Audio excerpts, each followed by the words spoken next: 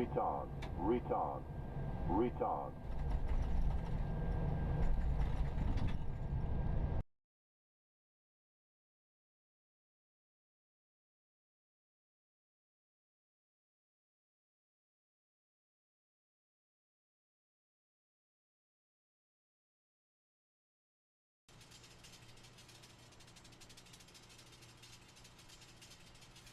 Good evening, good afternoon, good morning. Hello, how are you all doing? Right, welcome.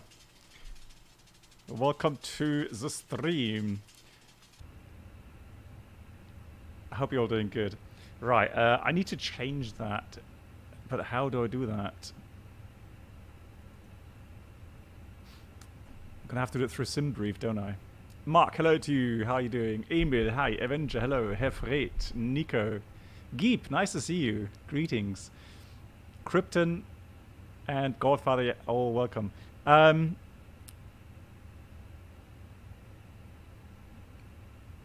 So let's see, let's file the flight plan first of all. And then I'm going to go ahead and change again the time in this, because we can't go real time because it's pretty much pitch black dark in New Zealand right now. So that would be awfully boring.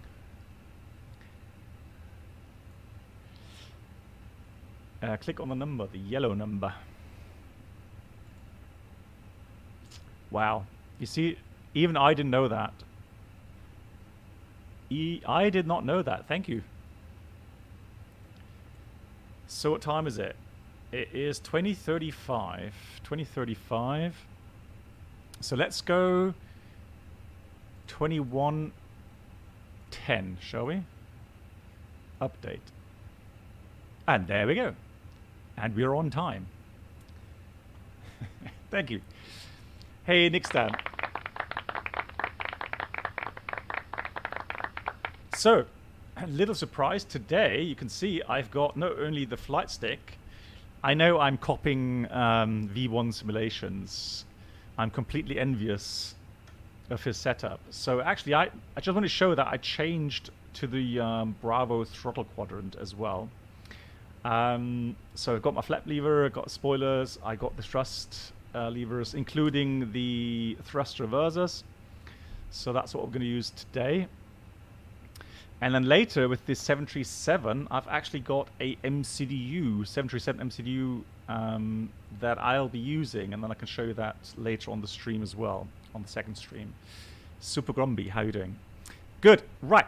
For those that haven't heard, there is an update out for the FENIX. Various improvements, including some performance improvements, because people were in parts complaining. I would guess those with PCs, let's say mid-range, lower-end PCs, and obviously that is something that needs to be addressed. And Mark, I'm just going to send you a PM here.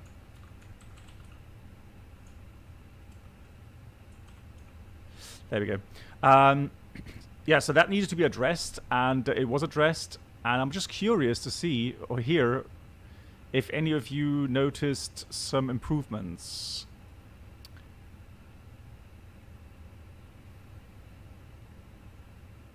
Hey, John, how you doing?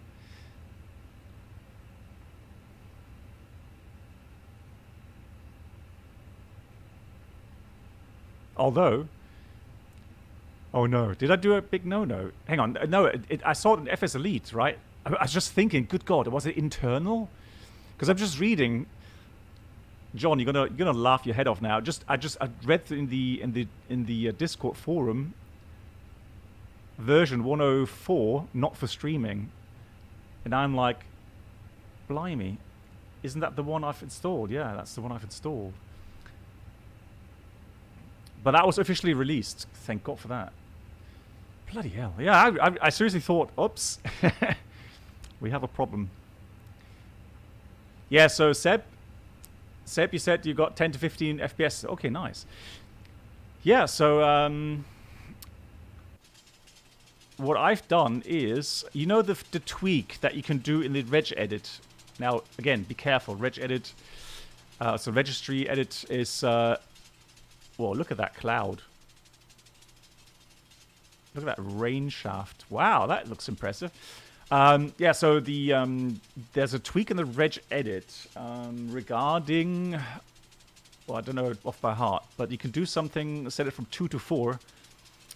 And yeah, there we go, John. Yeah, NDU tweak. Perfect, John. Thank you. Yeah, exactly. So the NDU tweak, and that helps not with FPS directly, but it helps with panning around smoothness. So that has actually helped for me. So especially when I'm going in the flight deck, panning around, there's no more lag for me. So that has really helped. It's heading straight for the airport. Are you kidding me? Hope not.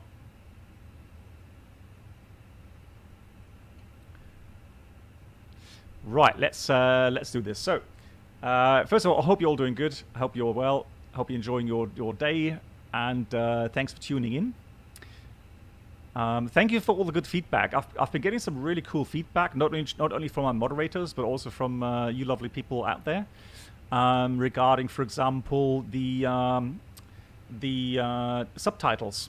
So I never thought about that, to activate the subtitles, but I have now. So people should be able to watch the stream, read subtitles in their own language, hopefully, for translation. I've checked it out for the German translation. It works quite nicely. Yeah, Emil. But the emphasis is on the fact it doesn't help with FPS. It just helps with the smoothness when panning around.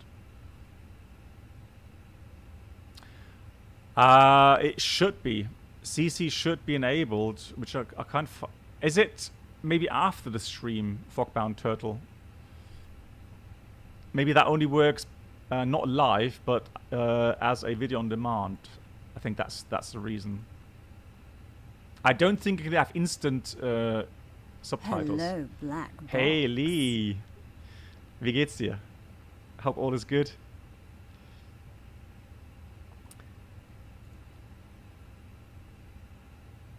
Nuno, hey, is the FENIX for real sim training? Well, in parts. In parts, yes. In parts, for example, I can use it. You just have to realize that the software standard the FENIX is using is somewhat outdated. So not all of them, of course, but there may be, and I'm just saying maybe, there may be some ECAM checklists that are not in line with the ones from the real aircraft because of flight warning computer standards. Just be aware of that.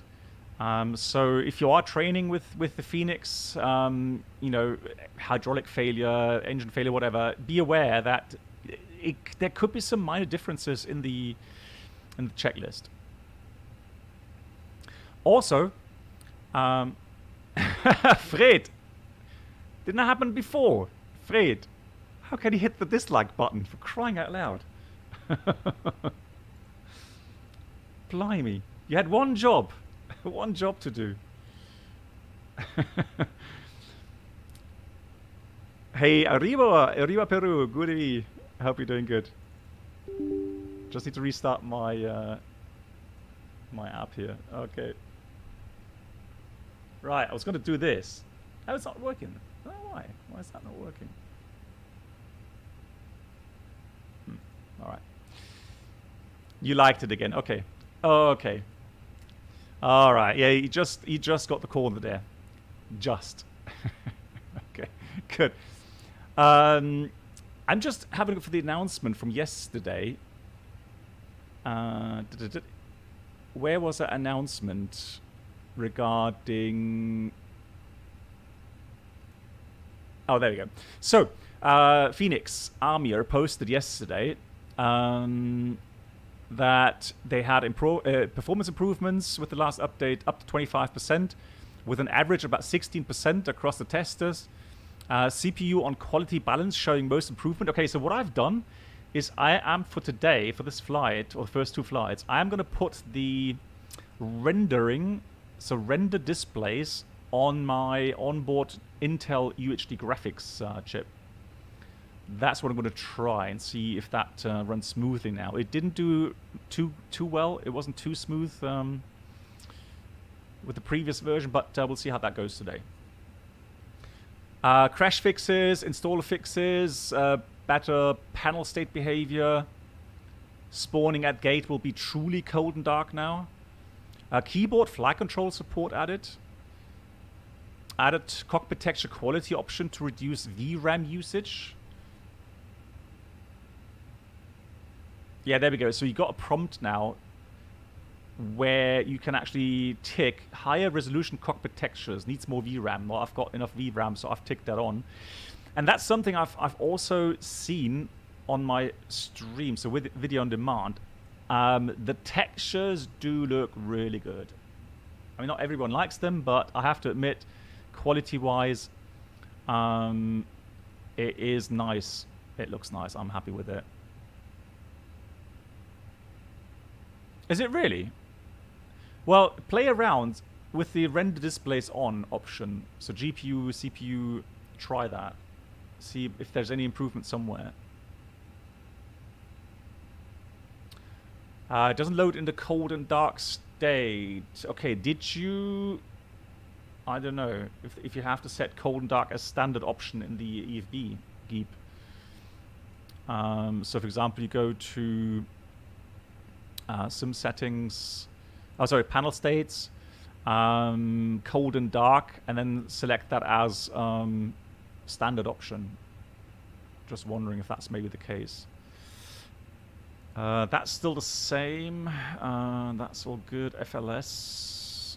No, we're going to leave that off for this flight because we'll do probably a normal RMP approach. That's all fine. Ice detection off. I'm happy with that. Cool. Let's start boarding. Otherwise, we're going to be delayed again, for crying out loud. 135 passengers, real time. What's happening with my my jetway? Excuse me. Ah, there we go. Yeah. So, Avenger, you were right. Avenger, look at that. It is heading for the airport. I find that fascinating.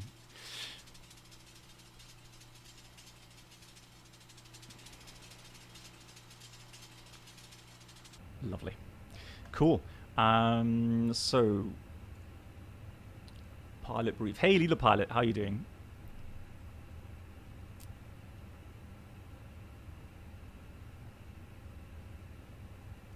So let's import that.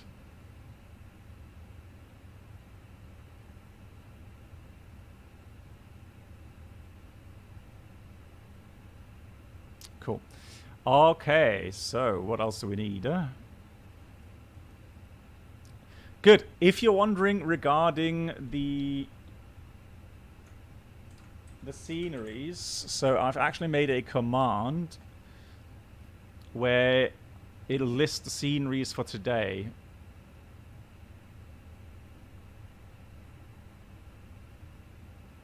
Well, that works like... Oh, there we go. I was just going to say, that works like a charm. Yeah, me too, Robert. I love the New Zealand livery as well. Absolutely. Good. Flight time, 1 hour 35 to Queenstown. Now, the only issue I have, really, is that we don't have an actual TAF. Well, here it is. Here we got one, but if I call up the real world weather, it doesn't give me that. And is that supposed to be 21st? 21st of May or what? 1700? Is that how old it is? Oh yeah, it started to rain. How cool is that? You gotta love that dynamic weather.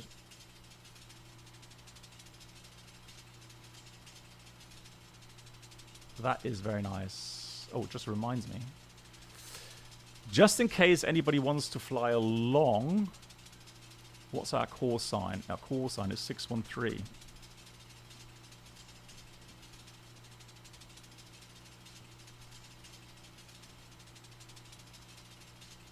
Ah, there we go. Just saw someone.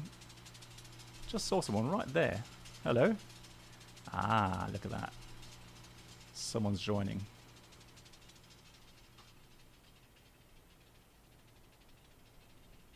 I can even hear the raindrops. Welcome aboard the Captain Black Box YouTube channel subscriber experience. Could new subscribers please make their way to the first class cabin where complimentary drinks, snacks and premium flight entertainment will be served. Thank you. Eternal. Thank you so much for the 6 months now. Good golly, is it 6 months already on YouTube? Eternal, thank you so much for the support and your writing. Had my first flight in the FENIX today. Absolutely amazed by it. So much fun. That's really cool to hear. Very happy to hear that. Big round of applause for that. Closest actual meta. Yeah, that's it, isn't it? So the second 16. Okay, rain. Yeah, I am wondering though what Microsoft will make of this. So if we go request the weather here. Well, all the EFB doesn't really matter. Let me just have a look here first of all.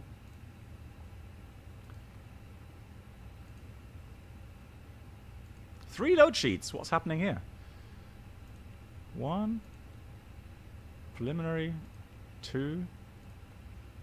3. Another preliminary. Good God. Someone likes to send out load sheets. No response. Okay, so there's no response there. And again, I fear that it's going to be pretty much the same on here. A golf clap? No. No, it's not so enthusiastic passenger applause.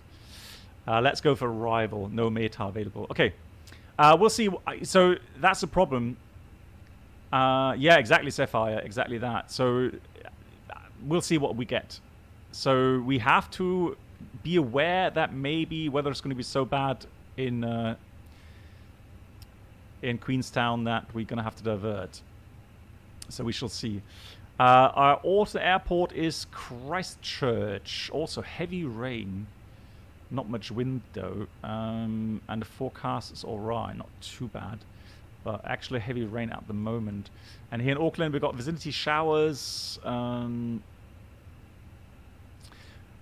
yes, I can show you that. It does have, oops, hold on.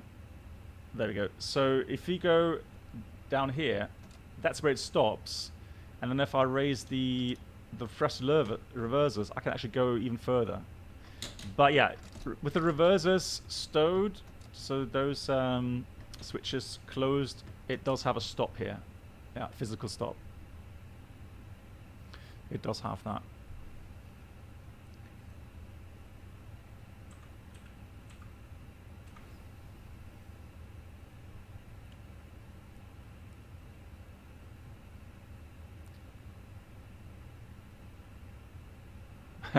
We shall see what Microsoft makes of the weather. I don't know. Good. So for the departure then, we've got runway route import. Yes, please. So let's have a look at the layout here. Ground charts, parking stands, airport info. That's fine. And airport layout. So here we are, and very likely we're going to have runway 23. Well, actually, you know what? It's pretty much crosswind 320 at 9.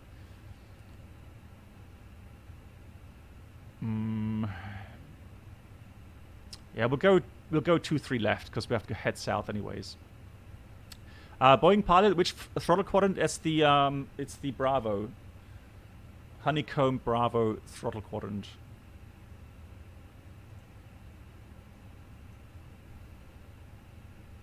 Yeah, so we'll do that. We'll take 23 left, and that means departure route is the Levra 1 Papa departure. So let's go Levra 1 Papa RF departure. which takes us via to Kapai. So 231 to Irzip, and then turn left, track 175, Livra, and then we go to Kapai, and then we join the airway.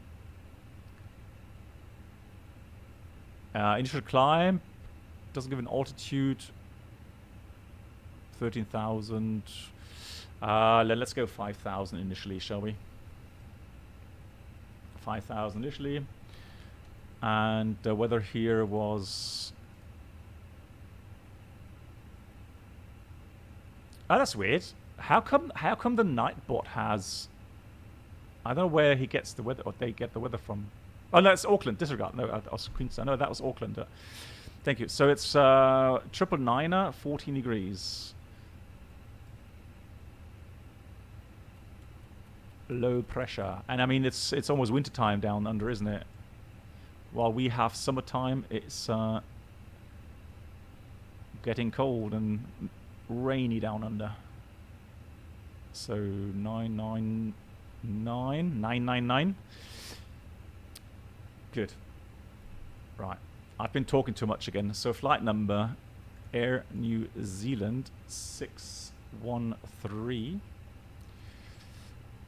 Cost the next 15. Let's do the wind data, wind request. Well, I mean, New Zealand, I would imagine you get snow, don't we? I would be surprised if you don't have snow, well, at least in higher regions. 360 is our cruising level, and the temperature is about minus 53 up there. And the tropopause layer is in 30,000 feet. There, we'll leave that. So, preliminary load sheet 58.1.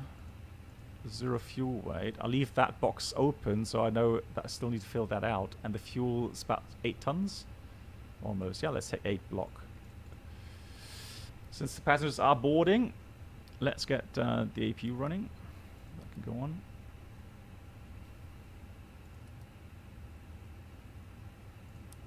Fueling is finished, so they might as well strap in. How's the loading going? So we got 69 passengers boarded. Normally the fighter pilots will go diggity. 70 now, fantastic. Fuel is in, that's fine. And we've got cargo, 3,150. Most snow in New Zealand falls in the mountain areas. Okay. Well, I mean, yeah, if the water is pretty warm, then, yeah, I mean, you would imagine that it doesn't really snow that often at the coastal regions, but still. Right, well, nice. Got some more questions coming in. Thank you. Godfather, do you know the difference between thrust handling, detents, and incremental added in this build? I've not messed around with that, to be honest. Let me just have a look.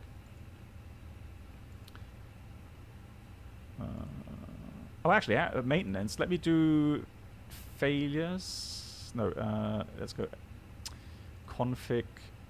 Hold on. Random failures. Yeah, there we go. So random failures is on. And control config. So they've done the using custom throttle profile. That's still the same. Side stick rudder. Flaps. And the EFB. Ah, okay.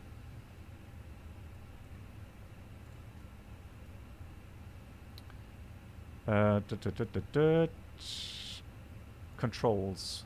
No. Airframe. Units. Cabin.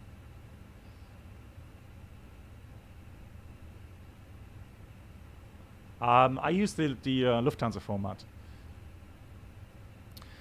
I can give you a link.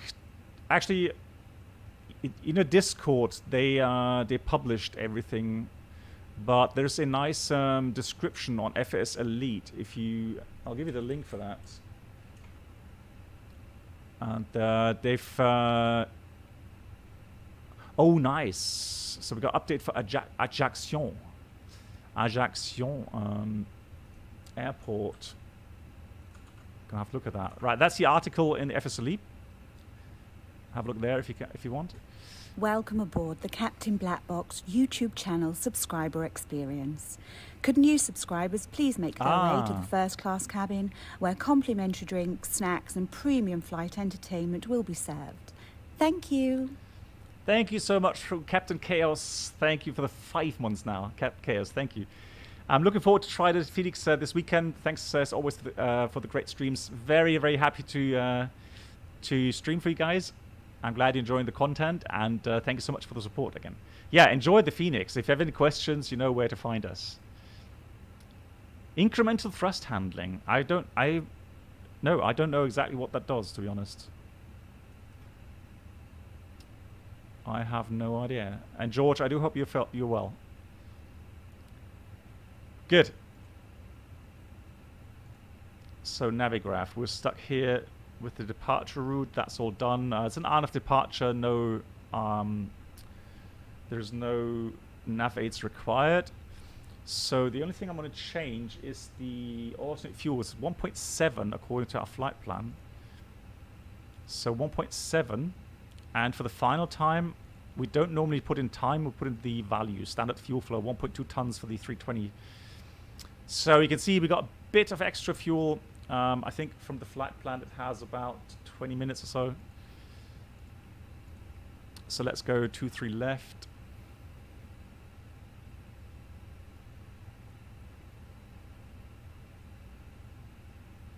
Ah, okay, John, that could be very well the case because they said that in the update, didn't they? Yeah, so John Fezzer said it might be for the keyboard controls. Yeah. And a big shout out to John Fezzer, guys. If you do not know John Fezzer yet, he streams on YouTube and Twitch, I think. But YouTube, he also does some good videos on YouTube. Make sure to check out his channel, please. Levra, 1 Papa departure. There we go. And we're going where? Kapai. Twitch again. Okay, just Twitch. All right, so Twitch. But you do some videos in YouTube as well, don't you, John? So you had some good videos there. Yeah, I'm pretty sure. On YouTube. Regarding the approach into Queenstown. Oh, hang on. What did I do now? There we go. Queenstown. So, we've got several options, obviously. And depending on the wind that we get later on, we've got... we want to keep it realistic in the sense that we want to fly it the way the pilots would fly it these days. So that's obviously a visual circling, RNAV 05. I think that's the one we flew last time, if I'm not completely mistaken. So the Zulu 23 is actually the one that's really pretty. Hey, engine virtual aviation. Oh yeah, yeah, John. That was well handled. Yeah, GG's.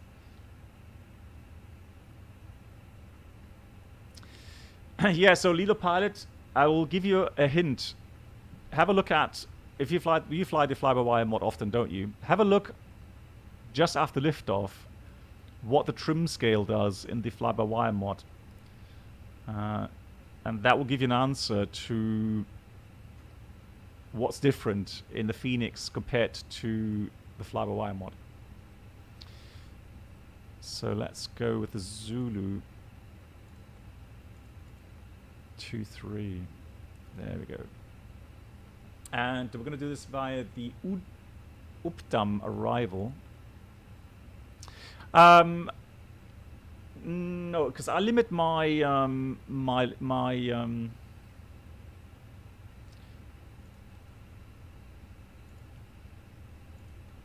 FPS anyways to 30, so I would need to unlock them again to at least 60. I want to go via Atkill. Where's my... And to be honest, I think the people that profit most from this will be those that have lower end systems or mid to lower end systems. Not so much. Ah, we're coming. We're coming via Dovot. Ah, okay. You see. So that's where we're coming from. Dovot. There we go.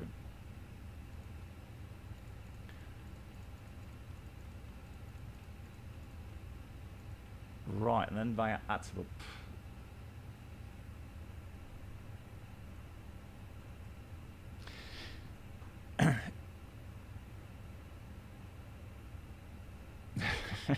Toto. How are you doing, Toto? So...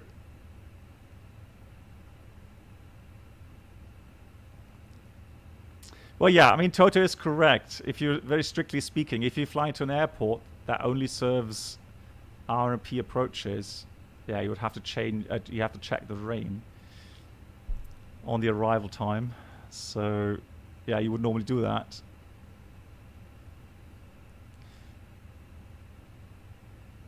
So let me just have a look at the approach. That Zulu approach. Yeah, there we go. So we're going to do the approach from Ukpet. There we go. Very nice. Arrival, Ukdam for Bravo arrival. We'll save that as well. And the ground charts will do. Airport infos and parking stands.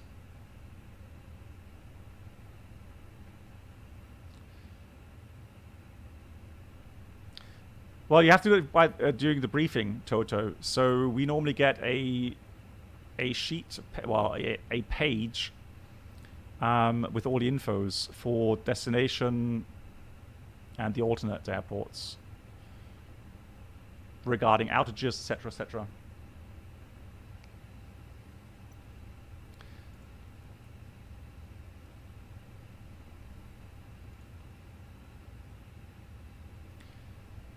So let me see if I can find it here.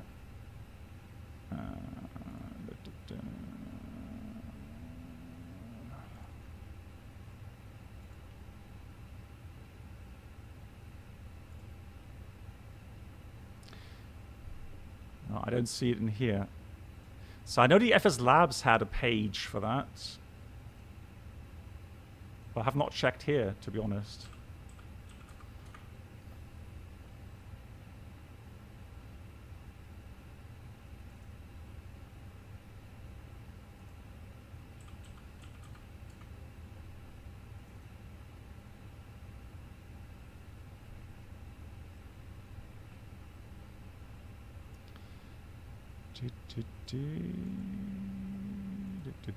Oh, there we go. No, I found it. So predictive. Let's see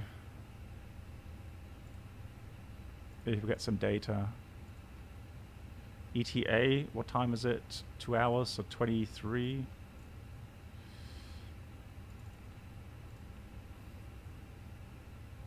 There we go.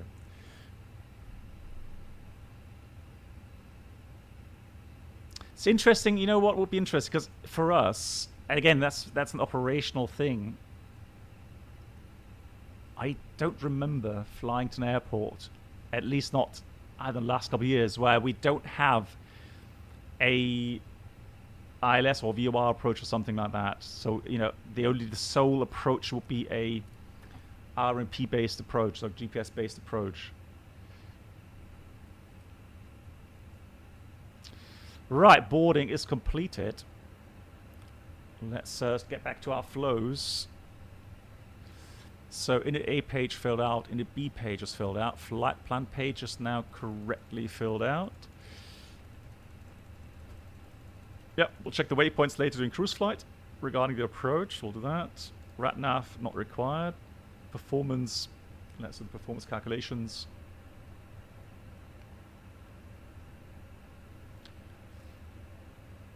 Yeah, so leader pilot, it's my understanding. Now, I can't speak for the developers. They don't tell us everything. But that option was something that I didn't want to do. So it's like artificially trimming, instantly trimming the stabilizer to, let's say, 8 units up. Oh, and Toto, one thing I watched today was an interview with Austin about X-Plane 12. And boy, I mean, interesting stuff being implemented there.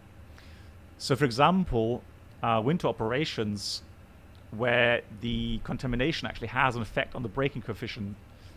That's something you don't really have anywhere else. Properly simulated, that is. So, not something artificially, off the scale, but actually something close to reality. Yeah, so weather engine, cloud depictions, turbulence simulation. So I'm actually really interested to find out how that actually then translates to the simulation itself. Yesterday we flew a shared cockpit flight with a 747-200 in X-Plane 11, and boy, we had a laugh, and we just had such a blast. One thing I noticed instantly when I was flying the 747, hand flying it, so we did a single engine engine failure, so 3-engine approach, and you could instantly feel, and I've not flown the X-Plane 11 for some time, but I could instantly feel the difference in the flight model. The 747 felt heavy, when you turn the aircraft. So I used the yoke, so my thrustmaster yoke, and the way it behaved, the way it had that feeling of inertia, that's something I'm missing here in Microsoft Flight Sim, and that was such a eye-opener again yesterday for me regarding the feel of the aircraft. So yeah, I'm looking forward to X-Plane 12. Yeah, exactly, right. So VFR flying is going to take a completely different aspect as well. Yeah, absolutely. It's going to add a lot more immersion to it that way.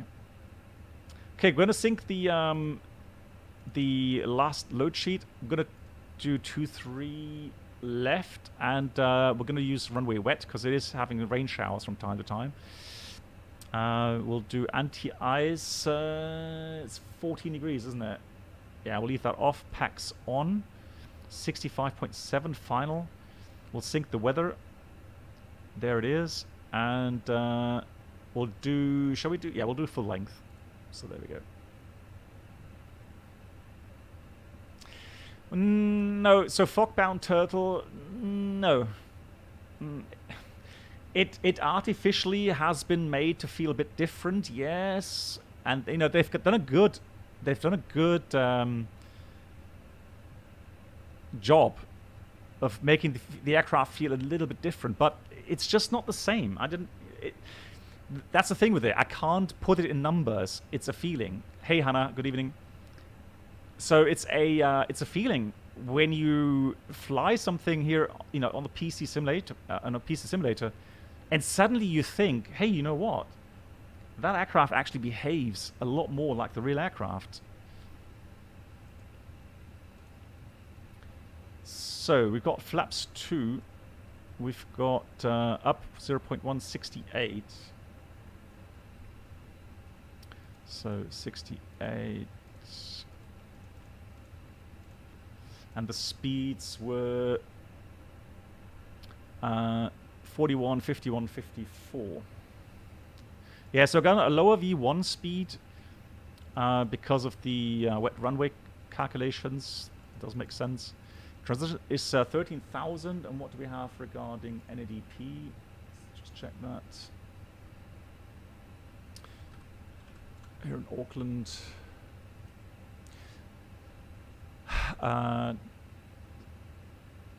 what's the difference between the MAC, sort of the mean average chord, zero fuel weight, and gross weight?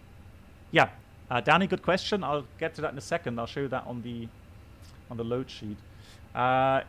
It gives me an NADP 2 departure, and the engine out is 1600 there. So, I believe we'll put 1030, 1030.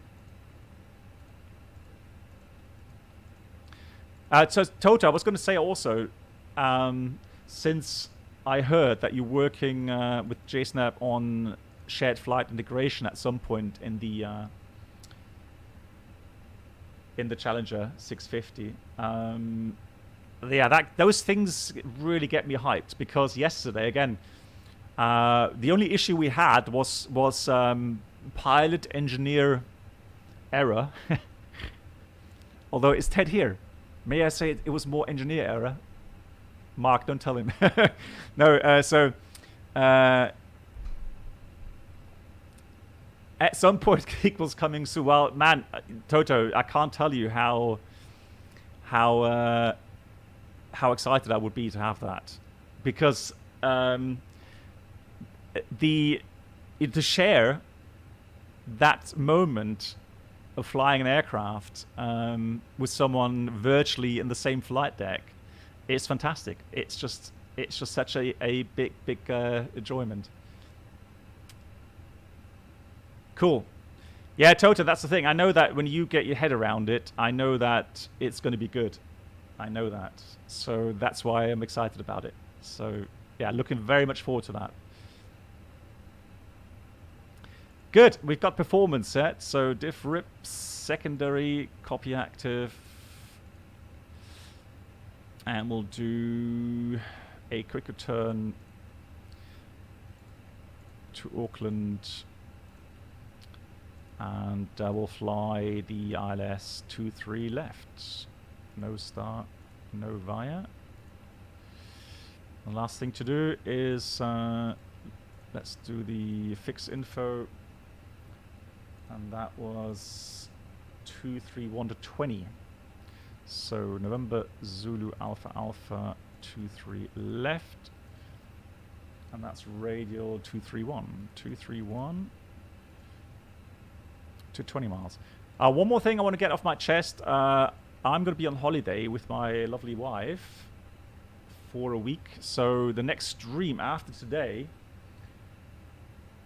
is going to be next Thursday and next Friday. And next Friday, we are planning to do that shared flight 747 with the lovely Ted Barker as a flight engineer. And God, I do hope he keeps those fuel gauges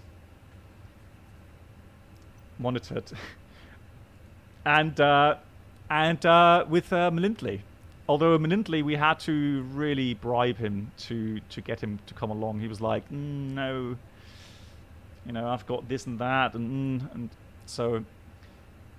But yeah, he's coming along as well. So, what an awesome team. And then I mentioned I'm going to be the captain. Lol. Looking forward to it. No, Danny, we actually, you know what, Danny, that's the thing. I know that most people want to fly. They want to just get out. They want to go as far as possible, like, you know, go again. It doesn't matter, Greek islands or Balearics or you name it, US, whatever. I can understand that. For me, honestly, if I had to go to an airport to go on holiday, I would probably rage. I would, you know, if I saw those huge lines of people waiting to get through security, and no, and then hearing that your plane is going to be delayed by 2 hours, HJD and Maxilo, that would be a bad start to holiday. Let's put it this way. My patience level is not the best on that at the moment. So we're actually going by car, and we're going to Mecklenburg-Vorpommern, MacPom. And also we're going to go and spend some time in Potsdam, which is a historically very interesting airport, no, city. So looking forward to going cycling there, actually. It's going to be more an active holiday. Lots of hiking and yeah, some good sightseeing, cycling, that sort of stuff. Good. Have I babbled on long enough now? Are we delayed again now? Hold on. What time is it? 44.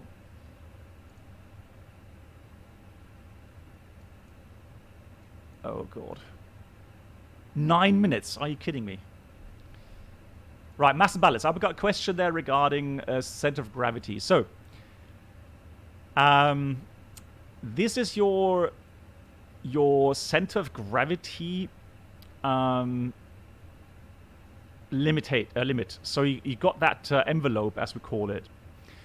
So you got a scale, percentage, MAC, mean average chord. And if you're interested about learning about the mean average chord, go to my Discord, my YouTube channel, and search for center of gravity or weight and balance or something. I don't know exactly what it's called, but I explain what the MAC is.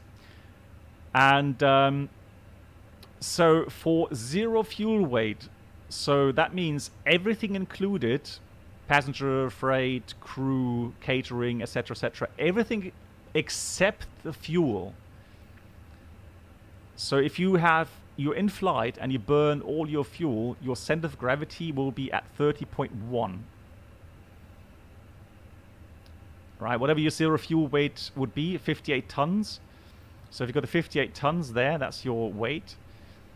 Not your weight, but the aircraft weight. Then you get to this point here. All right, and you make sure that you are within the limits. So you have takeoff limits, you have zero fuel weight limits, you have, again, takeoff limit for the forward MAC, aft MAC, and you got a zero fuel weight limit there. So you just make sure that for zero fuel weight, the center of gravity is within that operational envelope. The same goes for the MAC gross weight for takeoff. So this is the gross weight, right? Normally that would be for takeoff, 65.9. So that's the limit here. So you got max takeoff weight 73.5 in the FENIX. That's a structural limit there. And again, the CG would then be 28.1. So as we burn fuel, the CG actually moves aft. So 28.1, and that's what this symbolizes right now. This is your current center of gravity. Right, and that is within the takeoff limit. So that dashed line there, that's the takeoff CG limit. Oh, Fred, yeah, I feel for you. Yeah, I agree. So we are good to take away the ground power, aren't we? Yeah, that's fine. Oh, Danny, no worries. Yeah, it's one of those topics that it's not so easy sometimes to get your head around. Is the jet weight gone? It is.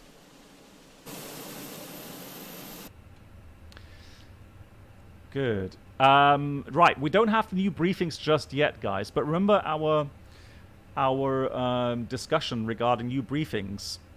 I do want to include you guys more often now regarding the threat and error management. So normally the new briefing would be like, so I would be pilot flying, and the pilot monitoring actually goes and briefs the departure route, meaning he would just say, we are cleared the level 1 Papa departure, climb 5,000 feet. Let me just see if I can get the overlay again. Hold on. We're doing airplay. There we go.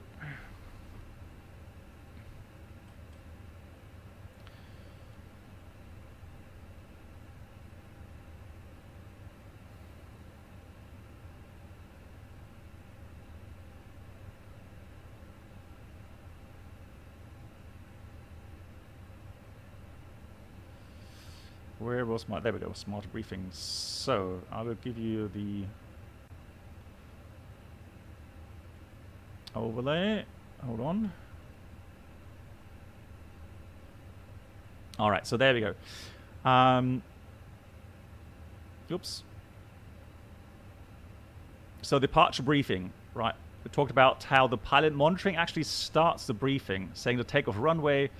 So we're doing 23 left full length. We've got the departure route, lever 1 Papa departure. First cleared altitude is 5,000 feet. The MSA is for departure is 3,400 feet in the east and 2,800 in the west. The extra fuel is as follows. On the flight plan, we have an extra value of about 800 kilograms plus 210 contingency, about a ton of extra fuel, which is about 25 minutes of flight time. So that's the brief from the pilot monitoring, and then the pilot flying will say, okay, so hotspots.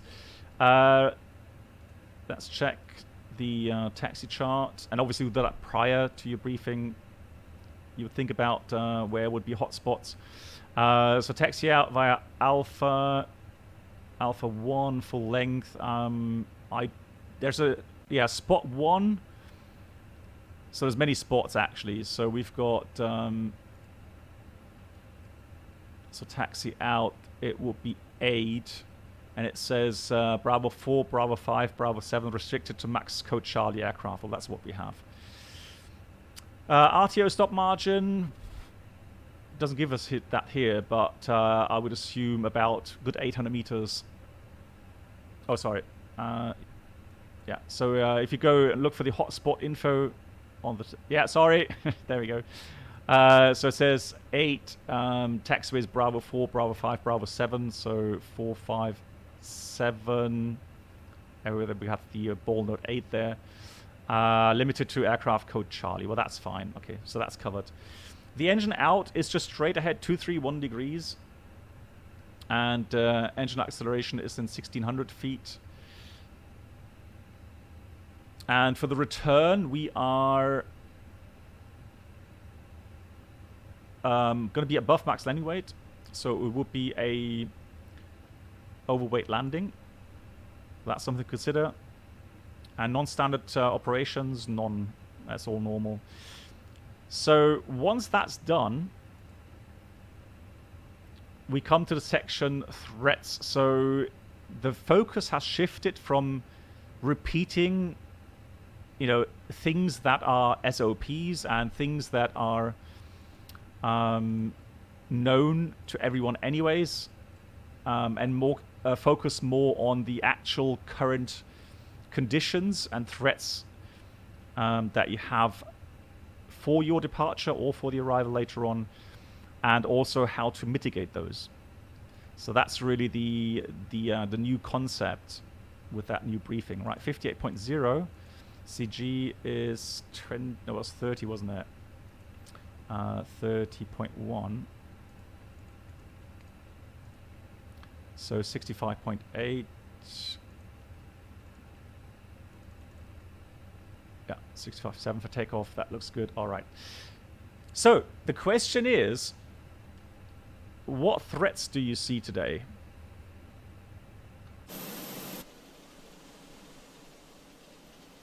So I'll give you outside view here.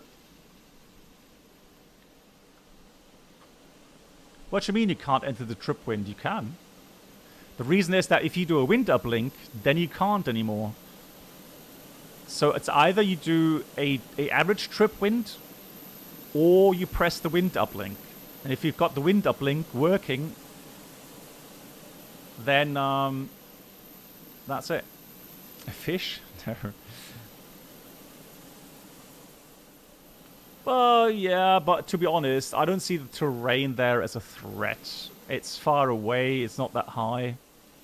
Nah, I wouldn't say. Weather is a mixed bag. Yeah. So, remember that you do want to consider these things. However, you don't want to overstress. What do you mean unregistered? I have registered. Oh, no, it's not registered, is it? Oh, do you have to pay for the AirPlay? The Windows AirPlay? Are you kidding me? Lol. Alright, I guess I have to pay for that then. So these are the possible threats that you have. Weather, airport, aircraft, ATC, environment, terrain, crew, and operations. So these are the things that could potentially pose a threat to the flight.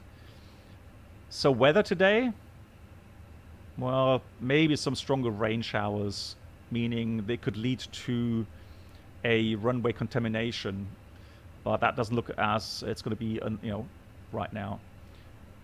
Aircraft MEL items, no. Aircraft defects, no. Supplementary procedures, no. Congestion, not really. Construction, no. Hotspots we talked about. Infrastructure, not really. Runway condition, it's wet. It's nothing. It's a long runway, not much wind. Environment, low visibility, no. Lighting, runway contamination, no. ATC, no ATC online right now. Schedule pressure, no. We had a good rest. So there's no schedule pressure really. We're not fatigued. We have the experience. We're not complacent. We're not distracted. Well, actually, distraction chat as always. We're not doing training. Well, maybe in parts. Non-standard crew, no. And yeah, terrain, yeah. So again, there isn't that many threats. Well, yeah. I mean, whatever you say. It could be a threat. That's it. So pilot monitoring gives his view on the threats, and then it'll be the pilot flying as well to give his or her views on the threats. And then you would talk about mitigations, right? So let's say, for example, we expect wind shear after departure. Well, what could be a mitigation? Delay takeoff. Maybe do toga power takeoff. Right, those sort of things. Threat to my waistline. Yeah, Toto, I know the feeling, so... All right, let's go then. Before start checklist. Cockpit prep complete, signs are on and auto. Fuel quantity is 7,900 kilograms. Altimeters 999 at 20 feet, check. Below the line, we got the windows, doors.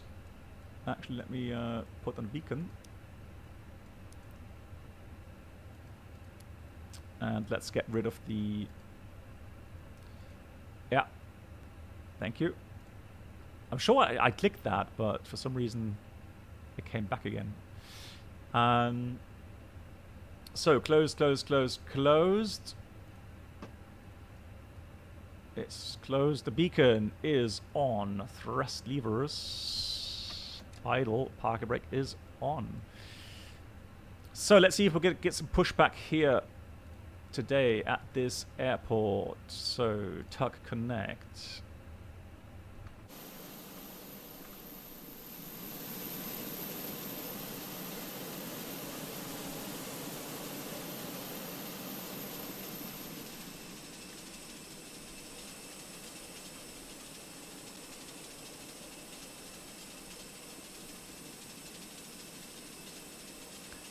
Where was the issue that we had? There was an issue, wasn't it?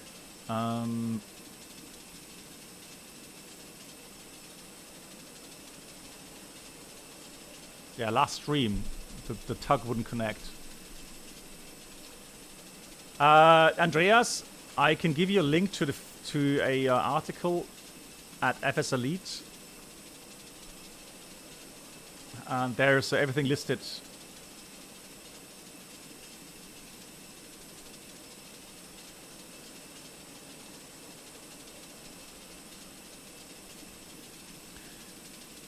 Good. I think we're ready. Let me just release the parking brake.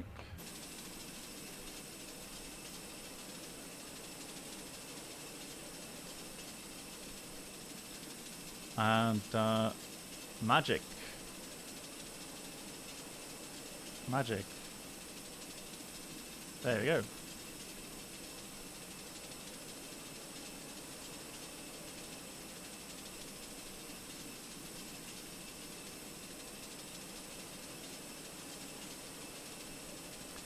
Andres, you're flying Auckland, Fiji. Nice.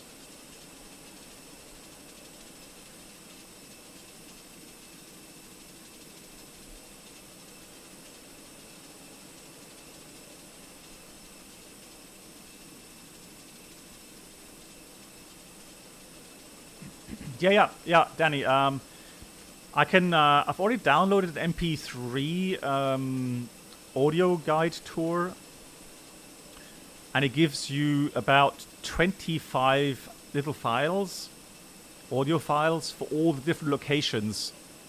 So the attractions, castle, Saucer Sea, the Dutch village or Dutch quarter, all those things. So yeah, looking forward to that.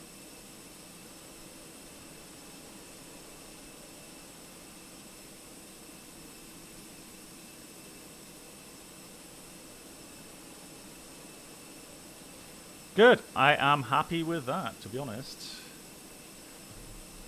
No need to go any further. Parking brake is set. What? Huh?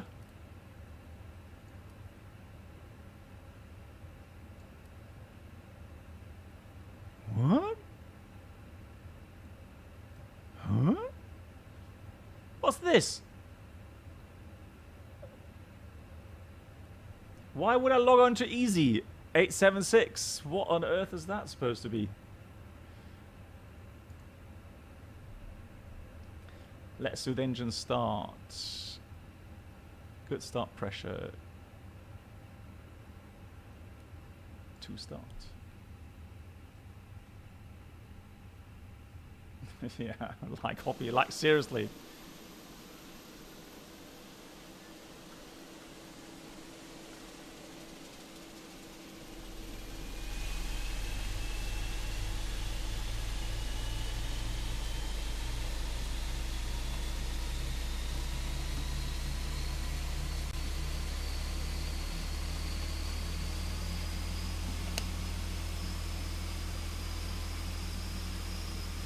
Yeah, good old Hoppy, yeah. Unfortunately, yes. But I mean, it's better than nothing, so... you've had issues setting my rudder pedals. The Logitech and also have an Airbus side stick. Okay, so I'm afraid I am actually absolutely useless as giving out tips regarding hardware, peripheral stuff here. There's a lot more people knowledgeable about that. Good. Engine 2 started. Let's start engine 1.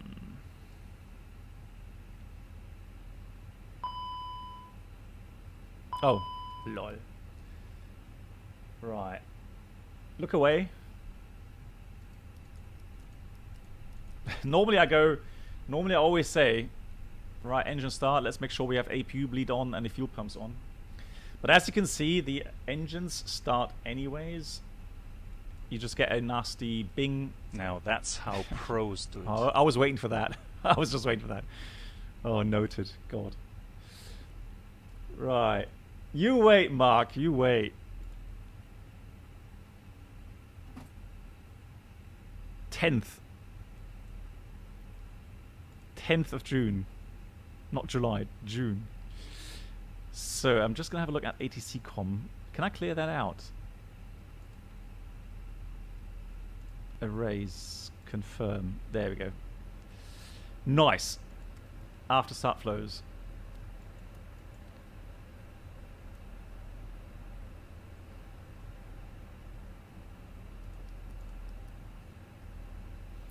Trim reset up 0.1.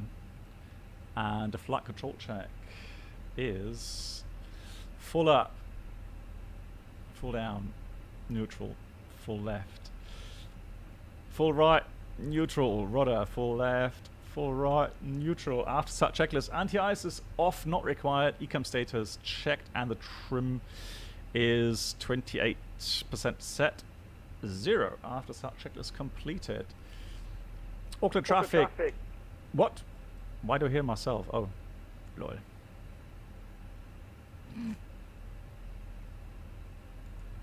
At least I know the push to talk button works. Auckland traffic, Air New Zealand 613 taxiing, runway 23 left in Auckland. Hey Bob, how you doing? 1, 2, off we go.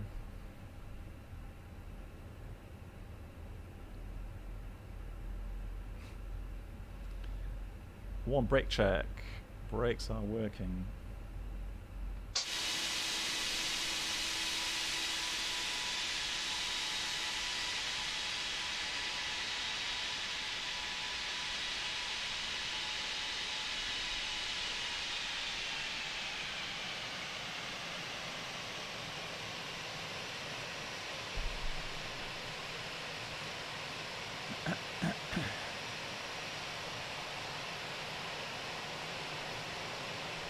You find the performance better? Okay, that's good.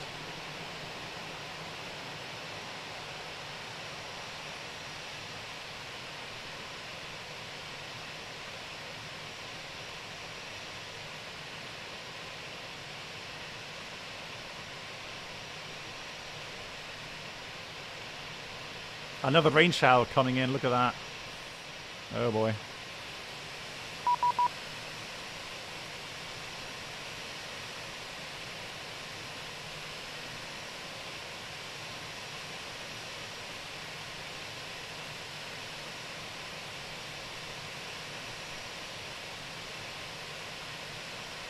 Okay, so yeah, so to the easy guy, I'm sorry, yeah, there are, you just gotta look for some sectors here, especially in Europe. You will find some where, you know, you're gonna have steep DLC. You can try it out there.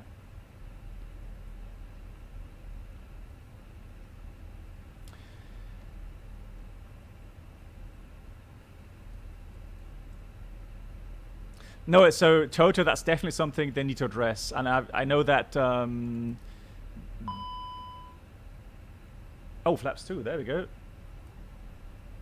So they've addressed that. The problem is apparently they're gonna have to check that with Asobo, because it's more a Microsoft thing than a FENIX thing. So limited again on their side.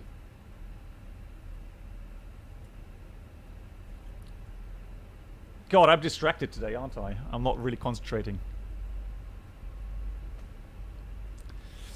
So, B4, takeoff checklist. Flight controls checked. Flaps. Config 2. Speed flex 141, 151, 154. Flex, can't read that. 68. And eco memo takeoff, no blue down to the line.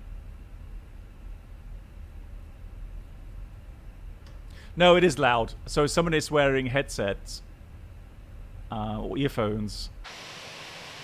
That can be pretty loud. I've actually dialed it down a bit because I've dialed down the sim sounds in general, so shouldn't be quite as bad. Good, we are ready to go. Just gonna put terrain on here.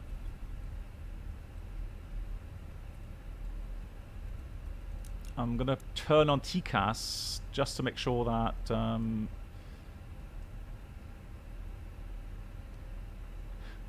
that's something I need to address with the FENIX team as well, because in auto with engines running, it does not switch mode Charlie on for some reason on VATSIM. Good. Just gonna slow down a bit. Just make sure there's nobody on TCAS. Nobody in the approach. Auckland traffic, Air New Zealand 613 lining up, departing 23 left in Auckland. Well, the windsock looks proper. Below the line, we have takeoff runway 23 left, identified, and the packs are on engines. TCAS is on. We'll reset the timer, start the chrono, and we're good to go.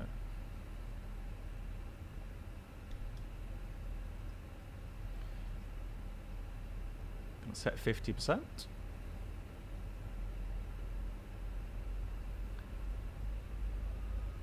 Takeoff. Manflex 60 SAS, runway auto thrust blue. Thrust set. Going into that rain shower. 100 knots.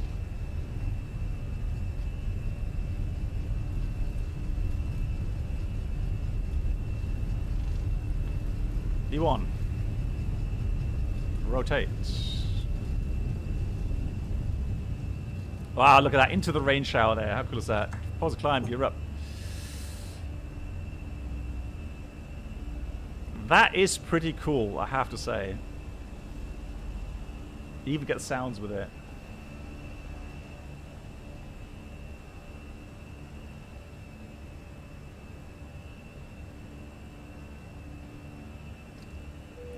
Thrust climb, climb, out blue, auto thrust.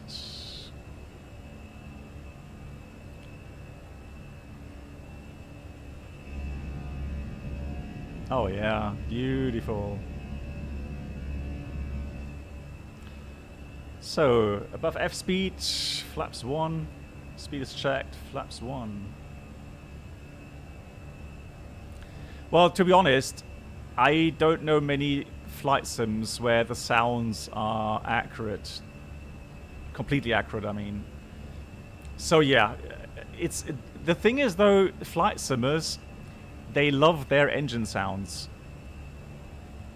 So to be honest, if I would set the volume of the engines, flap 0, speed check, flap 0, to the realistic level, what I'm hearing with the headsets, with the noise compensated headsets on, then everybody go like, where's the engine sounds? That's not realistic. Autopilot 1. I'm actually surprised. That's actually lovely weather. Come on, give me my... Where's my... Huh? Oh.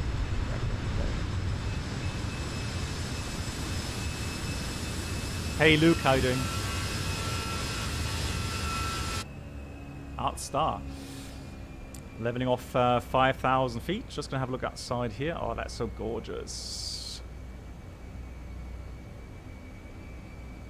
Always surprised how green everything is here. Really nice. Let's climb. Oh, not that high. I think it was 360. So thrust climb, climb up to 36,000 feet. Chrono reset. Those lights off. That is on.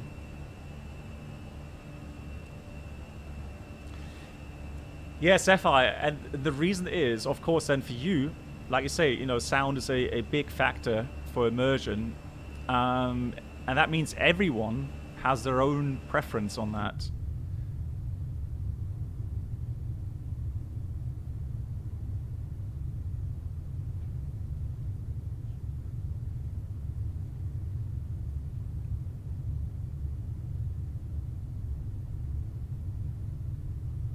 Oh yeah, I mean, totally, yes, of course, and real aircraft outside is loud as well, yeah, no doubt, but I hate to scare people here on the stream.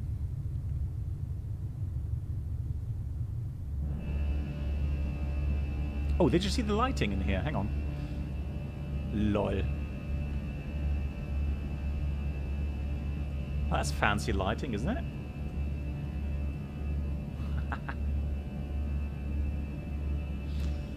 Okay. Whatever.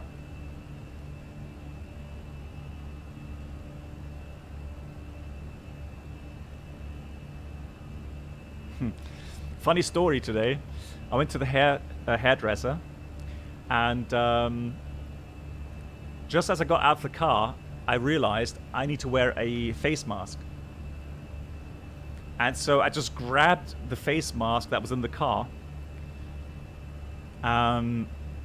put it in my pocket, and as I got into the hairdresser, I put on the face mask, and then I sat down in the chair, and I saw myself in the mirror, and I realized that I had a pink mask on. I was like, okay. But there we go. I mean, you know, no big issue, is it? But yeah, I did look a bit surprised. I was like, what on earth? So you can guess whose mask that was. That was my wife's mask, so yeah, fancy, yeah. Yeah. Well, there we go. things happen sometimes that do make you laugh. Right. No, seriously, here's my wife's mask. Hey, United, how you doing?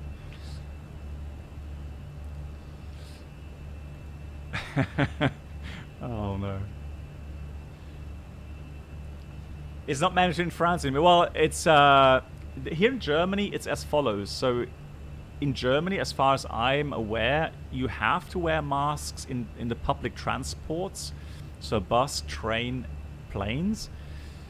But anyone in their private surroundings, so house, or even those that have their own shops or their own hairdresser, they are allowed, obviously, to implement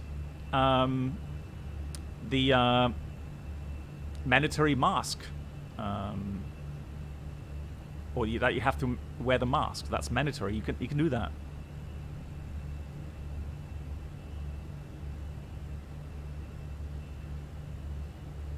It's livery specific, Danny. Yeah, could be. I was just gonna do RATNAV clear flight plan, clear out the fix info. There we go. Secondary copy active. And the last thing to do is all smooth, so let's start service. And pass transition, so standard cross-checked. Lovely. And yeah, we were flying along the west coast initially.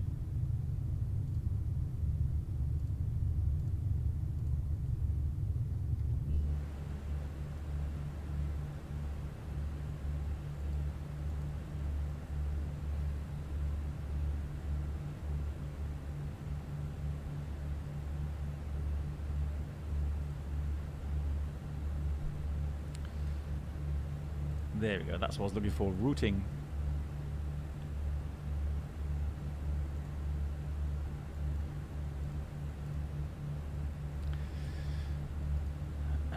So, just took off from Auckland, gonna go down to Queenstown, and then we're gonna go to Wellington. I think Wellington is here.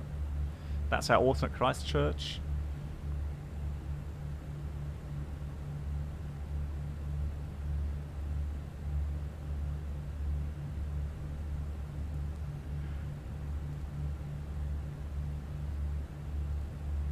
Let me just check the weather. So, yeah, no METAR available at the moment here. And the TAF, that is good for the time, so it's valid. And it's giving a strong southerly wind. So we are going to go with runway 23 because I do fear that here in Microsoft we're going to get southerly winds. Approach real flights 9 attempts and not the it's the RP Yankee. Okay, and what, we don't have that here, or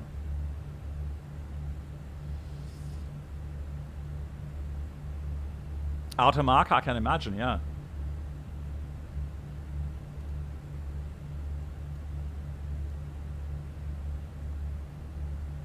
Yeah, that's not in here, is it? Yankee approach, no. That's a shame.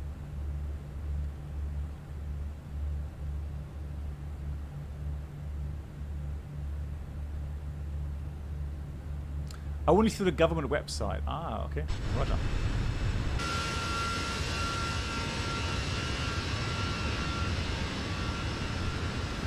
Well, I'm happy though that we got some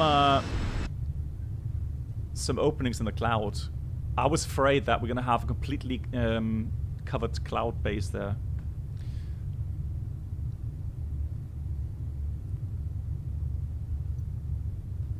Nice. Yeah, so flight sim stuff, guys. So I was just mentioning that I did see the latest interview with... is it actually called Austin Myers? Or is that from that film, Austin Meyer? Am I kind of... It is Austin Meyer, isn't it? Yeah, Luke, I think so, right? Yeah, so he did a interview on the topic of cloud and weather simulation. And Austin Meyer. Okay, not Myers, but Meyer. Yeah, thanks. Okay, so Austin Meyer was commenting in about half an hour's worth of interview on the upcoming changes and implementations regarding weather simulation, seasons, turbulence, etc. in X-Plane 12. So the focus, obviously, not solely being on the visuals, but also on the simulation itself. And I've mentioned it several times, so many times here, regarding one of the biggest, criticism that I have towards Microsoft Flight Sim is weather simulation, and also the things like aerodynamic simulation. So missing, feel of inertia, that sort of stuff. So. And for me as a real-world pilot, obviously, I am excited about things like a true simulation of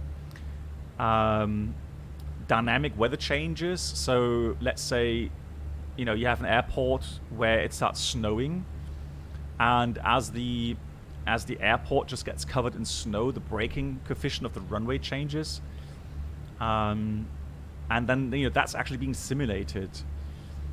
I wouldn't expect it to be 100%, but if you can suddenly, feel that the braking force is a lot less upon landing compared to dry runway or wet runway, that would be incredible, because that would mean you seriously have to start considering, these variables, and start taking max landing distances seriously.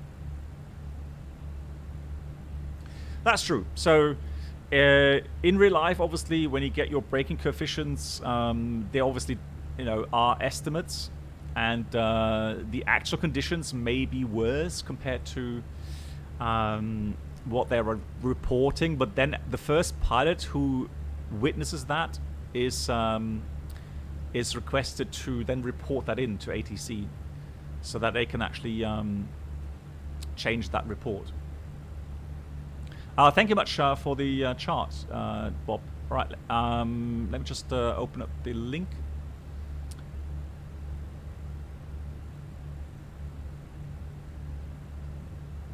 So, I do agree. Queenstown, where are you? Queenstown. There we are. We are doing the Yankee 23. Arnav Star, and then the Arnav approach.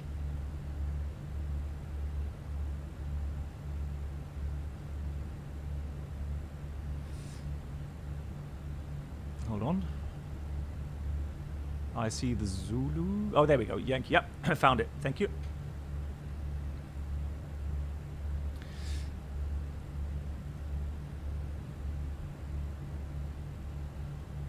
So just look at the chart, Yankee 23. I'm just wondering what the difference is compared to the Zulu.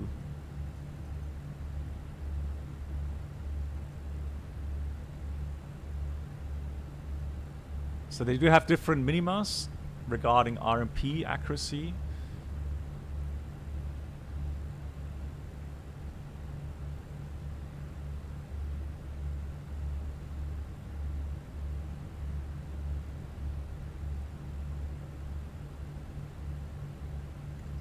So optimum 350, yeah, 36. It's 1,000 feet above optimum, but yeah, we'll take it. The category of aircraft. Okay. Right, so the waypoints seem to be pretty much the same. Let me just check them with the Yankee chart then. So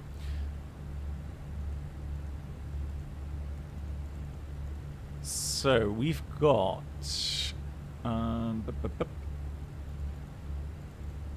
Atvup 67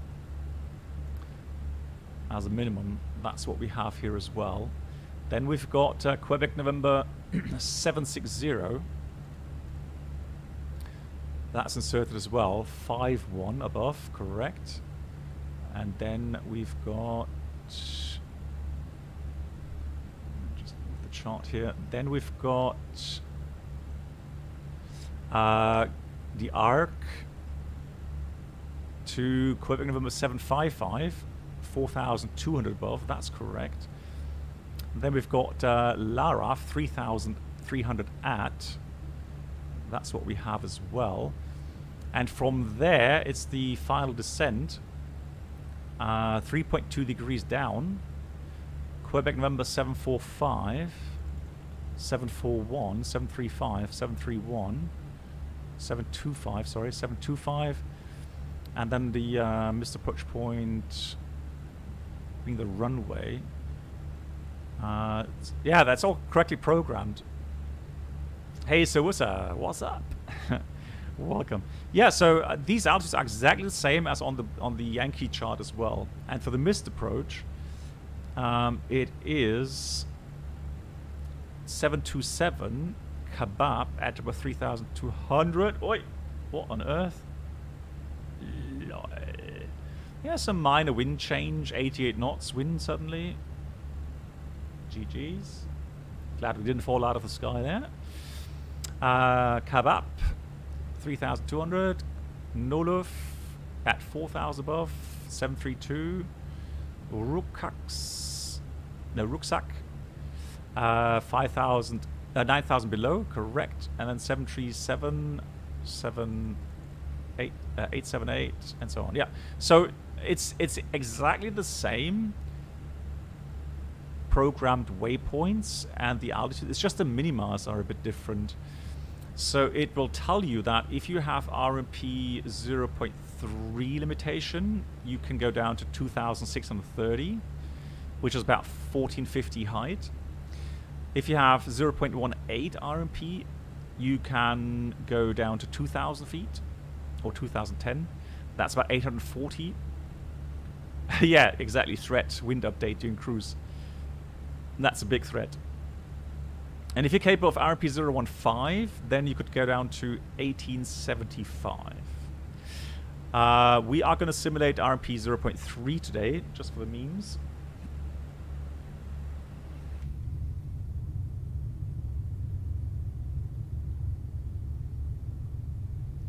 Oh my god. Cucumber bush, I just hope they do it properly. You know, it's all fine if they have wind changes, but here's the thing. For me personally, if I were to prioritize certain aspects with updates, for me personally, the first things I would like to have changed is change in aerodynamics regarding inertia. Meaning the very basic concept of, you know, aircraft behavior, aerodynamic behavior between a Cessna and an A320, for example, or 737. Right, these sort of basics, those would be my utmost highest priority right now when it comes to Microsoft Flight Sim. Then we go down to weather simulation, wind gust simulation, etc., etc. Because if they don't change what I've mentioned as my highest priority and they just change wind gust simulation, it's going to feel wrong. Oh, Top Gun. Yeah, that's another topic, Danny. Thanks. Who's seen Top Gun? I am.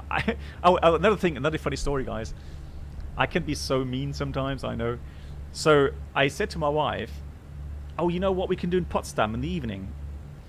And she was like, oh, yeah, what? And I said, Top Gun. You should see the look on her face. Oh, so sorry. Oh, that was so mean. Oh, the disappointment when I said Top Gun 2. Oh, my God. 9. Yeah, I know, right? Yeah, that's... Oh. Yeah, so now I'm thinking, God, was, you know, how much is it going to cost me? How much? No, you got to go to cinema. You need a big screen and some good sound speakers to have that.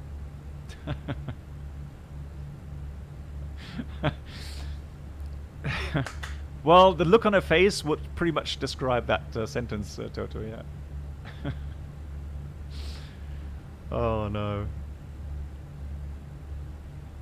Hey, Maggie, how you doing? Yeah. We'll see. We'll see. I'm pretty sure that I'll have a nice dinner with her in a very posh restaurant on one evening, and then maybe. Oh, look at that view!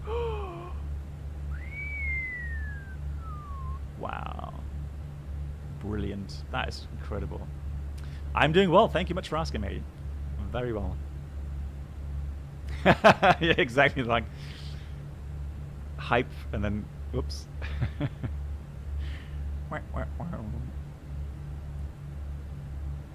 Kenobi, no. I'm not that cruel. Come on.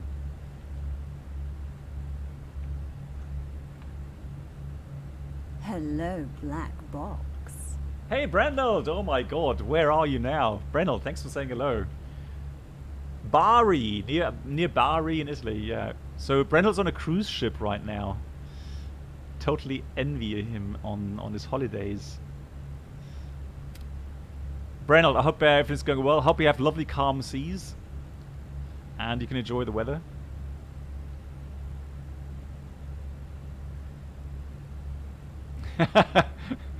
East Midlands. What's East Midlands? Oh, look at that view. That is nice.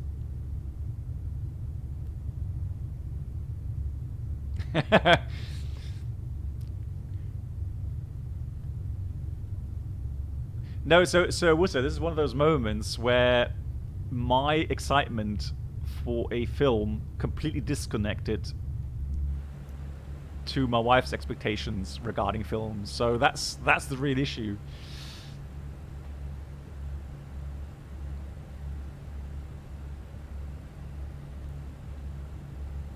Oh, tomorrow Dubrovnik. Oh, lovely. 31 degrees sunshine. A nice drink, nice cold drink, Brennel. I can just imagine it. I can just imagine it.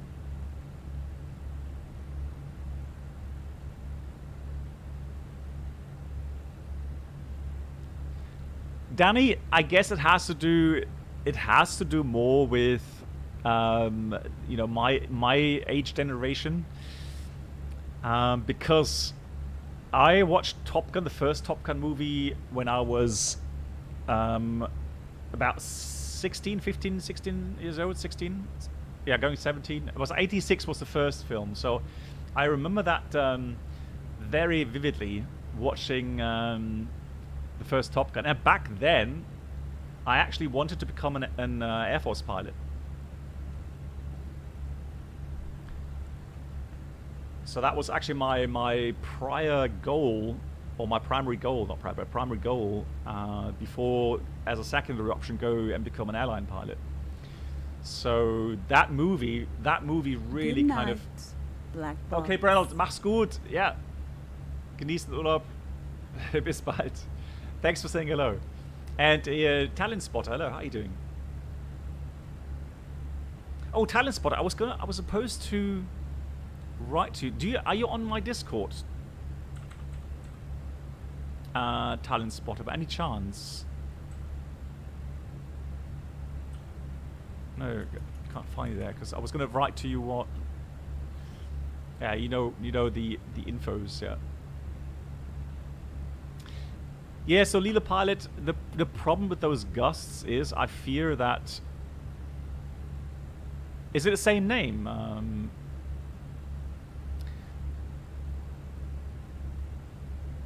Hey, greetings Gideon, how are you doing? How are you doing? Oh, okay, that's why. Yeah, hang on. No, can't seem to find you there either. Hang on.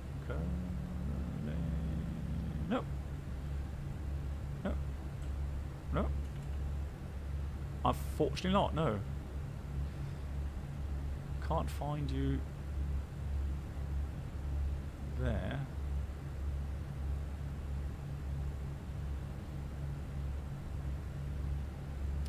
Where was I? Oh yeah, Top Gun. Maybe some of you have watched it. So what was your experience? And especially with looking back, watching the first one.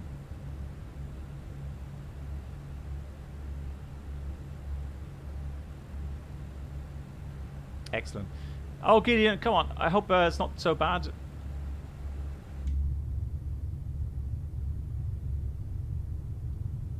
It was excellent. Air Hunter, hey.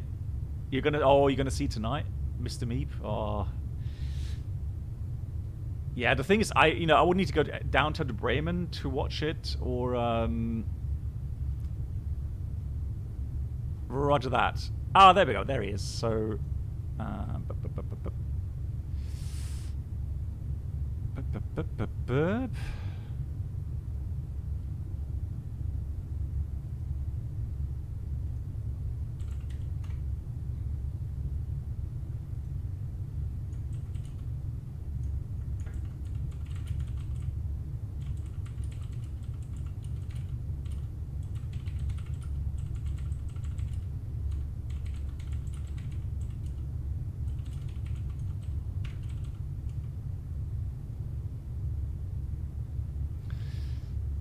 right. So, let's see.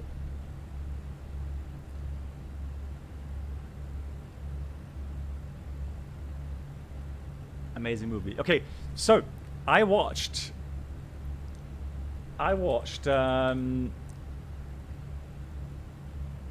movie. No, who is it? Who is it called? It's called Mover Ruins Movies. So so that Air Force pilot who's got his own YouTube channel. He calls himself Mover, and he watched it with a friend of his, also a pilot, F-18 pilot. Gonki is called. Those two are so hilarious. They're so funny. Such cool people. Yeah, CW Lemoyne. Yeah, exactly. So both of them are so cool, and it's something I've always found interesting about Air Force pilots. That they just have a certain, I don't know, kind of tone and character. Has always fascinated me. So his resume at the end was that he didn't think it was as good as the first one. So it wasn't as good as the first movie. However, he liked it overall. He liked especially how detailed the scenes were. So even the little things with the F-14, for example, some of the the ATC, so the radio calls and so on. So Mover is in the Navy. Okay, yeah. The only thing he really criticized, and that's something when looking at the current outtakes or the advertisements for the movie, that what's that? That's that futuristic aircraft called. It's not Aurora. It's something else. At the end, and he said like that was totally unnecessary. That was like, Dark Star. Okay, so yeah, Wilkisa, thank you, Dark Star. So he said that it was cool to as a simulation or as a clip, but it had no belonging in the film. No, not. So yeah, he said that just had no belonging in the film because that was not in any part really part of the storyline really. So they should have shown, instead he says they should have shown how maybe the other pilots were fighting in Afghanistan or whatever. So but not that scene yet. If I trigger a random failure, can I reset it somehow? I'd like my lower econ back. Bush. Well, go to the MCU menu. Go to maintenance, failures, and there you should have the active failures, and then you should be able to clear it out.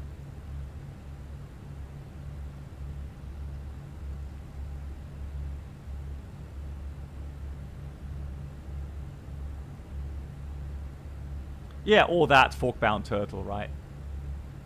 Yeah, that sort of. So Darkstar is a concept aircraft by Lockheed. Okay, interesting. I didn't know that. The page is empty.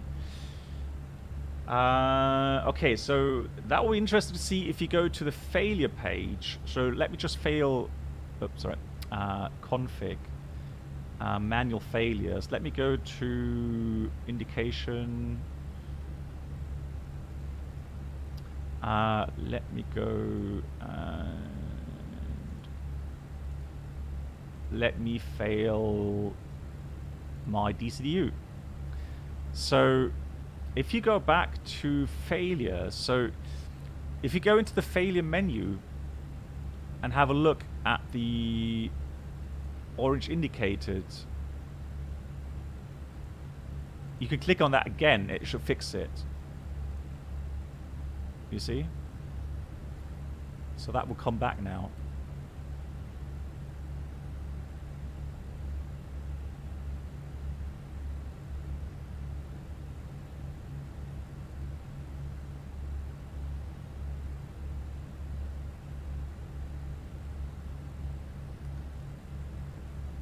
Yeah, sure. So yeah, Coley boy. Yeah. I'll give you a shout. Yeah. Because the random one, okay, and weirdly, so in the maintenance you can't fix the random failures. Lol. Okay, didn't know that. Maybe only on the ground. You know what, Cucumber Bush? If I remember correctly, they were saying that it's supposed to be simulated to real world. So the random failures you can only fix on the ground, apparently. No, my wife's not a cabin crew. No, she used to work in hospital. She's a dietitian.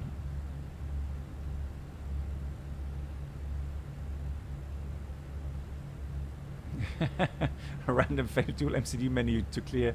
Go. Oh well.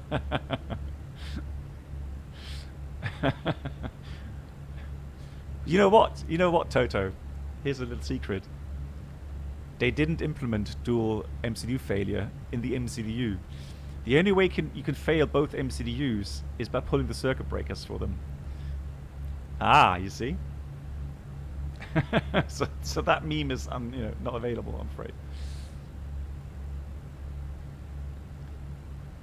Oh, actually, an IDG1 failure with no APU, so if you can't start the APU, that would be emergency. You would have to declare emergency because you're running on one electric driven generator. Screen X. Hey, Gerald, thanks for the info. So what's Screen X? Where would I find those? Haven't heard of that before. Fun fact, that Darkstar mockup for the movie, they triggered a Chinese response. They even moved their satellites to spy on. Lol. Okay. Air Hunter, is that true? Well, Robert, I do get lots of healthy meals when I'm at home. But obviously, when I'm working, then I have to admit, I don't always eat so healthy. So Italy, I mean, look, if I go and have a night stop in, let's say, Milan or Bologna, I wouldn't go and eat a salad there, would I? Right, I would eat a pizza, of course, or some pasta, right, or some lovely ice cream, or tiramisu or something. I mean, I do want to, I do want to live. So, am I on leave at the moment? Yes, at the moment I have holidays. So it's going to be my last, 10-day break until October or November, I think. And that's something that scares me because I know how lovely. I know how busy summer's going to be, and the amount of problems.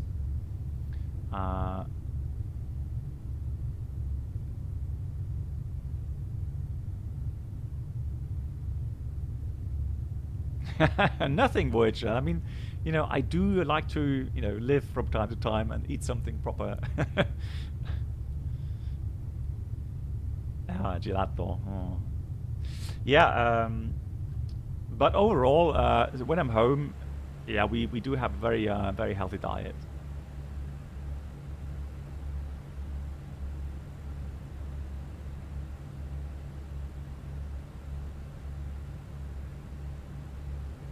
Oh yeah, Avenger. That's how these intelligence services work, don't they? So of course they spy on each other. Yeah, absolutely. Oh, Herr Fred. Sorry, but that is something. My wife loves Lapskaus because she was born in Bremen. I mean, who wouldn't love Lapskaus? You know, being a true Bremer. For me, I just cannot eat it. I'm sorry. I just can't. It's, you know, the way it looks. It's just no. Mm-mm. Oh my god. Are we hitting turbulence again? Oh yeah, the wind just changed again. Golly, good lord. Well, I've said it here on stream before as well. If I ever go on a holiday in Italy, it's gonna have to be a kind of active holiday, meaning lots of hiking, cycling, swimming, because otherwise I would come back about 5 kilograms heavier for sure. Yeah, do that. Cucumber bush. Google it and let me know what you think of the picture. It is something to eat. Oh my god, Bob. I'm not sure. Can somebody who lives in Italy or goes to Italy often, can you confirm that in Italy you will not find Hawaiian pizza? You will not find pizza with pineapple on it. Well, yeah, that's true, Mark. Yeah, I would partly agree with that.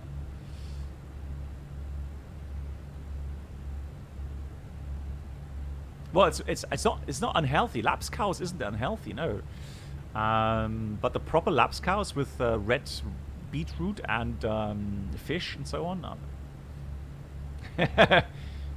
Di grazie.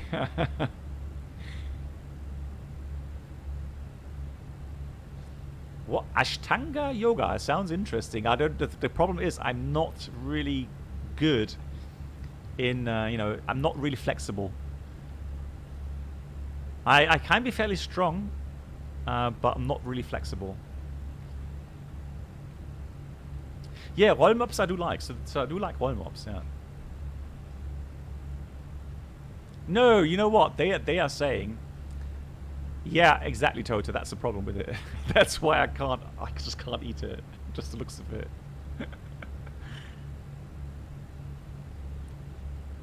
Apparently it was invented in Germany. That's what they're saying here.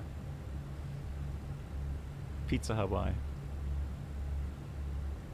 Oh. Hey, Lobos Nero. You're in Funchal right now watching Condor. It's not so windy at the moment. Nice. I hope the weather is nice. I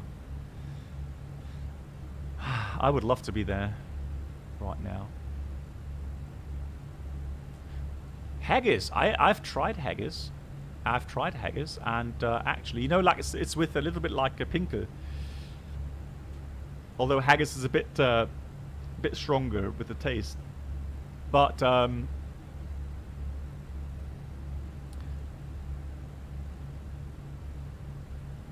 I can eat that. Yeah, Micha, I will. That's one of the points I will do when I retire. I'll try it. I've tried some yoga with my wife. Not what you're thinking. No, I mean, you know, with clothes on and separate, right? So I've tried yoga, and my wife just cracks up laughing all the time because I'm just so unflexible.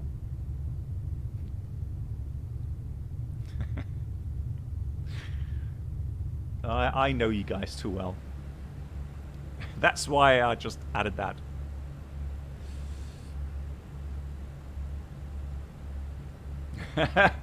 If I retire, I'll transform to a Rollmops. I hope not, Wizzer. I hope not. Goat yoga. Oh my god. No. Krypton, no. No, there are limits of what I'm willing to do. I am not doing a yoga stream, no. Because nobody will know it's yoga. They will all go like, what on earth is that person trying to do? Is he trying to impersonate someone, or it will not look like yoga? That much I can say.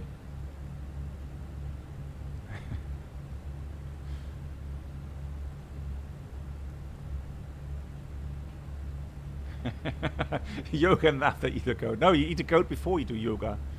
That's why it's called goat yoga. Otherwise, it would be called yoga goat. You see? Hey, Gregor, how are you doing? Oh, no, no, no, no. No, Toto, no. No, let's not go there. No. No. Hot chops, no. I would love to play that that office scene where he goes, no, no, no, no. Oh, Robert, I can do that. Is it like just lying flat on your back, or lying in a nice comfy chair or something? I can do that yoga. I'm good at that. No, JD, no, that won't happen. Trust me, no. Gregor, you're gonna feel you missed something. Well, yeah, you're gonna have to watch video on demand, Gregor, for that. I will not deny that. Yeah, we got a weird discussion going somehow. Yogurt stream, yeah, I can do that as well. Yogurt stream, I can do too. Coffee stream.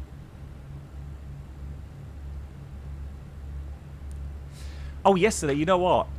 Oh, man. You know Kai Pflaume? He's a German moderator, German television moderator. He's a really cool guy. And I actually met him in real life. He was on one of my flights. And had a little chat with him. He's really, really impressive. He's 55 years old. And he's got his own YouTube channel. And he was interviewing or spending the day with one of the German athletes, very pretty woman that is a sprinter, and so he was actually saying that he ran a half marathon, and the first average per kilometer was 5 minutes. And so he did a half marathon, and actually on that video, he actually ran 400 meters, so sprinting 400 meters. And I was actually right. I was not only good at goalkeeping, I was actually good at basketball, and so I was team leader at my college in basketball, and I was team leader in athletics, golf as well. But that came later. But I was very good in athletics, and I was actually more sprinter type. So I was good in sprint, so 100 meters, 200 meters, 400 meters. I was good at long jump, and I was good at high jump. These were like my favorite disciplines. But I have to admit, I used to hate, and I really mean hate, I used to hate 400 meter sprints. They are absolutely horrible. I don't know how many times I actually was close to throwing up after 400 meters. And Kai Pflaume, he sprinted the 400 meters.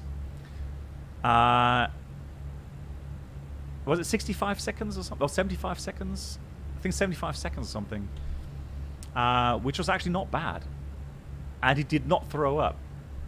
So I have to admit, he's a very cool guy, very fit. I know. I am not a long range runner. I've always had the issue that I overheat. So I sweat really not very lightly. So it takes me ages to start sweating. And so, if the temperatures are above 20 degrees Celsius, I can't do long range running. I just overheat. It's something I can't do very well. 10 kilometers is fine, but anything going up to 20 kilometers, that's it. I just overheat. You're already tired thinking about 40 meter sprint, yeah. Oh yeah, I'm not saying yoga is bad. No, quite opposite. Yoga is good for strengthening and flexibility. Yeah, absolutely. Beer pong? No, that does not count. That's like saying chess is a sport, which it is, but just the thought that you would call chess a sport. I have a different definition of sport.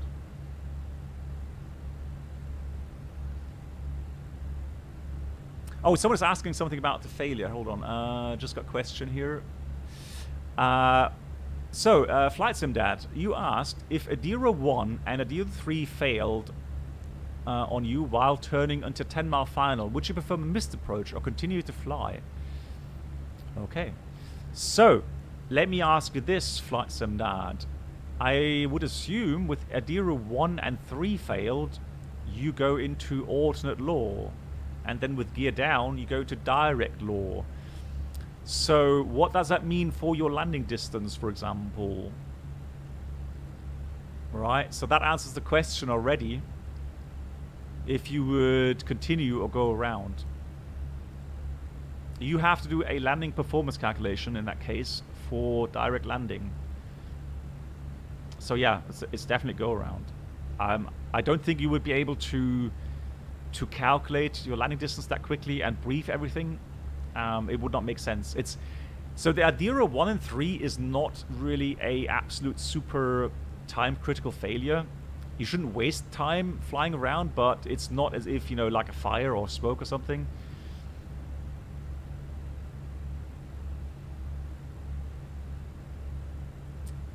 Yeah, Toto, I agree in part with that comment. The problem is more a legal one.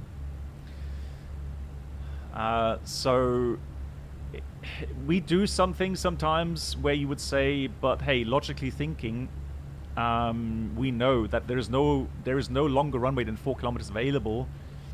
It doesn't matter if you use 2,500 or 3,000 or 3,200 meters. It's going to be long enough. It's just a matter. It's maybe more an Airbus thing really than anything else regarding, you know, alternate law, direct law, etc., etc. So if you did the following in a check flight with Adira 1 and 3 failure, you would land without doing a calculation, or you would just say the runway is long enough. Do you agree? Okay, fine. We continue to land. You would very likely fail the check ride. Because you didn't keep to, you know, normal SOPs in the sense that you make sure that you fulfill all the legal requirements, and you've done your briefings, etc., etc. So, you know, what you do in a private aircraft, a little jet or whatever, you know, that's your thing. If everything goes well, nobody will ask. With an airliner, it's something. It's a bit different. Yeah, well, let's have a look. How much time do we have? The thing is, normally I would like to do a fuel check, but here at the moment, it just doesn't make much sense because the fuel flow is just a bit off here, and they're not going to be able to fix that until either Microsoft fixes their base model, or they have their own engine model. But we can do one. Let's just do meetup here. Meetup is supposed to be. What time did we depart? We departed about, let's see, 43, 44? Yeah, 44. Yeah, 44. So we departed at 2144, and we don't have meetup on our flight here, so on the list. But what we can say is that our min diversion fuel is supposed to be. Let's have a look. So min diversion is 1.1 rounded up and 1.7, so 2.8 is our min diversion at missed approach point, and currently it's calculating it to be at 4.3. Yeah, so yeah, but we've got plenty of fuel for a second approach if necessary.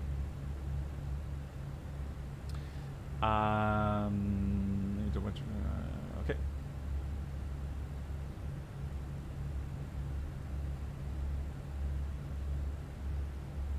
Yeah, the Flight Sim Dad, you know, no doubt, if you only have the ADR2 available, yeah, like you said, you can jump onto the first officer seat in the flight sim and land the aircraft, and you can do that successfully, knowing that, well, with auto law you lose some protections or most protections, and with direct law you have manual pitch trim, so you have to trim the aircraft, the pitch axis yourself. If you're aware of all these things and you can handle that, yeah, you can land the aircraft. No doubt. Yeah, but again, it's if you go then and want to simulate real world procedures, well, yeah, then obviously we do things sometimes a bit different.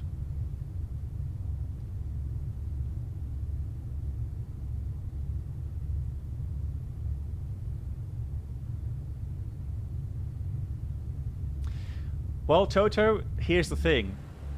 Here's the thing, Toto. What happens if it fails at, let's say, 300 feet? The aircraft will go into direct law. You're going to get lots of bing, bing, bing, bing checklists. Use manual pitch trim here. I don't know. I don't know if it's such a wise idea to continue to land. Because in the end, you could have something beneath the initial failures, initial checklists, that may say, the normal braking US, anti-skid US or something. Do you know? That's the thing. So that's what they teach us, is that, yeah, never assume that, the picture you get, the partial picture you get here on the ECAM is actually the full picture.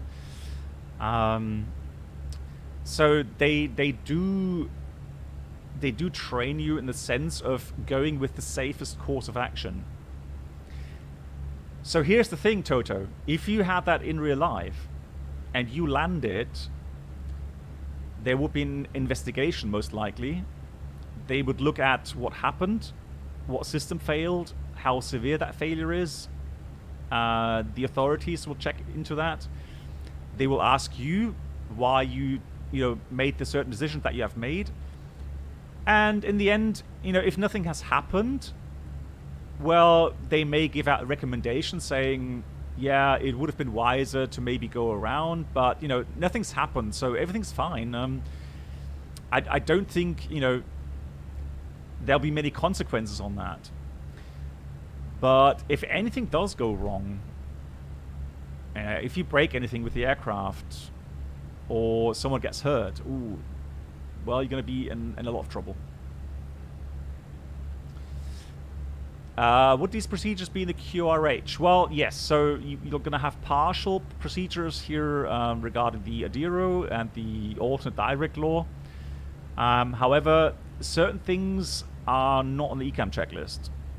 So if you were saying we want to prepare for a forced landing, that's a different QRH, like what we call a paper checklist. So there are some few checklists that are not covered by the ECAM, yes. Rocco, hey, my setting, well, I'm using pretty much a 2K setup right now, and I'm streaming HD, not 2K, so stream what you're seeing is HD.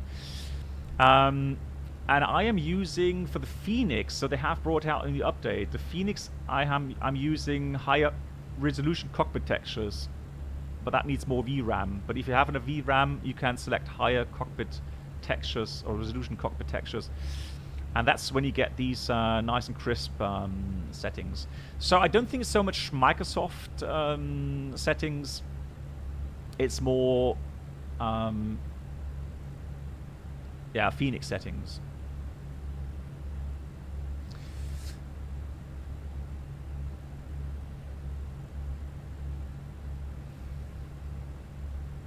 Yeah, Toto, I get your point. Yeah, I get your point. I can only quote you from my pretty long experience now with the A320, over 10 years now, and the training philosophy.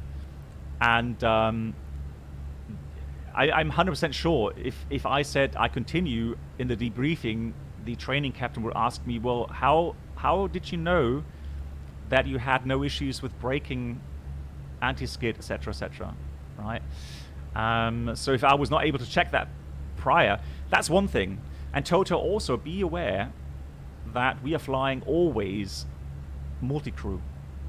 I need the other pilot in the same boat. I cannot just go simply, you know, right, overruling, I'm gonna land. Well, it depends then on the first officer and his experience, and, you know, is he likely to cover and accept that decision, or is he going to say go around, right? No, I'm running on the onboard GPU, so the Intel UHD chip.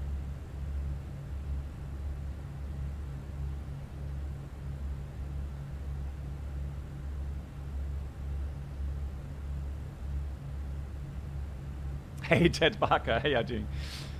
Ted, hope you're doing good. Hope you had a good day. Would you be allowed to do a flight without all the thrust available because planes like GHA? Well, Hefred, yeah. Certain failures will allow you to fly, let's say, without autopilot, or the MEL may grant you flight without auto thrust. I would need to check the MEL for the A320. I don't know everything off by heart with the MEL, and it's not desired that you know everything off by heart with the MEL.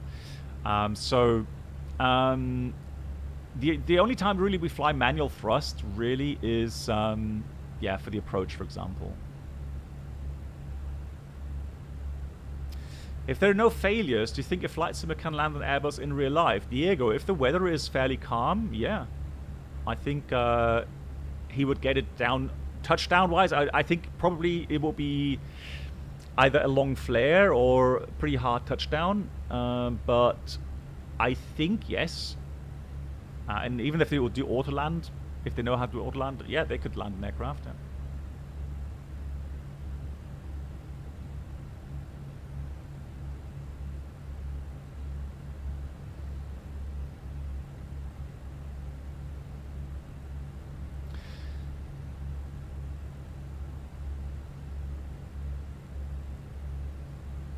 Well, totally. Yeah, like I said, you know, maybe some other pilots would see it differently, but I would be surprised if any Airbus pilot would actually, with a low-level failure that puts the aircraft into direct law, without having a complete overview of what's broken. I don't know. I don't know how many would actually then say we'll ignore the checklist and just land. I don't know. I can't speak for everyone. I can only tell you what we've been trained to do. And oh, another thing, Toto. So people, I guess when people hear direct law, they think emergency. Well, we know direct law means 737 flying. That's literally all it is. Right? So, flying-wise, flying the aircraft is, you know, is a given. So, and you know from your knowledge, a lot has to happen for an aircraft to stop flying. Yeah. So, yeah. You know, the engines are running and you don't have fire, you don't have smoke, anything in that regard where you have a time-critical issue.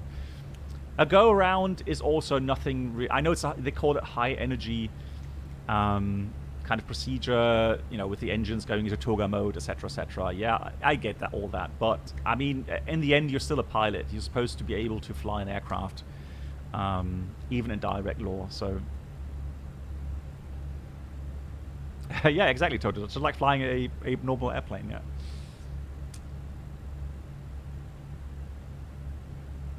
But interesting. I love these discussions. I love them because obviously it's something where you can actually find some areas. Let's call them gray areas where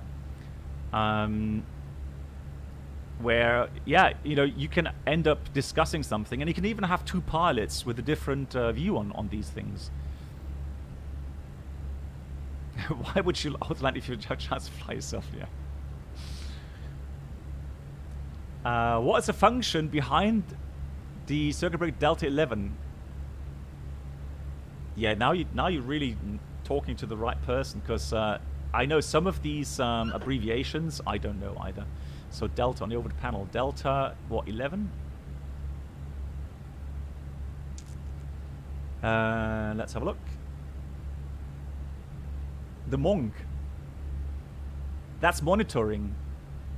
Toto would know that as well, I think. That's the abbreviation for monitoring. Control, engine 1 control. So the air bleed for engine 1 control and monitoring. That's my guess.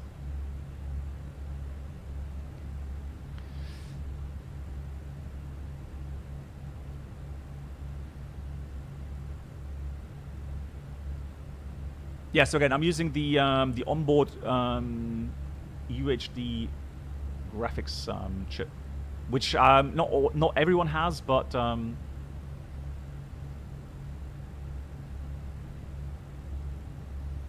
yeah, Toto, I would think so too. Yeah. Philosophical question. Good lord, you're asking the right person there. Airbus pilots, real pilots, if they're doing that. Well, I mean, when I was a Boeing pilot, I actually... Oh, nice snow covered here partly, look at that. I actually made fun of the Airbus pilots to a certain extent. Because, yes, you know, let's look at this realistically. What are you doing in manual flight? So let's say in normal law, you're flying manually. Well, how manually are you flying with all the flight augmentation going on, right? So yeah, that's the thing, that's the question, right? Yeah, exactly. Now I am on, well, at least I can you know, I can have a nice differentiated view on these things. But yeah, it's something I still find from time to time when I'm flying in gusty wind conditions, is that, and this is actually true, this is something I'm not making up. So when I land in very gusty wind conditions and I make a good landing, let's say, I actually don't know what my inputs did and how much of the aircraft inputs were there, because it's going to be a mixture. It's going to be a mixture between flight augmentation, so trying to keep roll rate at 0, or roll rate that I tell the flight computers to do, G-load demand. So it's a constant mixture of the aircraft flight control computers doing something and me as a pilot doing something with this flight stick. And you just have to realize, in normal law, you do not directly control the surfaces of the flight controls. With this thing, with this stick, you tell the flight control computers to do a certain thing, like a certain G-load or a certain roll rate. The flight control computers will then look at your inputs and then look at what's happening at the moment, and you know, when you do those inputs, and then it will calculate what it has to do, how much deflection there has to be on those flight controls to meet your demand, or your requested demand. So it's a constant mixture, and in the end, yeah, you sometimes wonder why the aircraft behaved in a certain way, and that's Airbus flying.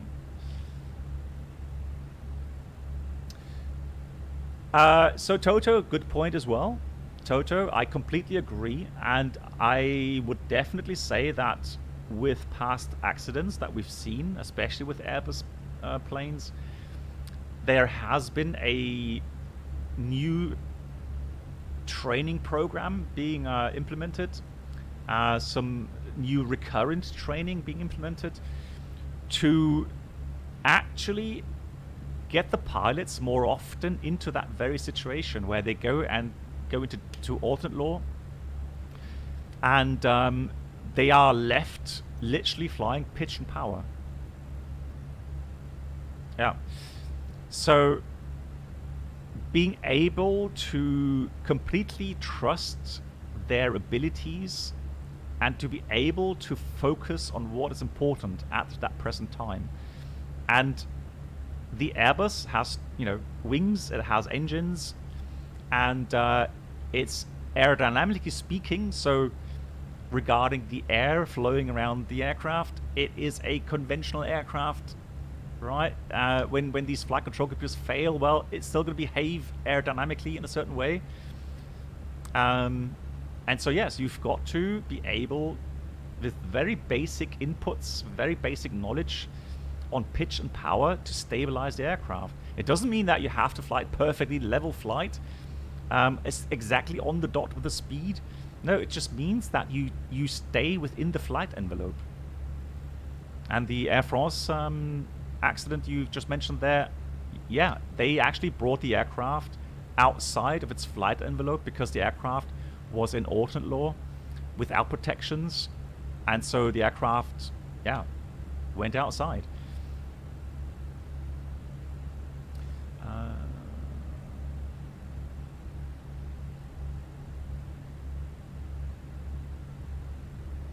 If you pull that, nothing happens. What's monitoring? I mean, also you be aware the black colored, or the black color circuit breakers are not monitored. So if they don't do anything special, maybe if you pull that, so let's say you go to the bleed page and you pull that circuit breaker, maybe an indication will fail or something. I don't know. No, it could be monitoring. It could be. Again, these are the technical things. You know, that's not my duty as a pilot to know all of that. I just will say that, you know, if it doesn't go bing, it doesn't go call it checklist, and doesn't tell me that something's missing, well,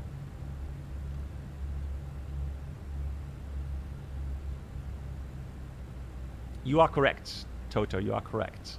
I'm going to start the send here, and let's get weather. Now, I'm going to try to go to weather from here, because that way I know what...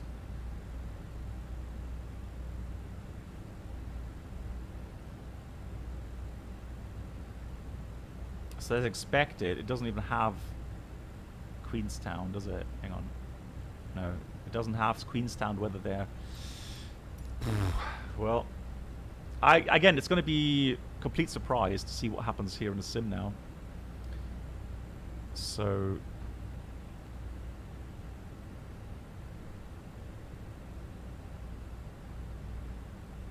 No, if you call up Meta Real World Weather, Toto,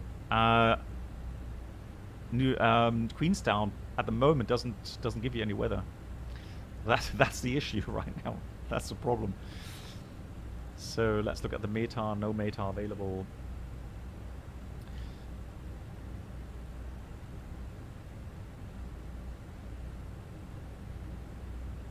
So yeah, I don't know. You would go have a look for the next airport near it, I guess.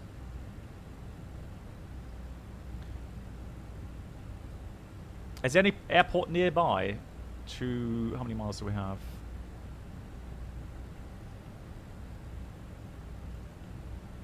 And we don't have ATC, unfortunately, to ask.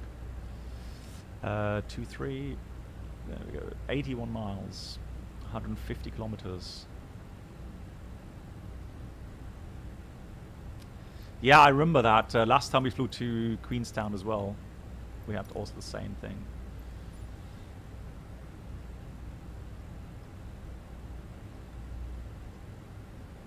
Yeah, but Christchurch is a bit too far.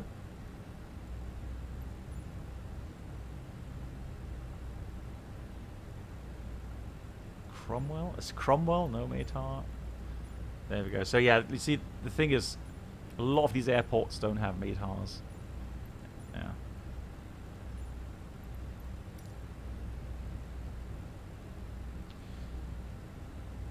Right, so we divert.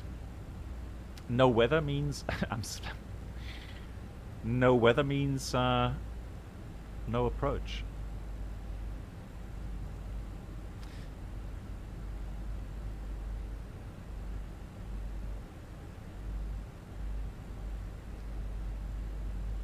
Yeah, I would say we put something like, what's the forecast of something that was 230 at 15 or something? What's Christchurch? CH. Let's get the QNH from there. Should be close. Hey George, nice. Hang on. 7 degrees, 1002. Okay, we'll enter those values. All right. Thank you much for that weather, George. Much appreciated. And oh, 9 degrees. Okay, so we'll do that. Broken 6,000. Okay, well we'll see what Microsoft makes of it. Here we got light rain 997. Yeah, the QNH should be all right. Somewhere in that region, around 1,000. Cool. Then we're gonna do the minimum. So we're gonna take the minimum from the Yankee approach, which is 2630. Sorry, 2630 is the minimum RMP 0.3, and we're shooting the RNF Zulu 23. Automatic medium, obviously, because it's a short runway, and we'll do the check here. Arrival.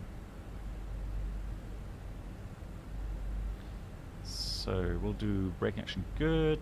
The wind was 240 at 7 or something. Let's do 5.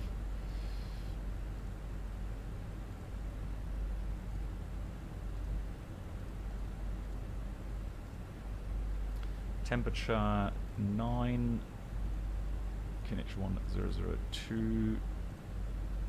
We'll do auto brake medium, reverse, flat full or thrust off, and the landing weight is going to be about 62.5. 62.5. And runway is going to be 23.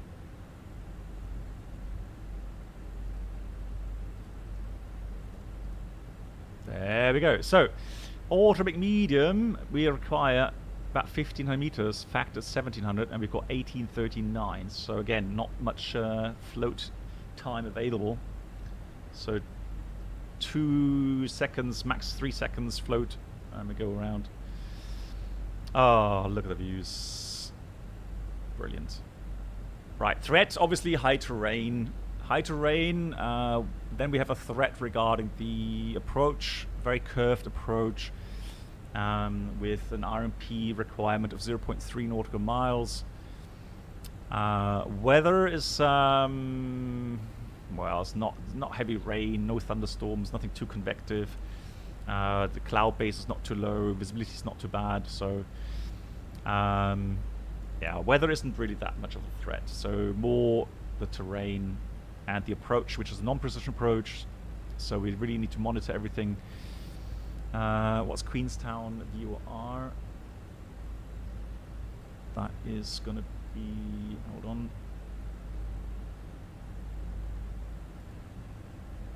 Thank you, Bob. Where did you get that? So 200 at 15, okay. 50 kilometer visibility, scattered 6,000, 7 degrees, 1001. Okay.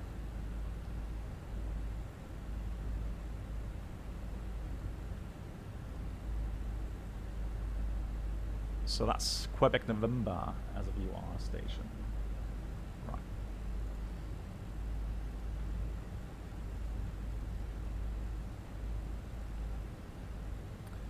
Good, we've done that with the runway threshold there, that's fine.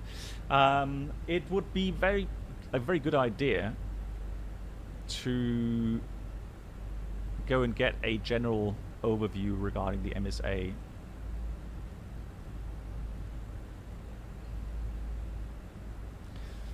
Although, I mean, it really doesn't help that much, does it? But at least, I mean, a 10,000 sector will be drawn in that way. Yeah, that's actually not a bad chart. So that's going to be 15 miles around the airport, 10,000 and 25 miles. Okay, so we'll do that. So we're going to take, where's my button? There it is. We're going to take the airport as a fix.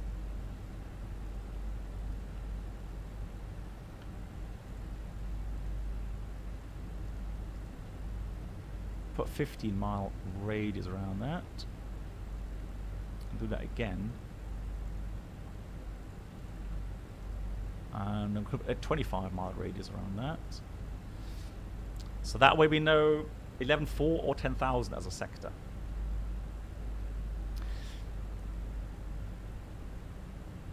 Yeah, we already checked the waypoints, so the important thing really is the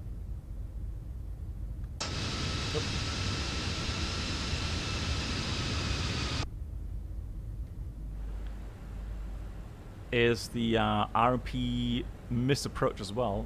RNF missed approach and waypoints, and we're climbing up to 10,000 feet. So climb to 10,000 feet via the RNF missed approach track. The way we're going to do this, we've got to make those restrictions here 3,200 and 4,000. These are the important ones when we go around. So we may delay the acceleration, and what you can do actually, you can go to your performance page, and then in the go around, you actually change the, well, leave the thrust reduction as is. Although, let me just check, the elevation is about 1,200.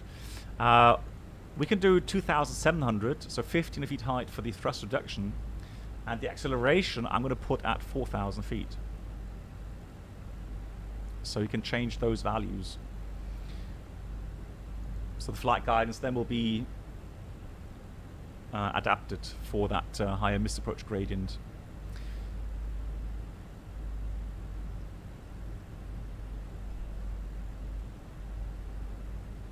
Good. So another important thing is we're going to fly this approach. We check the altitude restrictions. So we'll do that managed descent. So it's going to be NAF, managed descent, until we get to the final approach point, LARAF. And from that point onwards, at 3,300 feet, that's when we start the final approach in final approach mode.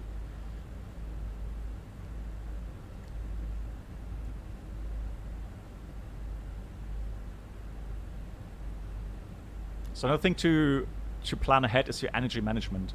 And you can imagine that the complete procedure from Ukbet is quite long. So that's about 14, 19, 22, 25.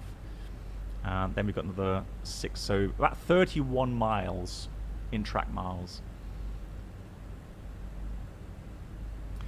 So depending on those step downs, you can work with maybe config 1 plus F and speed brakes. So have you seen the pictures of A330? No, not yet. No. Good. Fuel check 4.6. So yeah, we could do a missed approach, and if it makes sense to do a second approach, we'll do so. If we say we had wind shear or bad visibility or something, well, if there's no improvement, we'll divert to Christchurch.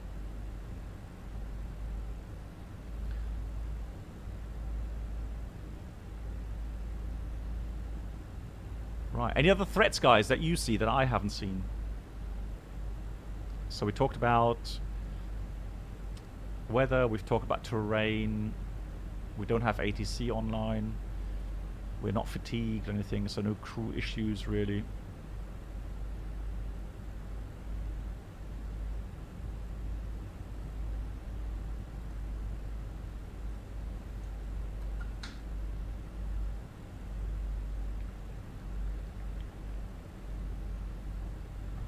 Hey, Flying Paul, how are you doing? Nice to see you. Hope you had a good week. Incompetent co-pilots. No, we don't have incompetent co-pilots here. Come on.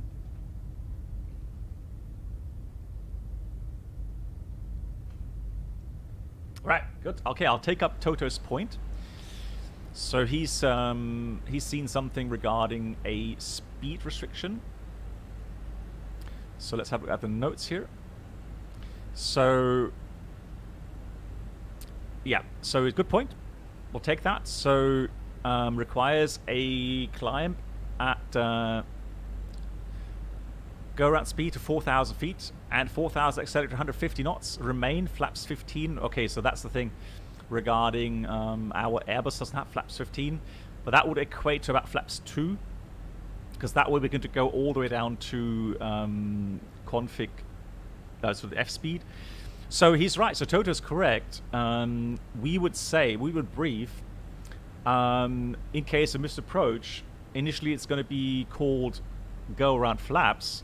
We are going to put the flaps 1 notch up. However, I'll look at that detail. However, then as we go for the next higher or lower flap setting, we're not going to go to 1 plus F, which would be the normal case. We're going to actually go non-standard to config 2.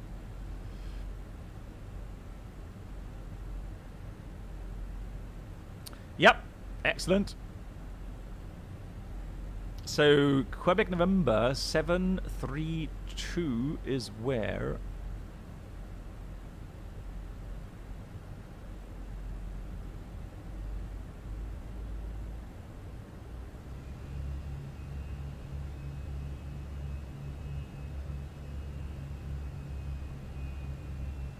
Oh, there.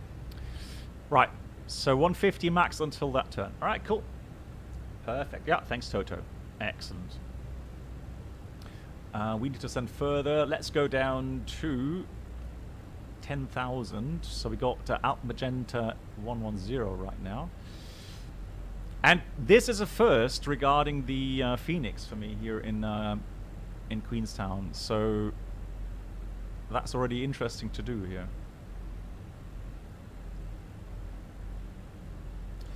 Downdrafts are happened regularly when crossing the river on finals. Yeah, that's a threat, Danny. Absolutely, yeah.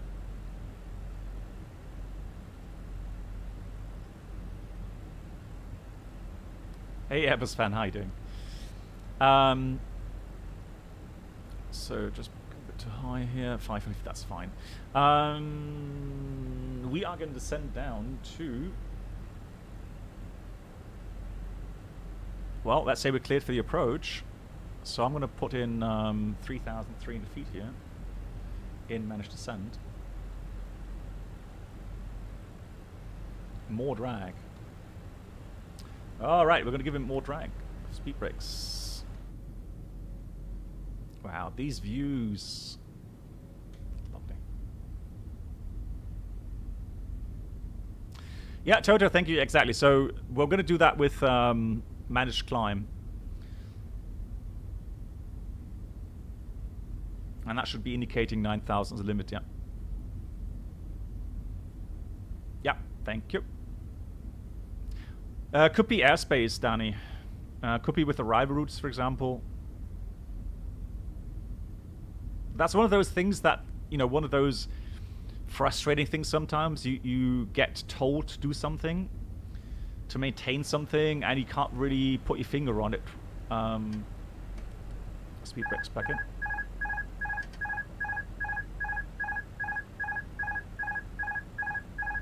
Hello, mind your flight. That's interesting.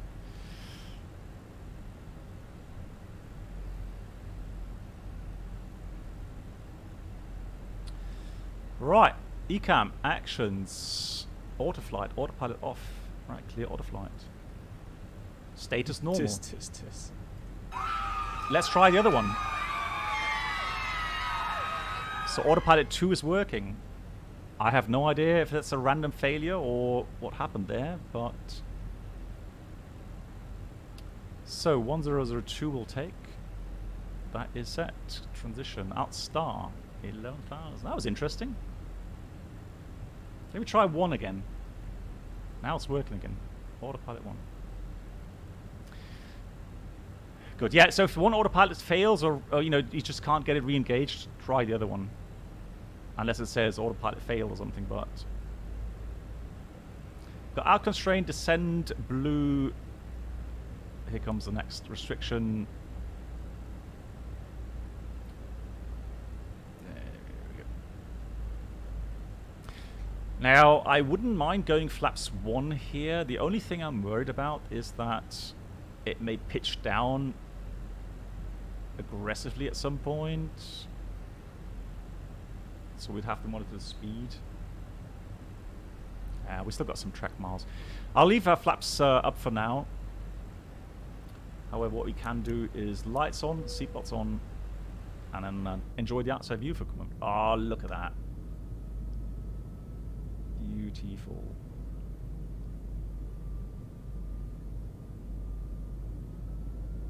That's a ringtone, no thanks.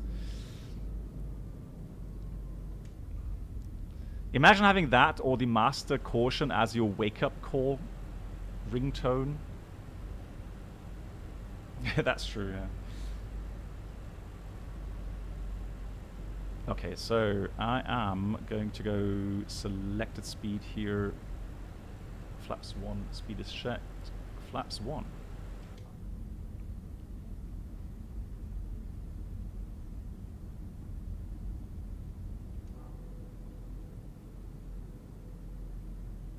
Gorgeous.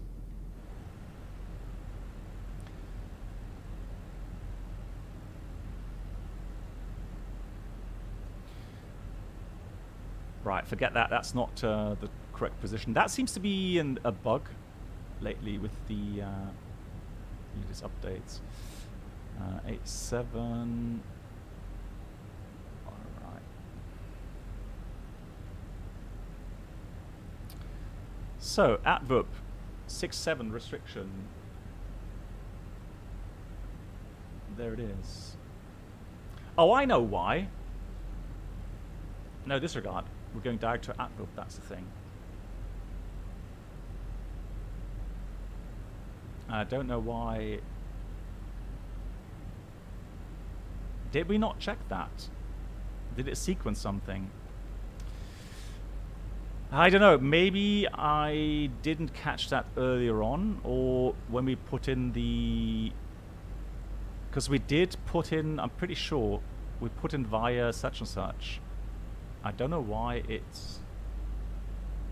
didn't have the first waypoint in. So 5.3, that's fine. 6.5 SR. Yeah, that's what I'm wondering, Toto. Hey Bruno, how you doing? Right, going back to descent out magenta.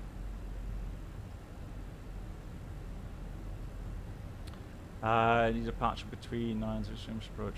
Okay.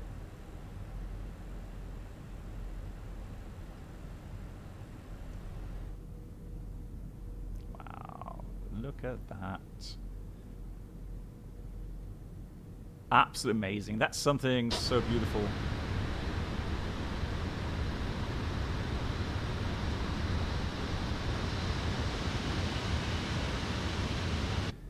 These are things for the real world pilots here in this region. Let's go flaps 2, speed is checked, flaps 2.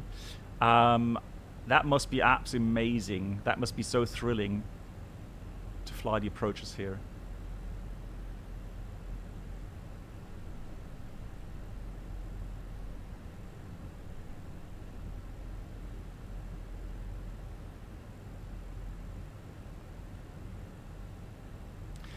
But, you know, then again, that's one thing I find so fascinating with these flight sims these days, is that you can actually have that here in a flight sim and just enjoy it. Lovely. Good, so Delta equipment number 760. There we go, 5,100.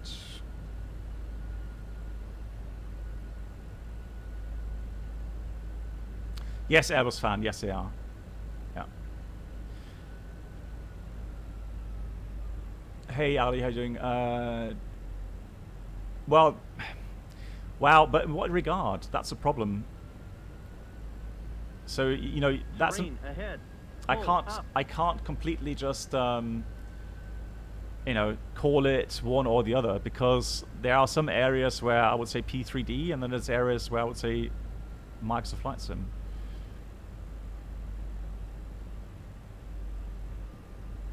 Good, let's check the GPS accuracy. 0.3 is correctly inserted. That's what we require. We've got 0.3, so that's all fine.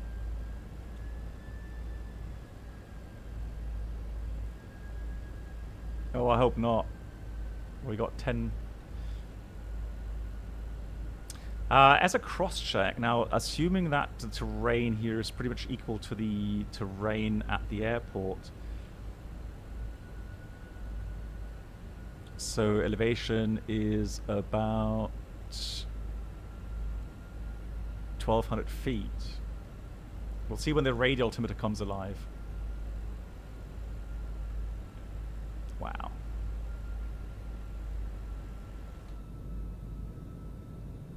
Even for the passengers, the approach is so beautiful.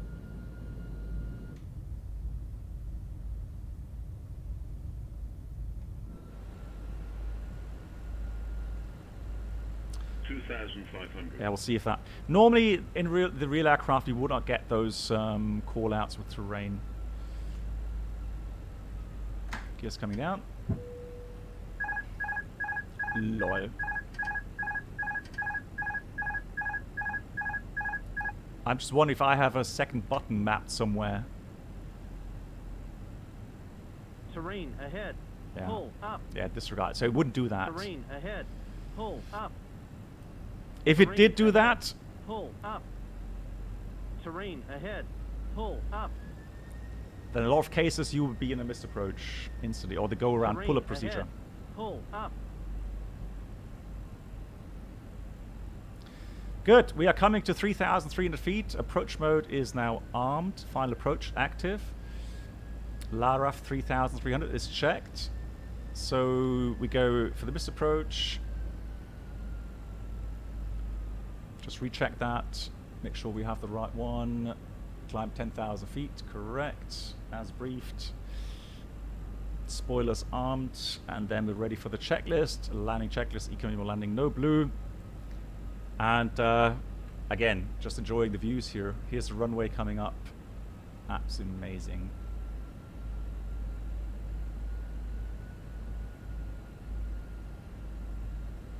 Yeah, Terrain ahead. something must Pull have up. changed Terrain ahead. regarding Pull up.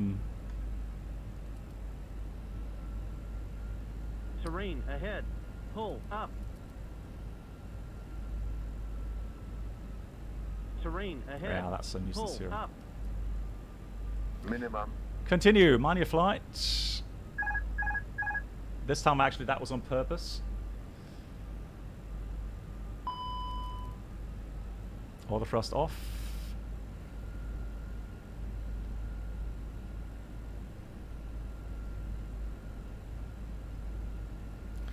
So we still get valid guidance, so I'll use the flight directors for now. On light, fantastic. So we've done the checklists. 1,000. Let's check 2,100. Well, I have a feeling the altimeter setting is a bit off. Although, was it 1,200? No, then it's not too bad. No, actually, that's pretty good. Normally, the tower, if we are on tower frequency, we would request a QNH check.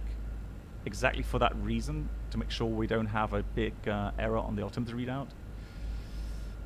There we go. So I'm going to put flight directors off, bird on.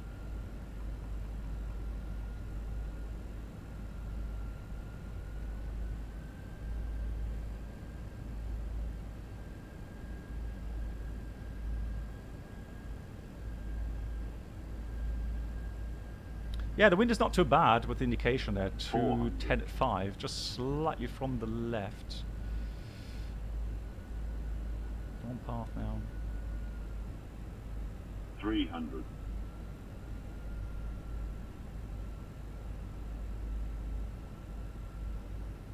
200. 50. 40. 30. 20. Retard. 5. All right, happy with that. Not too soft, not too bad. Got spoilers, reverse green diesel.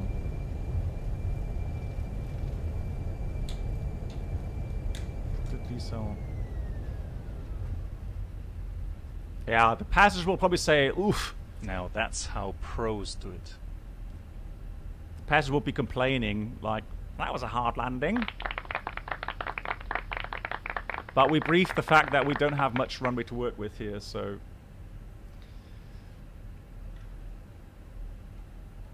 Oh, come on, we'll say it wasn't that bad. You've got to be kidding me. You guys, sometimes I wonder, are you just pulling my leg or you just... You're weak. Although in the real aircraft, I mean, if you saw the ground come up at you that quickly, yeah, you'd probably be a bit more apprehensive and flare a bit harder. If it's any consolation, guys, in the real aircraft, the landing is easier compared to the flight sim. So I have the highest respect. So anybody like Lee, for example, who can land his aircraft repeatedly at really nice touchdown rates.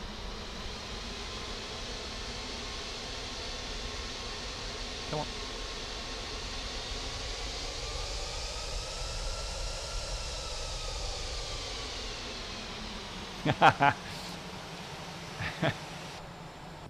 It's not an excuse. I mean, it would be a good one, but no.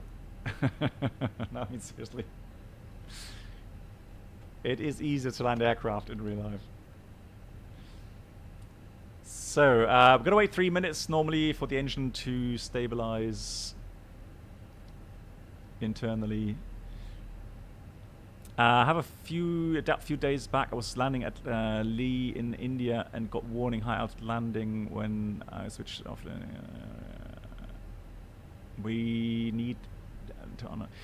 Well, the thing is that you get your altitude, so the high altitude warning and the checklist that comes up regarding cabin pressure. So that switch, and we don't have it in our aircraft, so I had to read that up as well. So that also cancelled that checklist, that emergency procedure. And that starts at 9,700 roundabout, so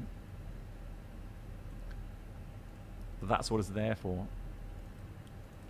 Not just for the oxygen mask for the passengers. What's the general right way to flare? Flare then idle? Idle then flare? Or both? No, Sapphire, it depends on your aircraft weight, the speed trend, your descent rate. There's so many factors. It isn't so mechanical when it comes to flare and the power management. Think of it as it's always energy management, and there's certain aspects to energy management. It's not just thrust. It's your inertia, it's your descent rate, etc., etc. So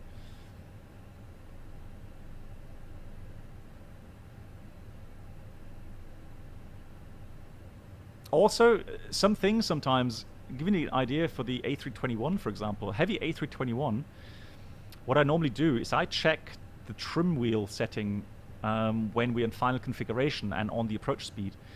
If I can see that we're already up, sometimes you have values up 5. So you already know that your stabilizer is already far off from neutral. So your elevators, depending on the airspeed again, can be less reactive as well. So that's something that catches out pilots, inexperienced pilots, quite often on these in these situations. So the aircraft will not behave the way that you're used to in a normal configuration and normal weights.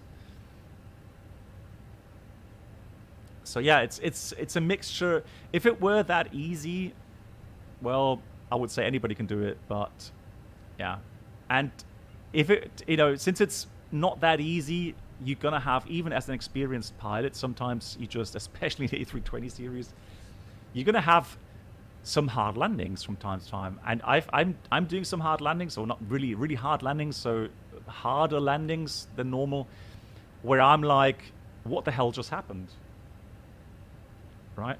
So literally like that. That's my look on the face, right? Right? That's exactly my expression that I would have. Because I can't relate. I don't know what happened in that moment. Sometimes I do, but quite often I don't.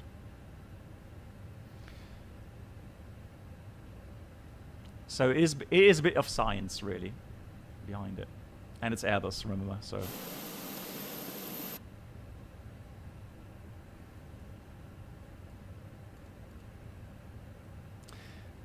And as always, there's a saying, any landing you can walk away from is a good landing.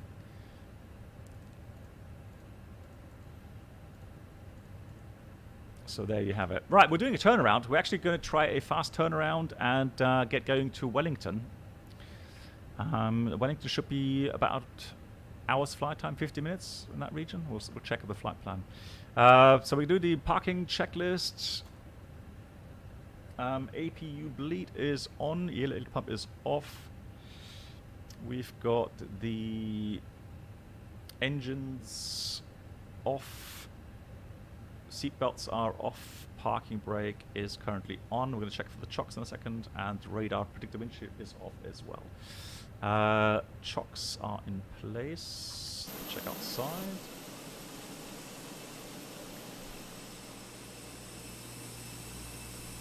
And they are indeed. Beautiful Queenstown. Absolutely gorgeous.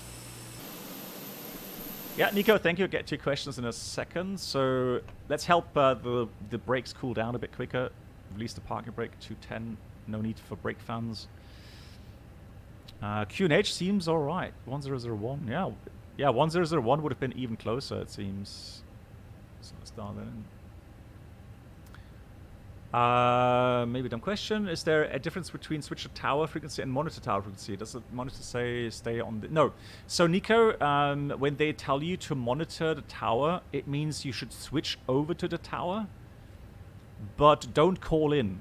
Because normally what you would do, you would switch frequency and then call the controller. Because the controller normally doesn't know that you're on his frequency unless you call in.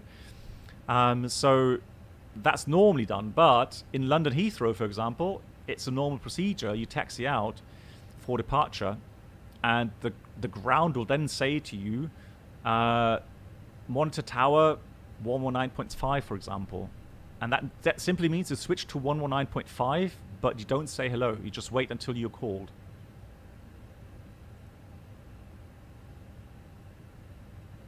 Bob, no, thank you. Thank you for the update. All good.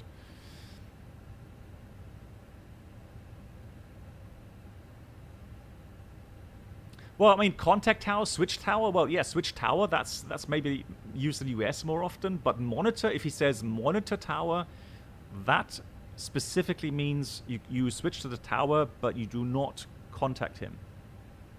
You wait until you are called. We'll do 618, going from...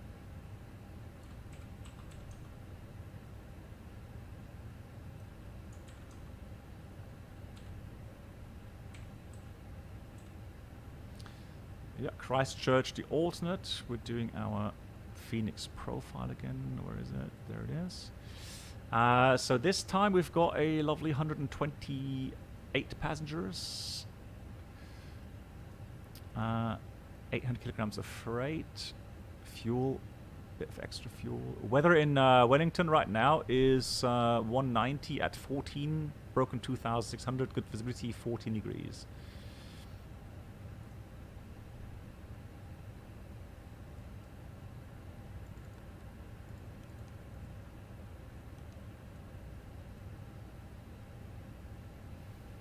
Yeah, Nico, pleasure. 1 hour flight time it is. I shall file that on VATSIM. If anyone wants to join, come ahead. Go ahead. I'll be flying along with you. We'll do 350 as a cruising level. And Timjo. Is there a departure route for Timjo?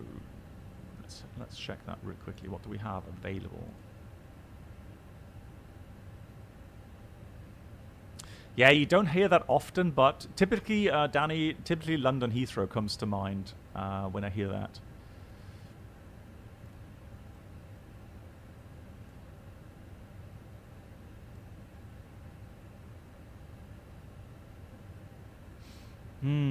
Okay, let me check again with the flight plan here, because I don't see that departure route.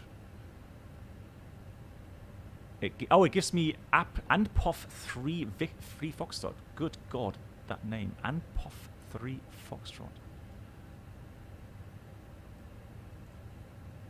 Where is it? There.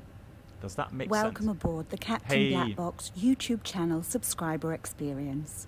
Could new subscribers please make their way to the first class cabin where complimentary drinks, snacks and premium Oh, flight that was Tim Joe. entertainment will be served.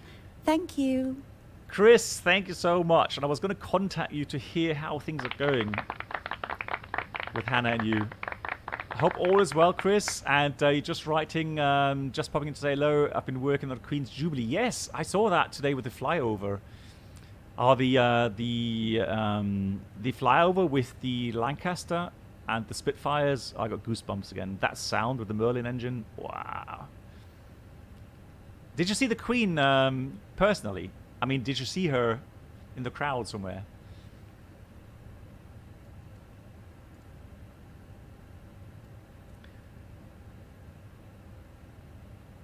So surely there is a initial climb. Oh, initial climb. Look at that.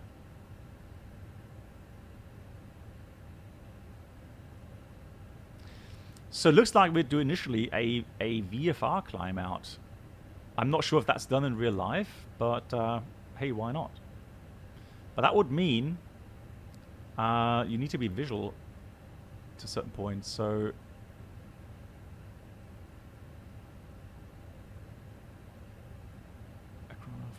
okay, that's level. So 1600. Then we go climb 5200. Follow the Frankton arm until a beam Kelvin heights. Turn left around Deer Park. To track. Surely that. Wow, hang on. I wish we had some real world pilots here flying here.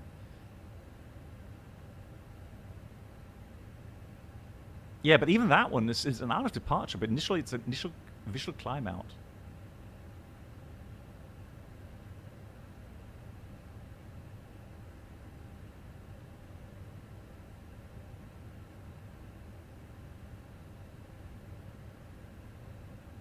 Yeah, yes, FI, that's a good tip, yeah. The Amper 3 Alpha. Okay, thank you. Thank you. Let's try that. That was further down. There we go. Ah, perfect. So that's for runway... yeah, we can do that. We got less than 10 knots tailwind. Thank you. Yeah, that's the one we'll choose. Cool. Perfect. Thank you very much. So let's have a look. File that. Perfect. So Chris, you were at Buckingham Palace. Well, then you must have seen the Queen then, or was she not attending?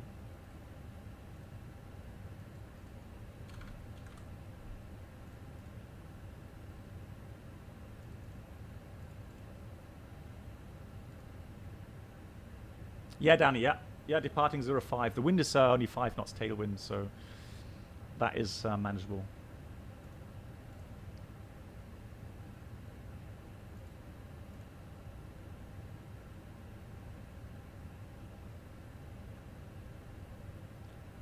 Three Bravo? Okay, hang on. What's the 3 Bravo?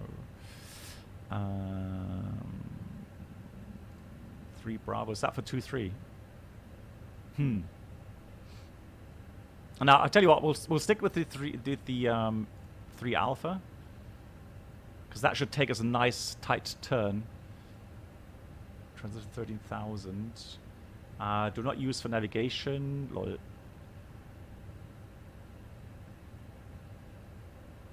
Special design criteria. Aviation approval required. Radius fix required. 0.3 or lower until METOX, which is there. Operator speed restriction may apply for operators with lots of restrictions. Yeah, Cat Charlies are allowed, so our aircraft would be allowed to fly this with these specifics, of course. Yeah, that's fine. We'll do that. So let's go in it.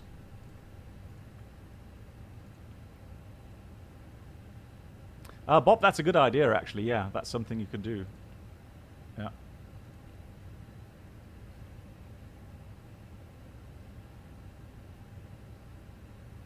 So there we go. That's a good request. Let's request that here as well.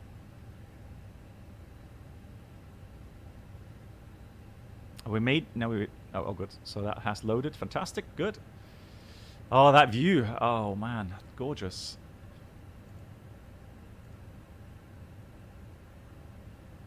You saw her when she came out to the balcony. I was more interested in the fly over though.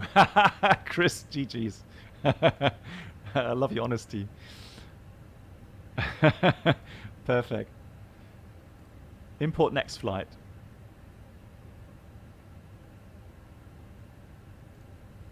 What departure time do we have? We got, let's say 1400. Oh, 1400. 1400.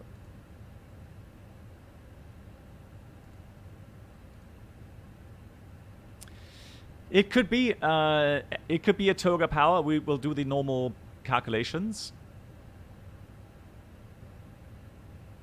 What? Why is that? Huh? Oh, 23. Lol.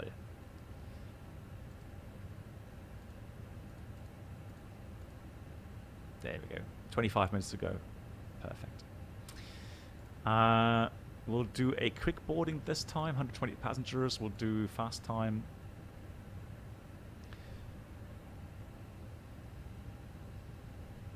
Yeah, JD, I can imagine, yeah. I can imagine. And actually, you know what? Little secret. We and our EFB, when we look at our approach charts, so the stars and the approach instrument charts, there's a button we can use, and it will show us the previous company aircraft tracks for the last, I don't know how many months, 2-3 months. And then you can actually see how often they get shortcuts, for example, somewhere. So that's quite a neat feature. Oh yeah, so regarding the wind, so guys, someone's saying with the average wind, you can enter the trip wind, you can do an average if you like. So we would have, for example, tailwind, 20 knots on this leg. But if you press wind request and get an uplink, then you don't have that option anymore. That is then blanked out. That's, I think, what someone was referring to earlier on. Level we set 350. Fancy. Bruno's like, yeah, I knew that already. Let's do -50.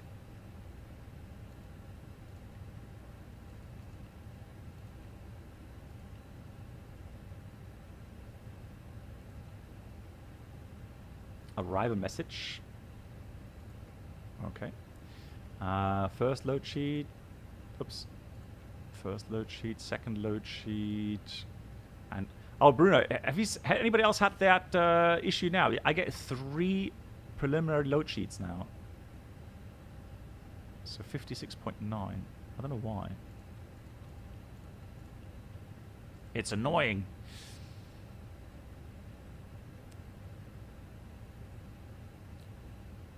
So Chris was on the top of the press tower and he felt he could touch the planes as they came over. Nice.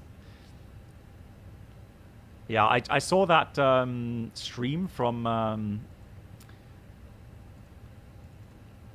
oops, 5.9. Hang on, 6.1. From that YouTuber who does the Heathrow streams normally.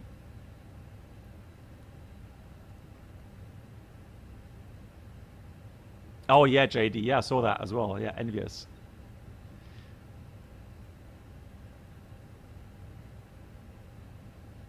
Hey, Sim Caesar, how you doing? Nice to see you. We've got final time. 59 boarded, 60 boarded. So let's reload. Imported from SimBrief. That's the right destination now. So, oh, 18 cost next. Got that wrong. So I was just looking at the fuel. That's 1.5. So we want 1.5 in there. And then 1.2 in here. And 18 cost, not 41, 18. Easy, easy, yeah, exactly. Big Jet TV, exactly that fella. We got 7 degrees. Let's put 8 in here, I think. So that's fine. Good. Flight plan. Right. So departure 05, and we said it's going to be the ANPOF 3 Alpha via Timjo. Insert Timjo. That's closed. Then we go the flight plan route. Wellington planned because winds from the south. 616 arrival. So our plan for the ILS, depending on the weather, we may do a visual approach.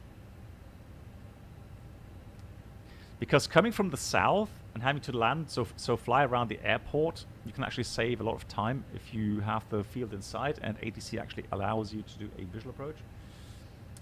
Wards approach. Wards. It says 3 Bravo. Hopefully that makes sense.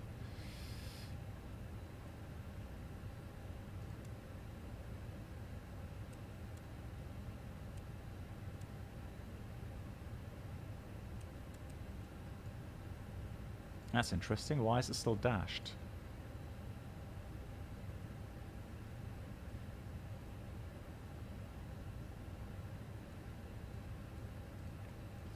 Let's try flight directors on. Ah, there we go.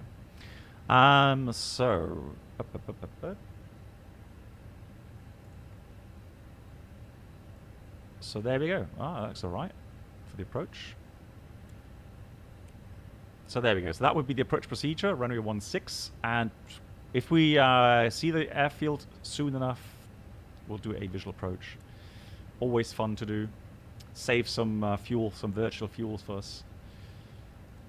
Good. Flight plan done. RATNAV for departure. Just leave that in there. Secondary first of all. Then we go to performance. Non-standard, if you like. If we do have to return here, quick return, we'll go back again with the RNF approach.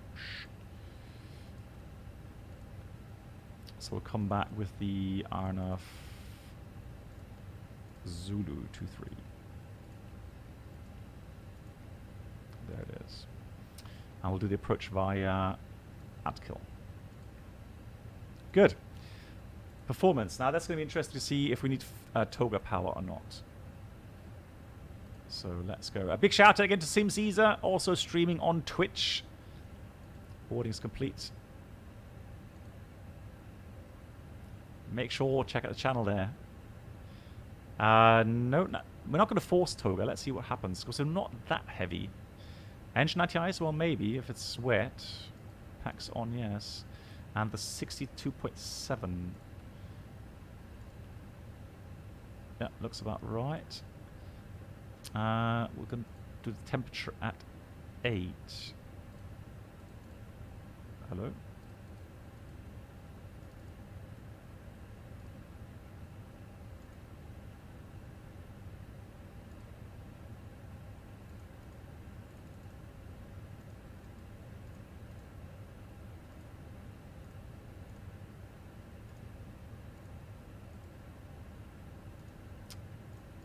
Or do you have to put 07? I keep forgetting that. Temperature was 8.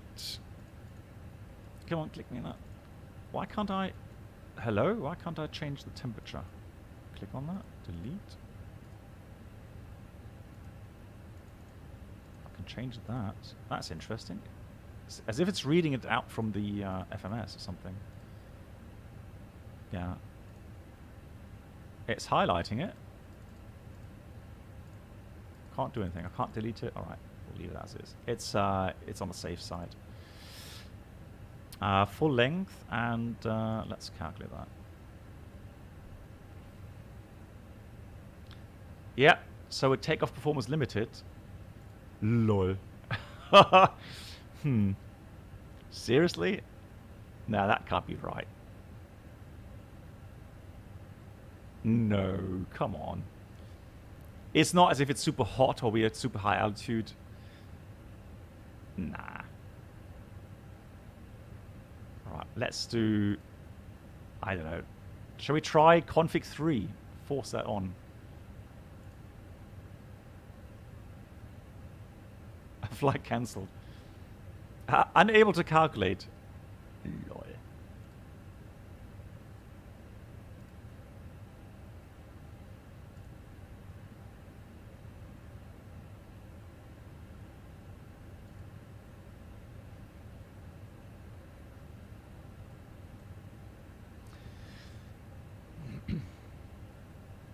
I'm just curious. I would actually do a calculation with my real-world calculator. But 100%.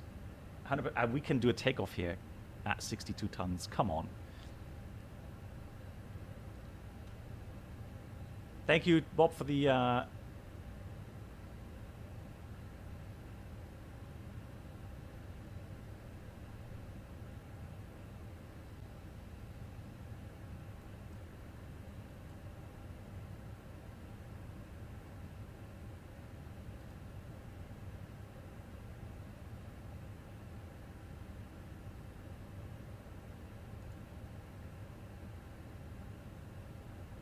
Oh, what?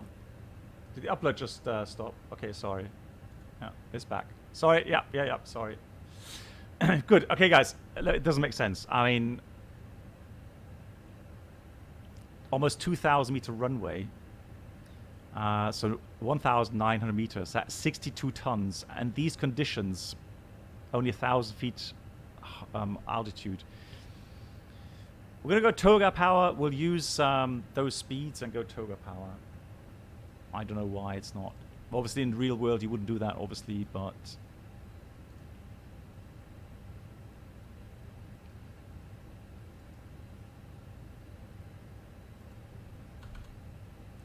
Well, actually, I'm intrigued. I'm going to try and get my real world calculator.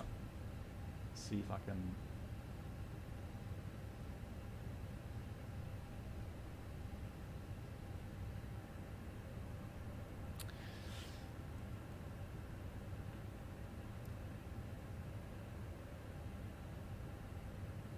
Yeah, probably. I mean, 2-3 goes out to the lake. Oh, yeah, that's an option. I mean, but I'm intrigued. I would love to find... No, okay, so toga's required that way. So for some reason, it's calculating some obstacle clearances. Oh, hello, hello. Look at that. So it's calculating some obstacle, but I mean, normally you would have that covered.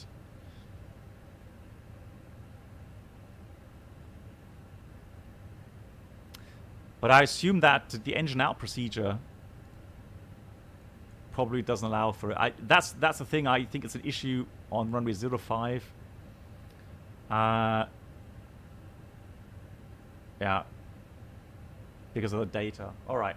Cool. Okay, so we'll do that. We'll do runway 23 just so that we don't mess up completely here.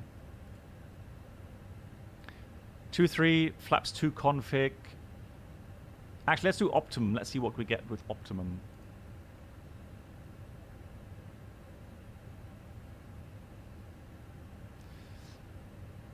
Oh, interesting. So optimum gives us flaps 1, but we've got to maneuver like crazy initially. So I think flaps 2 is going to be a good config. Lovely. Yeah, Lilo Pilot, happy to hear it. Yeah, fantastic.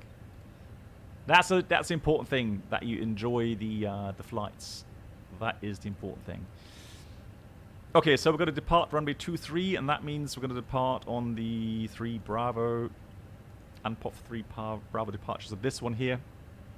So it's a nice departure as well. We initially follow that valley, make sure we have books 6,000 above, and then that's the real issue here. We need to be 13,000 or above there.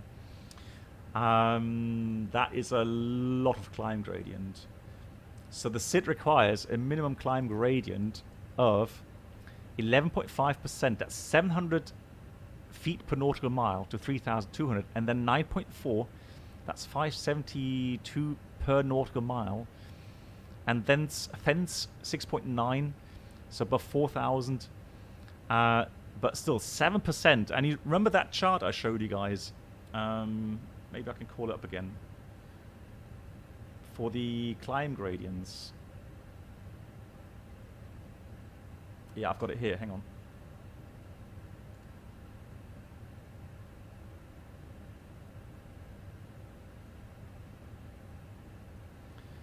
Let me show you that. So that we know how many feet per minute that is, actually.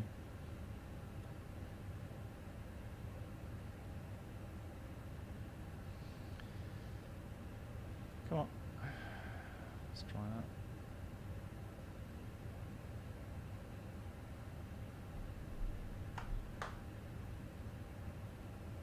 Sorry, AirPlay is having a minute.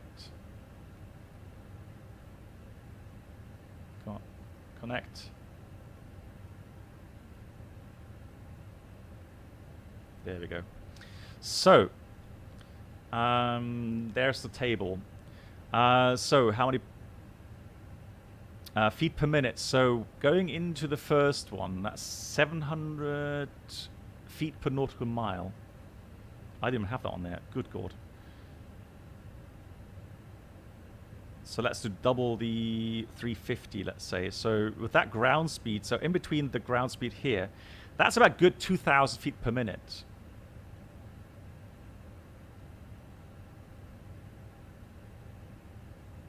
Yeah, I know it's, but regarding feet per nautical mile, it only goes down to, I cut it off at 480.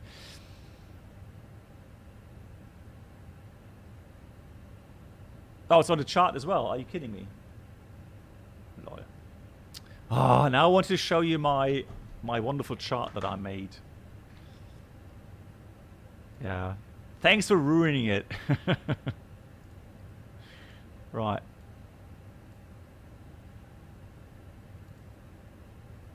Can we change the color? You can't. Right.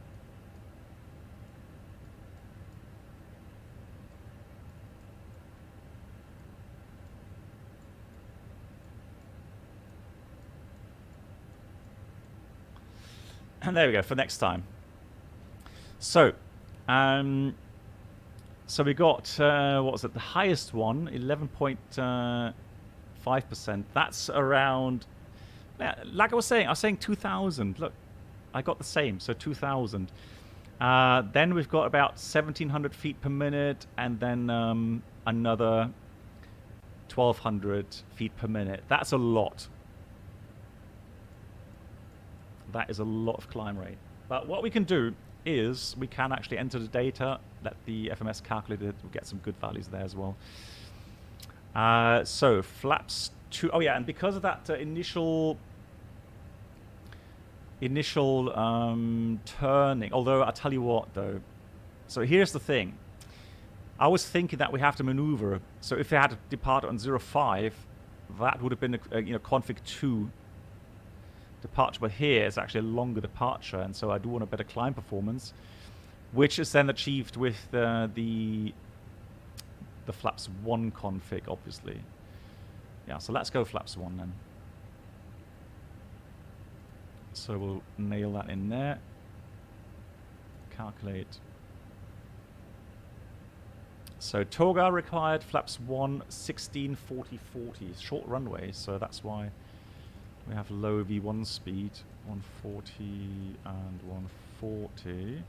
13,000, we're doing the NADP 1, so 2680.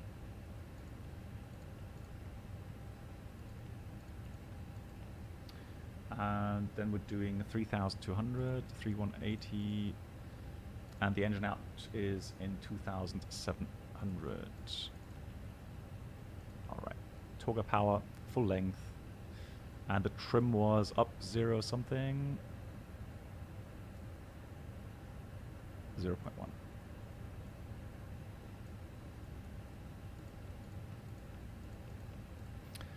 Good. That's all set. Yeah, let's do the control options. Yeah, for some reason, it looks to me like indeed we have autopilot somehow. Let's search by input. That's just saying that's a spoiler axis. Yeah, flaps 1 coming. Thank you. That's the thing. So, I don't know. We'll monitor again on this flight to see... yeah, flaps 1 set. Thank you. To see if it happens again on this flight regarding autopilot stuff. So, good. Let's get going. That can go. A few pumps should have been off, but those are remaining on. Beacon on. That goes on. Is everything closing? Cool. All that. So, for the briefing, so the departure route is the ANPOF 3 Alpha now. And we're climbing to, let's see.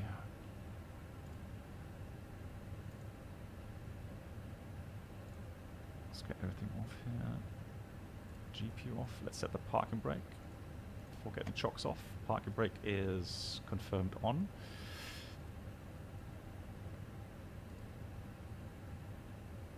So initial climb, let's do 180. Yeah, 180 is a good altitude. We need to climb up anyways as fast as we can. So 180 is set. RNAV departure and required RMP is 0.3 or lower until NCUF. We need to monitor that. Oh, that's a Bravo. Disregard. So ANPOF 3 Bravo, and I think... yeah, I need to change that here as well. So 2-3, 3 Bravo, insert, performance, confirm. That is all checked. So, via the waypoints, Quebec, November. Just going to do it with the other chart here that I have.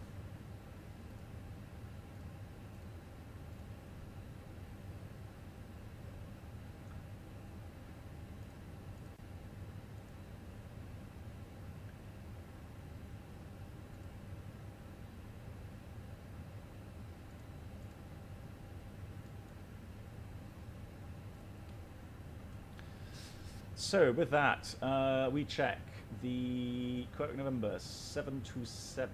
Then we go to Cabap. We need to be at above 3,200, speed 160, speed constraint. Then we go to Nordoff. 4,000 above. Yeah. FMS says it'll do that. Quebec November 732, Rucksack. Rucksack at above, no, actually below 9,000, so max 9,000 until there. And again, that's probably airspace, arrival route, whatever. I don't know, but it says max 9,000, so that's what we're going to do.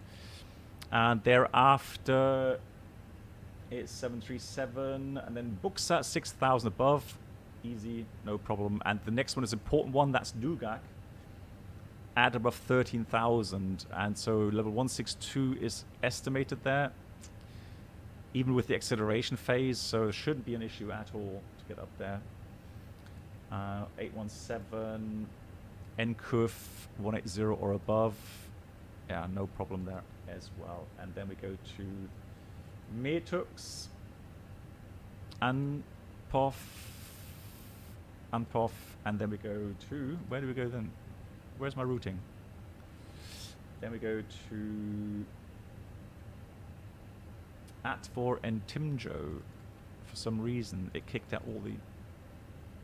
because I didn't enter the transition. That's why. So, there we go. ANPOF.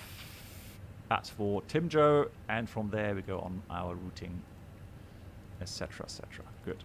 All right, that's all checked. Fantastic. Happy.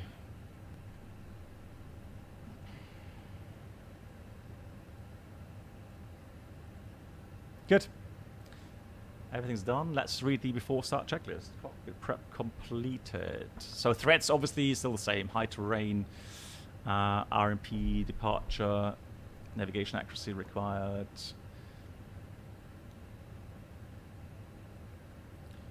Cockpit prep completed, signs are on and auto. Fuel quantity is 6,030 kilograms. Altimeters 1001 at 1140. Check 3 times. Below the line, windows, doors. Closed, closed, closed, closed. The beacon is on. Thrust levers, idle, and parking brake is on before start check is completed.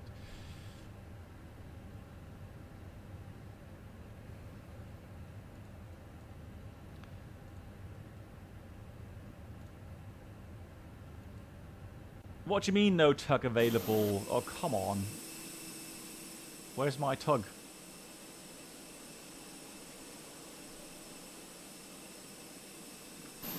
Can we do Shift P? Let's try that.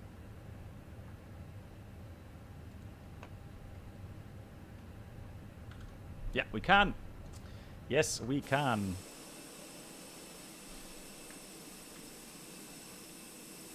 There's no traffic around.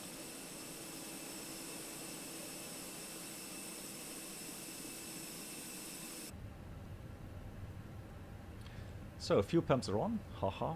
APU bleed is on. To start.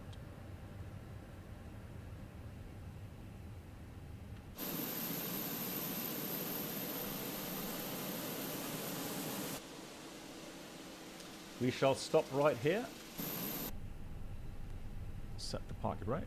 Hold on, where is it? There it is. Parking brake on. It's a tug-free zone. No, it's not.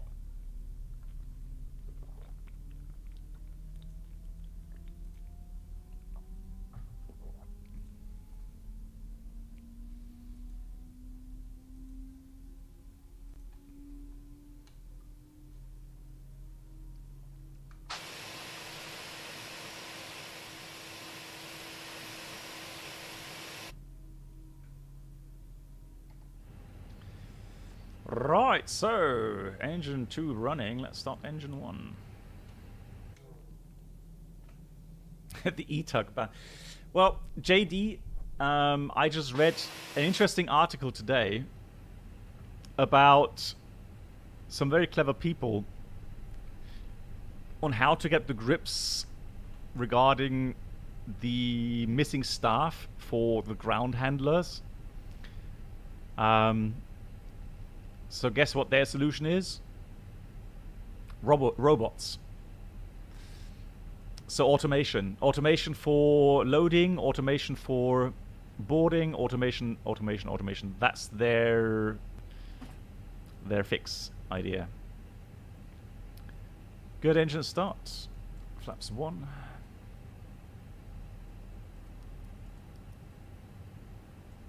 Trim up 0.1, rudder trim 0, and the flight control check. Up, down, neutral, left, right, neutral, rudder left, right, neutral. What's happening there? After start checklist, anti-ice is off, not required right now. Ecom status check. The trim is at. Look at fuel prediction here is, oh, it doesn't, oh yeah, it's 28.1%, perfect, set 0 after set check was completed. Queenstown traffic, Air New Zealand 718 is taxiing to the threshold via Alpha at Queenstown. Well, it's going to be Alpha 4. Brakes off.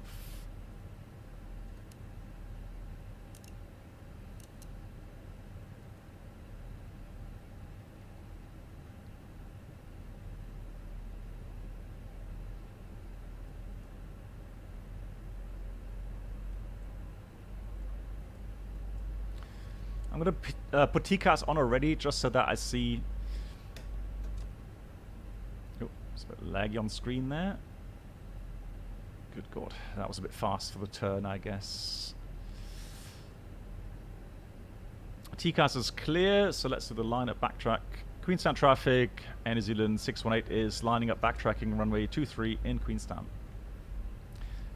Yeah, this is New Zealand, Queenstown. Absolutely beautiful. So this side is clear, and this side is clear as far as I can see. Line up backtrack. Yeah, JD, I know. Same in Germany, really. So Frankfurt, it's got, well, Düsseldorf has an absolute nightmare.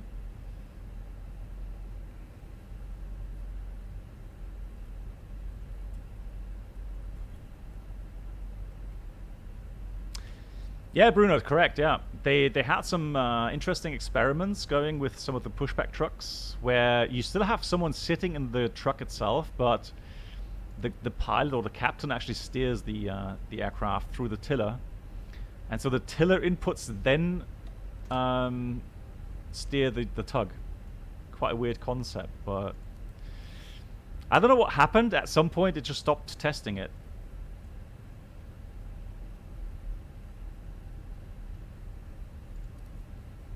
Probably get some terrain warning after takeoff. We'll see. Before takeoff checklist, flight, no, not before takeoff. Yeah, flight controls checked. Takeoff setting, config 1 plus F. Takeoff speed flex 116, 140, 140, and Toga power. Incoming or takeoff, no blue. Down to the line.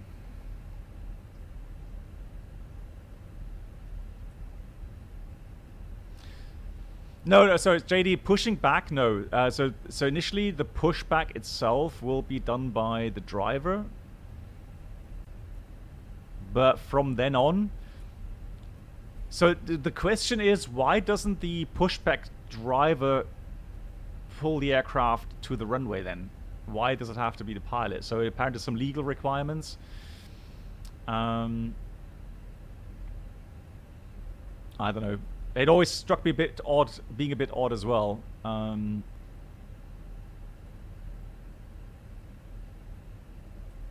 the idea would be behind that to have the engines shut down until you reach a point near the runway, where you would then go and switch on the engines.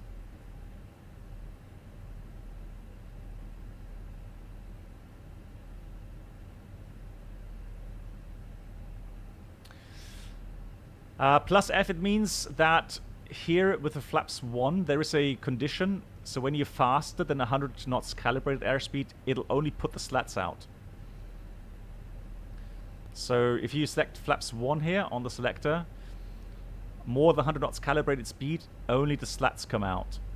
And then it's just 1. So the 1 plus F means that not only the slats are out, but also the flaps are out by 1 setting.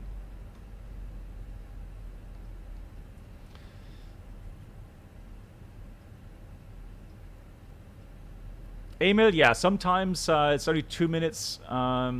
So if the engines have already been running before and that you didn't have more than 2 hours of a break in between, then normally 2 minutes is perfectly fine. And there is, depending on the engine, there isn't even a time limit. It's more an engine oil temperature limit. And then sometimes the IAE, for example, you need 5 minutes if they've been switched off for more than 2 hours, etc., etc. So lots of different limits on that, depending on the engine type.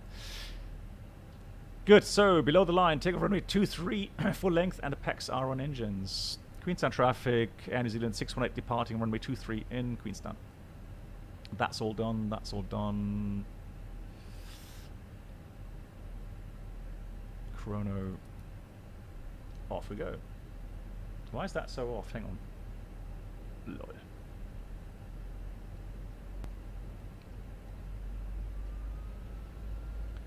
Takeoff. Mantoga SRS, auto thrust blue. Takeoff thrust set.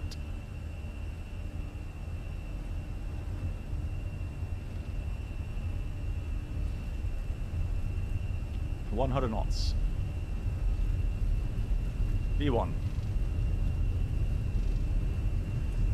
Rotate. pause rate. Gear up. Enough.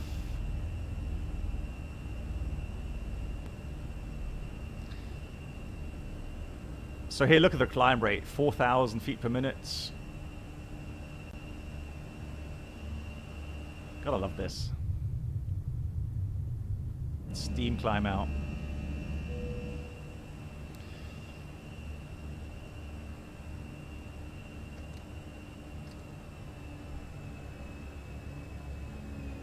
So thrust climb out magenta, so 9,000 auto thrust.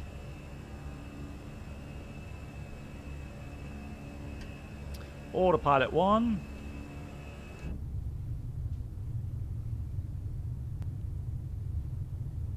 Absolutely beautiful.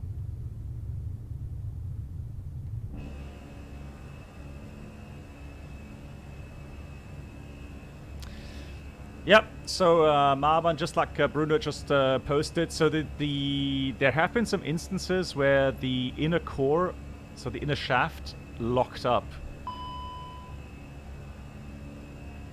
Lol. Command your flight. I've had that before. That is a simulator issue. There we go. It disappears again.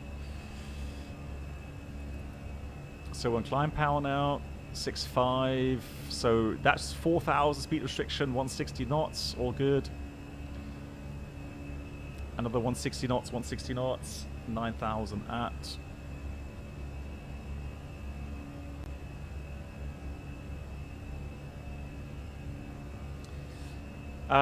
Hey Captain Alex, I have currently displays multi-threading is on, and I have my render on the Intel UHD graphics set.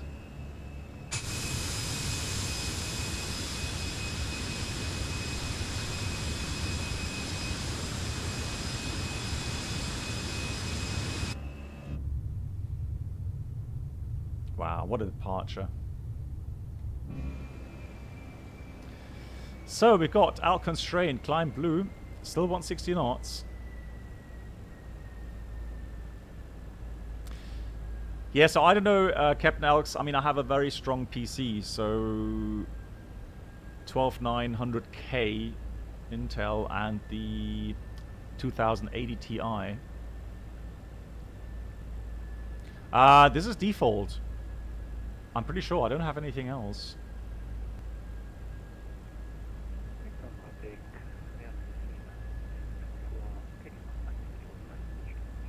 Or I bought it so long ago that I forgot. I don't know.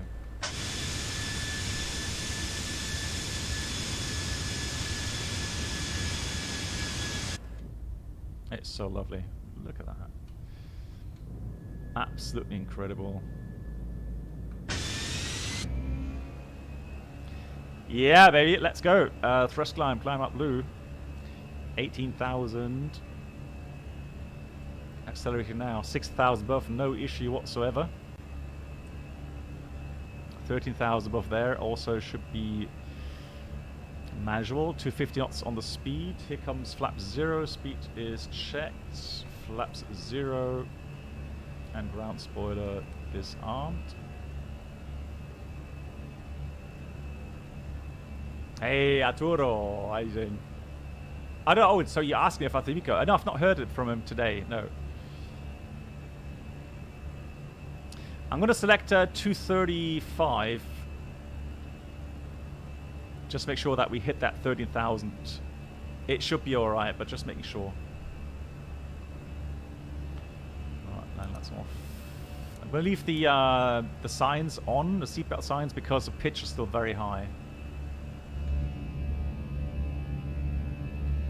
So Swiss Tony, you said you had NZ mesh. It was basically the same, so you uninstalled it. Okay, I don't think I have it, no.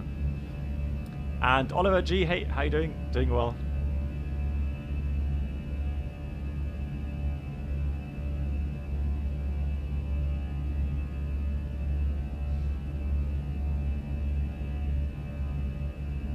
Yes, FI. That's what. Oops, that's what I think as well. Yeah. It's more a ATC restriction with the arrival routes. Okay, so I'm going to go 250 on the speed again because we still have a tight turn to do. If we accelerate to 300 knots or something, maybe then we're just drifting outside of that. Altimeter's standard 13.5. Set and checked.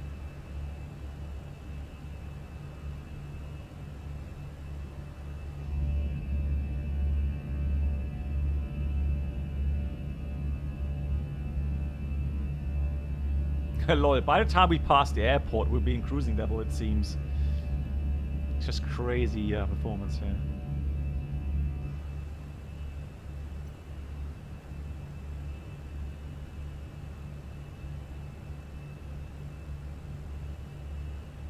Alright, continue climb.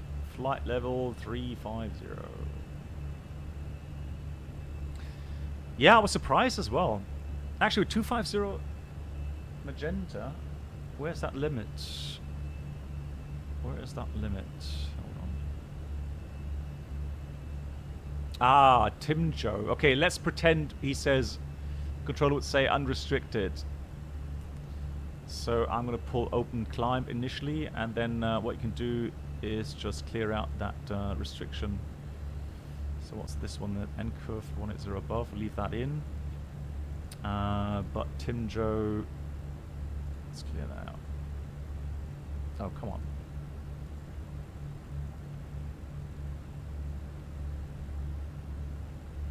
And then we can go back to managed. Climb, out blue, 350. What moment was for you as a pilot terrifying? Luckily, to be honest, I wouldn't say anything has been terrifying, but I would say I was terribly impressed by severe turbulence with partial loss of control. Partial meaning for, 2-3 seconds at a time. That was impressive. If you want to call that terrifying, yeah, you can call that terrifying. I would say terribly impressive. So, right, finish the turn. Let's accelerate.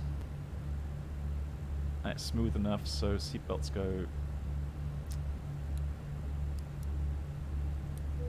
off as well. Beautiful view here. Oh yeah.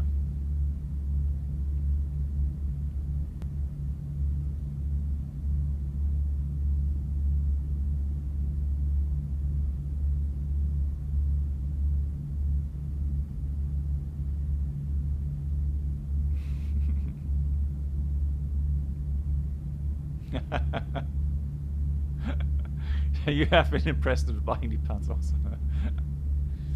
I know, right? Yeah, I agree. I mean, that is incredibly lovely. That is really nice.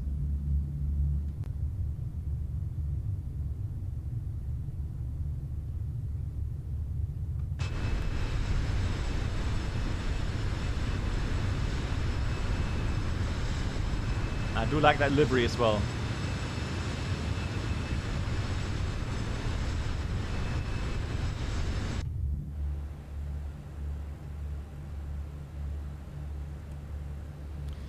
Good. Remaining flight time, it says about 55 minutes. Yeah, 55 minutes. We've done some, we selected random failures anyways. Oops. But what I would like to do though, I mean, I want to do a visual approach in Wellington if the weather permits that.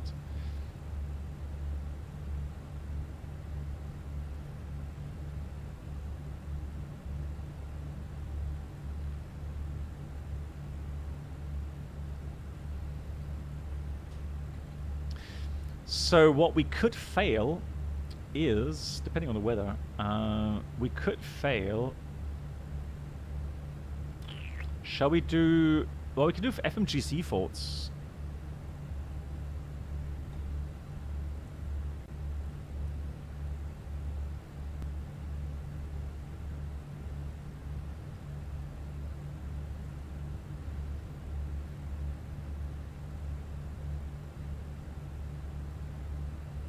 Again, yeah, I was just thinking, okay, alright, not again then.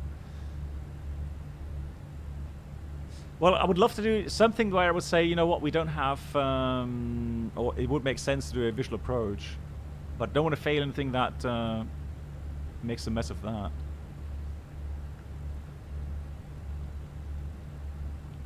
Although, hang on, Bruno, did we have MCDU 1 and 2 faults?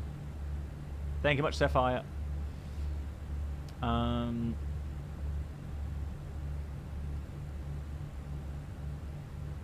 Oh no, broken 2000. No.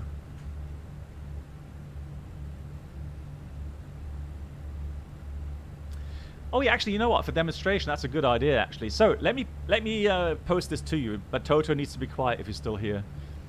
Guys, what happens if Pitot 1 gets blocked now? What happens if we block Pitot 1?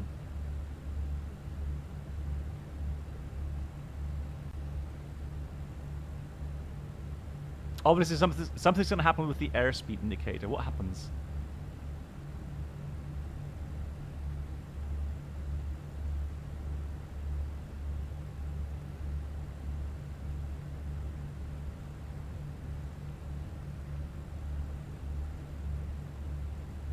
No, it doesn't go automatically back up, no. So let's block the captain's pitot, alright? Let's look what happens. So look at the speed scale. Well, so what's the indication? Is a measurement, a difference between the dynamic and the static pressure. Right? So, since the pitot is blocked and the static decreases, the differential goes up. That means the airspeed will increase. And that's exactly what you're seeing right now. Now, one thing though, what's not correct, I mean, we're using autopilot 1. I don't know why, well, it's pitching up a little bit now. No, it's not. I don't know why isn't it maintaining the speed.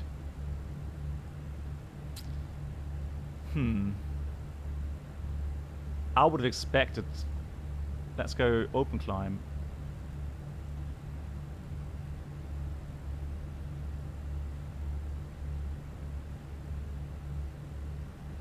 Yeah, sorry. Yeah, I call it dynamic.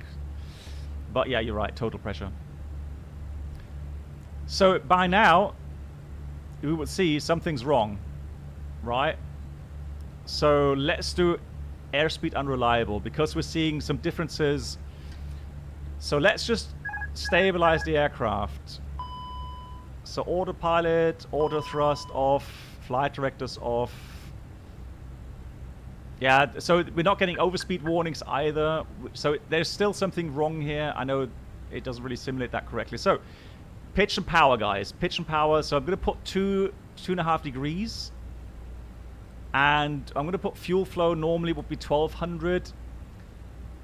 Here it's going to be 900 because of that difference in so the flight path angle on.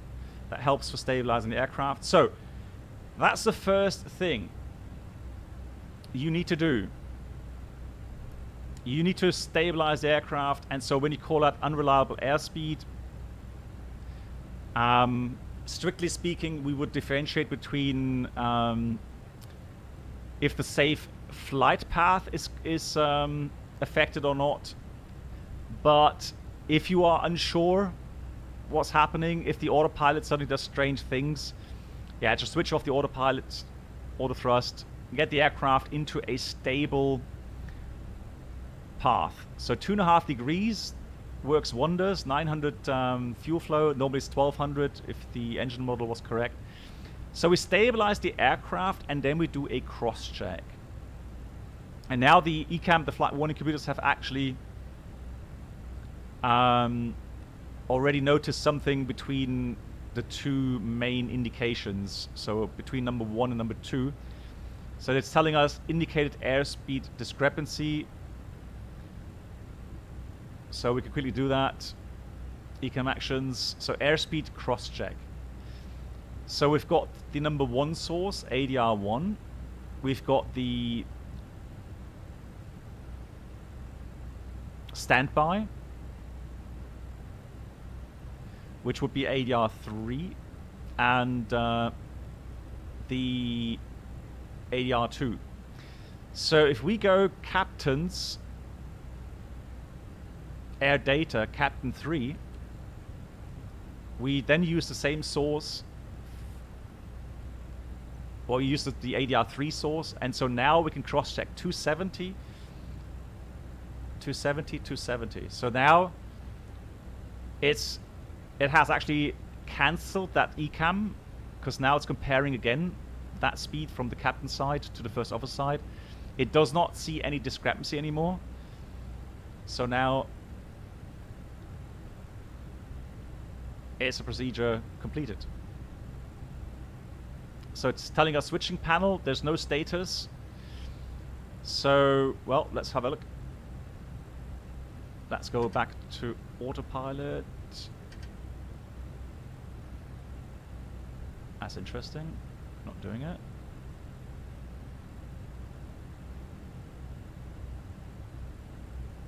Pretty sure it should do that. Should allow me to.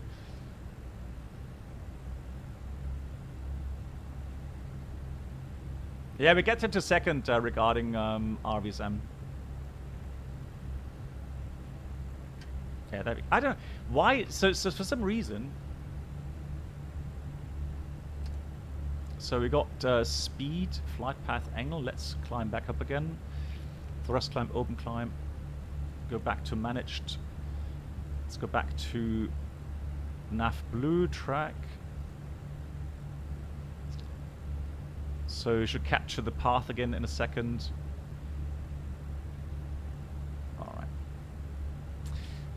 Alright. So what's the requirement, Chisco, since you do ask that question? So you tell me, what's the requirement regarding RVSM? What do we need to fly in RVSM? How many different air data sources do we need? Ah, there we go. And also you need an autopilot system with altitude hold function.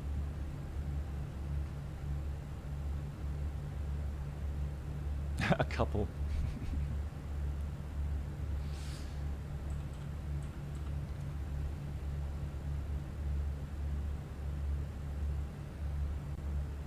And alert, yes, exactly. Yeah, you were very knowledgeable. Exactly. We need alerter as well, yeah.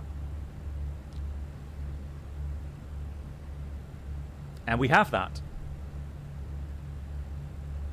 Yeah, we still have TCAS, so you tell me, are we allowed to continue or not in RVSM?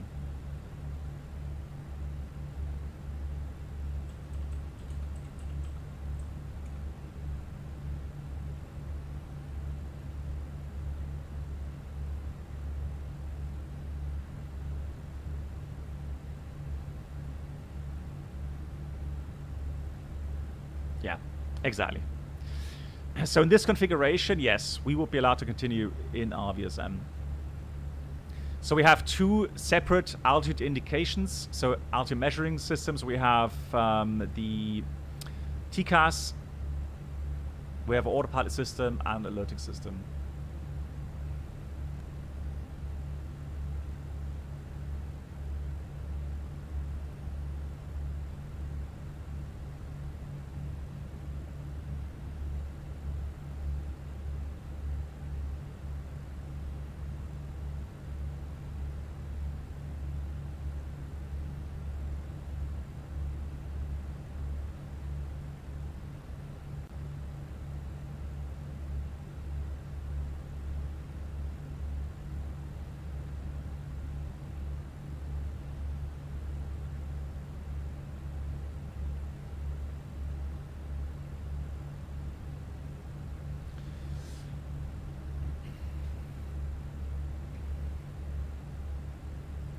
So one thing's missing, flight directors should be back on. There we go.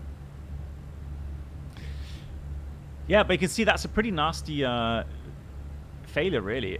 I can tell you what's also nasty if you're an IMC, if you have a drifting IR unit. That can really really put you off. 2,000 feet to go.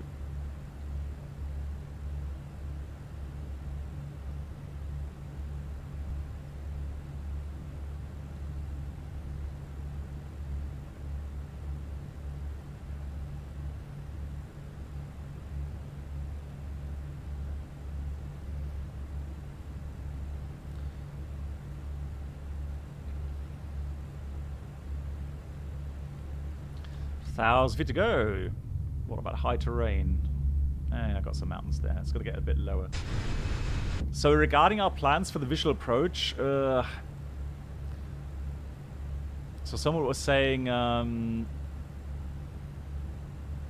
posting the weather. So we've got broken 2000. That's got to be pretty tough for a visual approach, to be honest.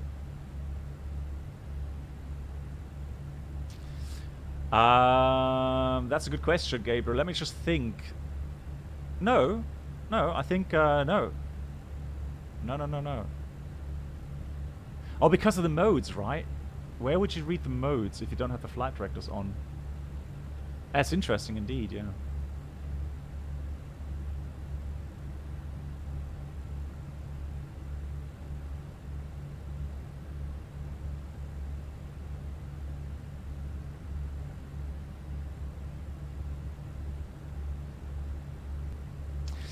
But, I mean, it's just like here. So, for example, look, I can switch off the flight directors. So we still have the modes indicating. So I don't know how the Boeings would do that. At start. On Collins, it won't let you disable the flight director while... Oh, okay, interesting. Oh, okay. Yeah, the problem is, though, so... These indications here, at least for the Airbus, these are not valid indications in the sense of the modes actually operating. So the only indication regarding the modes is your prime flight display. There are certain electric failures where you can actually lose the lighting on the panel. So you can't see whether or not the autopilot is engaged on the panel itself, but you can see that on here on the prime flight display. So on the 747-400, you can, yeah, I remember, I think the 737 Classics, you could also switch off the flight directors, and you could still fly, LNAV, VNAV, but I may be wrong, so it's a long time ago.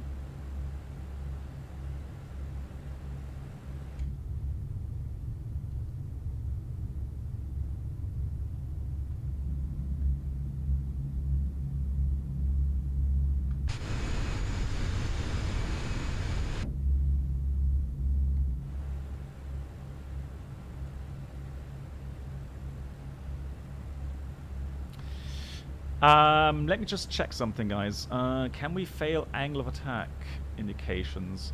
Not that I would do that today, because I would then prepare something, a real-world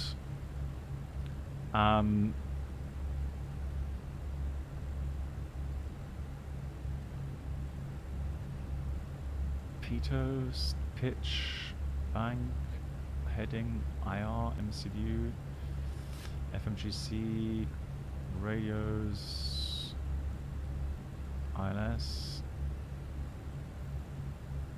Yeah, okay. Yeah, that's a shame. So the angle of attack, that would be really cool if you could fail 2 of the 3 angle of attack sensors.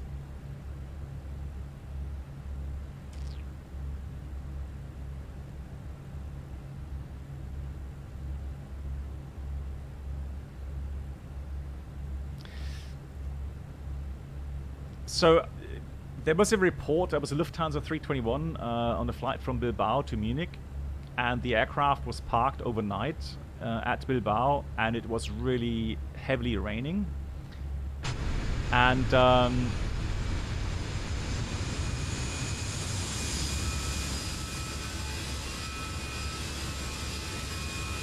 so there's 2 angle of attack. Oh, sorry. Yeah, I hope that's a bit better. So You can see 2 angle of attack indicators here. And there's one more on this side. There.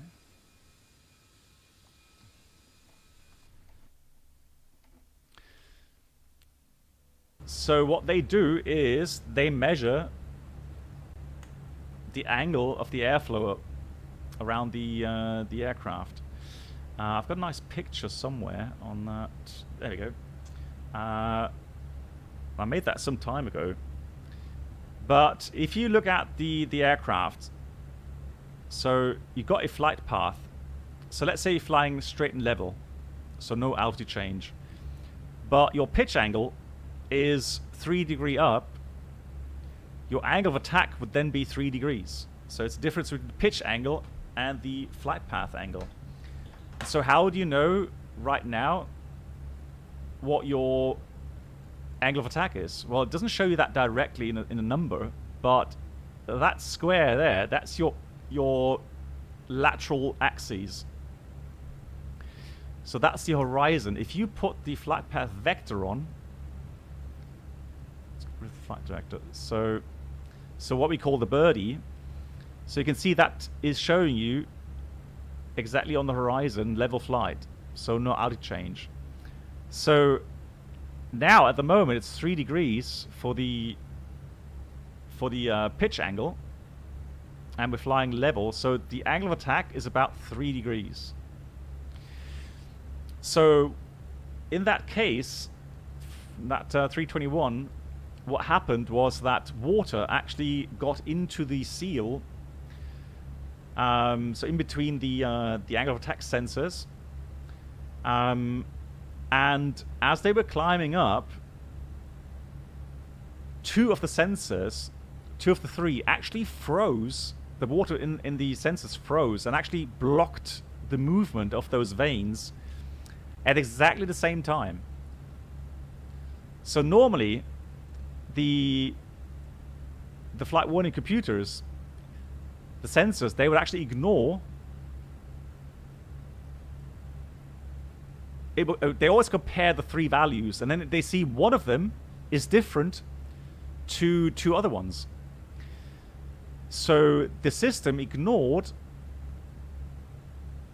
the angle of attack information from the one that was actually indicating correctly, while it was accepting the 2 false indications because they had the same value. So at some point, exactly, they measured a critical angle of attack, and the protection system pitched the nose down.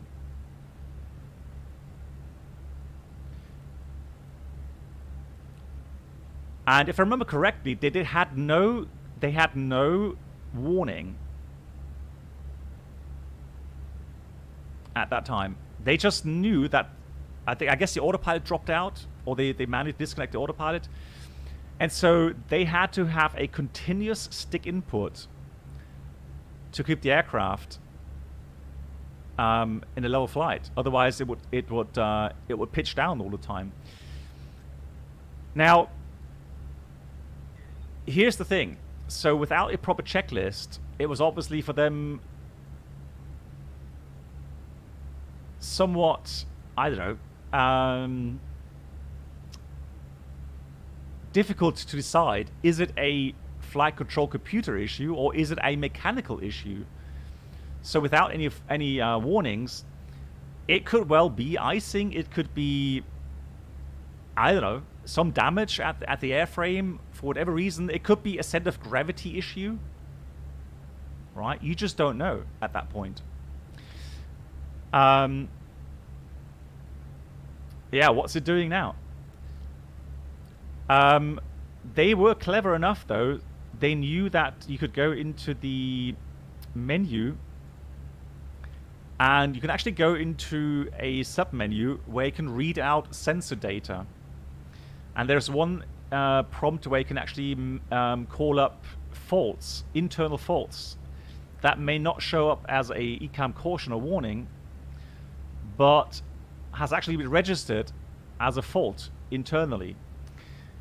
And so there, they actually found that note where one of the angle of attack vanes was indicating as faulty.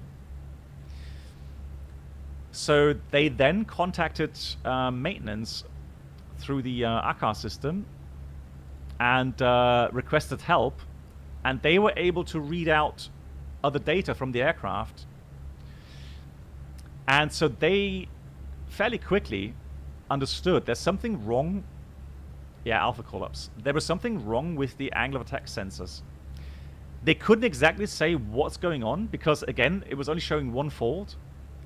But they suggested to switch off 2 of the 3 ADRs.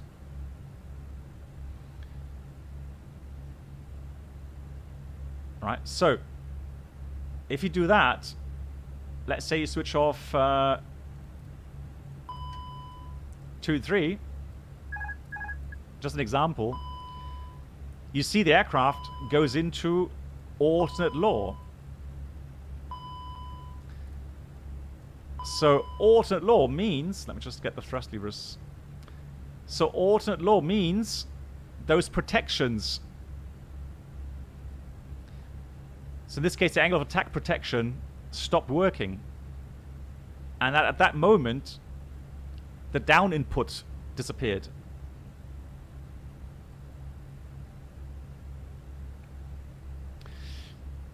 Yeah, if you switch off all 3, obviously, then you get into the... But you would not do that.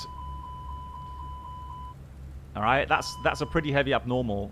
You will not do that if you have, you know, valid indications somewhere. So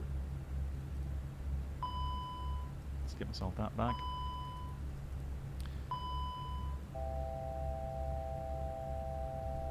Yeah, but there we go. So as a demonstration.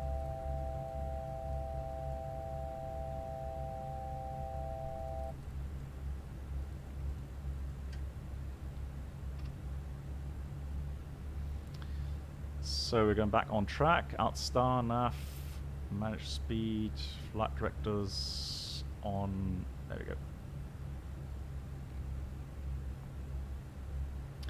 Yeah, we switched to ADR3, correct. Yeah, because of that failure. All right, cool. So, no, we're not, no, the Qantas 332, the A380 I think you're referring to, that was a completely different matter. That was another really complicated failure. No, that was, let me give you the link for that. Hold on. If you are interested.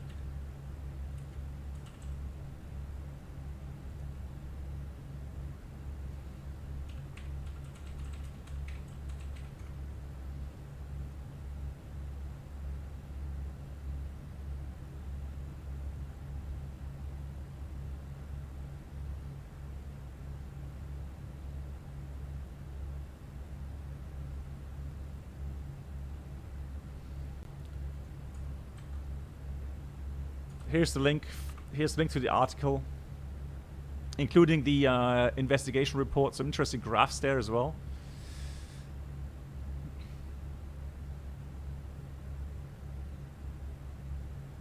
So the autopilot unexpectedly lowered the nose and entered ascent, reaching 4,000 feet per minute descent rate. That's quite hefty. The flight crew was able to stop the descent at flight level 270. Etc., etc. And then, so the loss of altitude had been caused by 2 angle of attack sensors having frozen in their positions during climb. There you go. So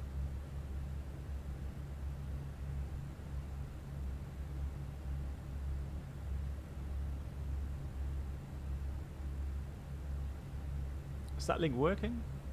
Yeah.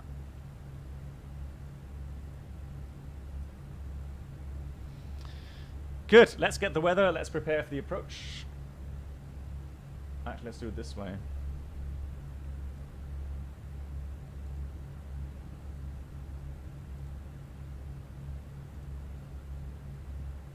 Excuse me. Hello?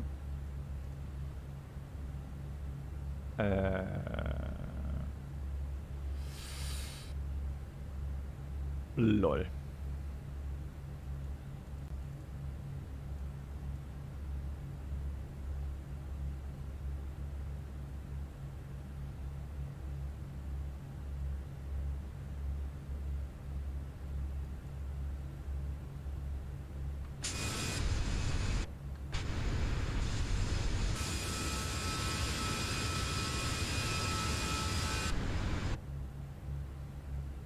do that again. Let's try this way. No. Let me try the iPad, see if that works.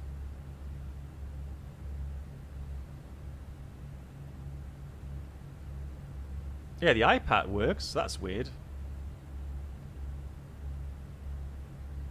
How strange.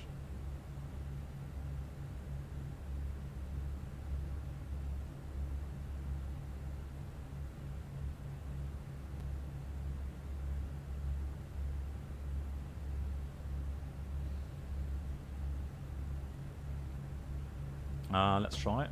Hold on.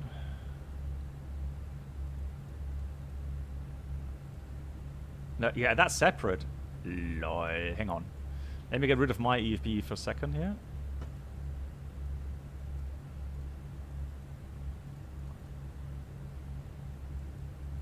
Ah.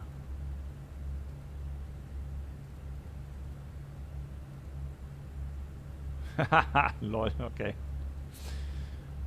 I'm just. Is that does that do something with the failure that we've got? It is separate, yeah.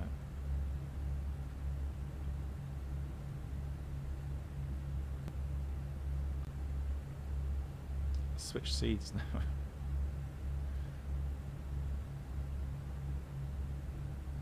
So we've got 180, 14, etc., etc., etc. All right. So I will do the calculations on my iPad itself and just enter the values here.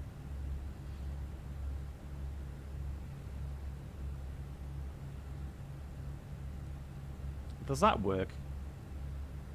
Lol, so I could show you the iPad. How weird.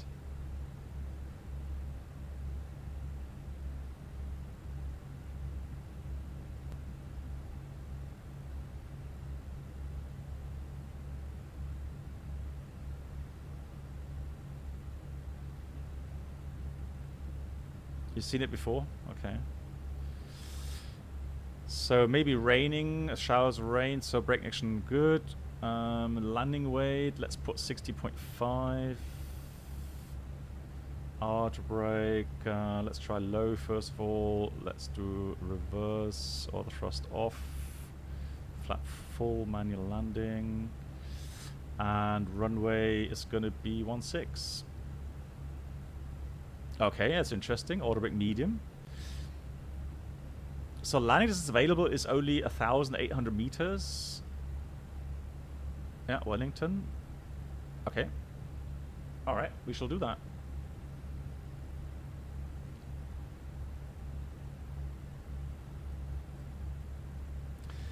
Sapphire, yeah, I don't know why. I did not even know that AirPlay is actually... I thought it's a Windows program. I did not realize it's actually payware.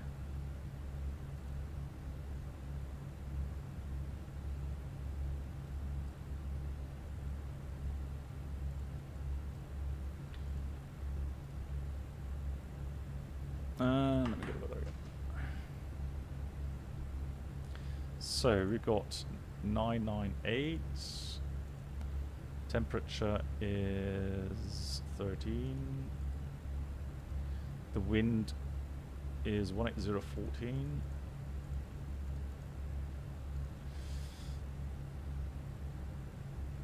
And the minimums. So let's do that. Minimums. Right, let's do AI. Let's approach, then 16. If we do get visual, we may switch visual. Although, no, that airport is actually surrounded by higher terrain.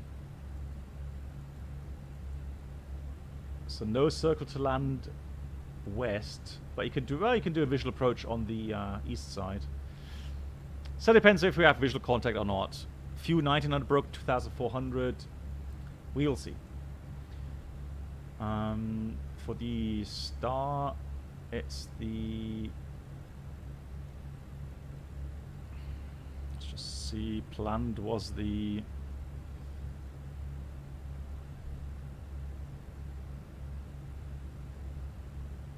The Wards 3 Bravo.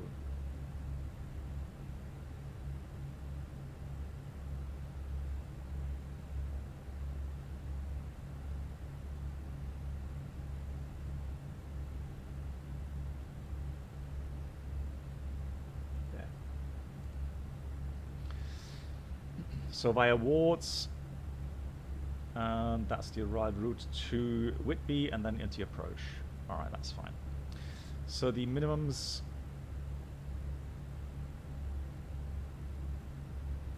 Am I using some 8K textures? No. I don't think so. Cat 1 minimum straight in is 300 feet. There we go. So 300 feet it is.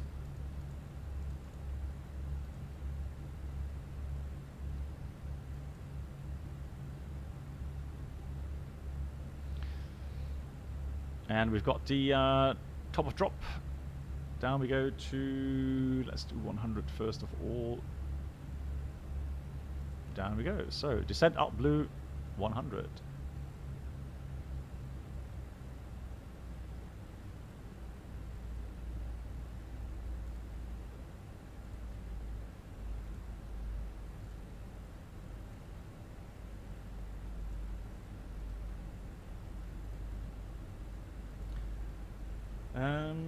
We'll have Wellington on the RatNav, W November in there. No beacons, missed approach, all fine. And order break medium, we said. I'm just going to check the airport info again. Just to make sure that we have, yeah, 1800 meters. Fairly short runway. I'm just, what, have we never been to Wellington here? Exactly, Oliver, yeah. So like Bruno says, if you're doing a category 2 or category 3 approach, then you use decision height, otherwise it's just MDA. Altitude.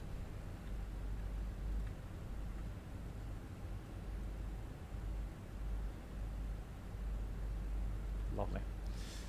Now, why is my EFB failed?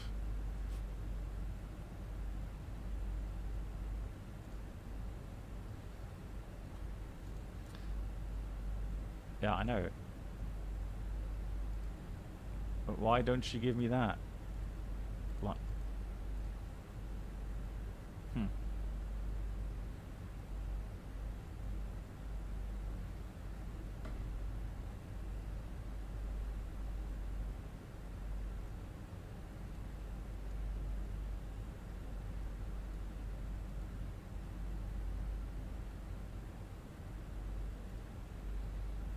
Well, it would take ages for the discharge.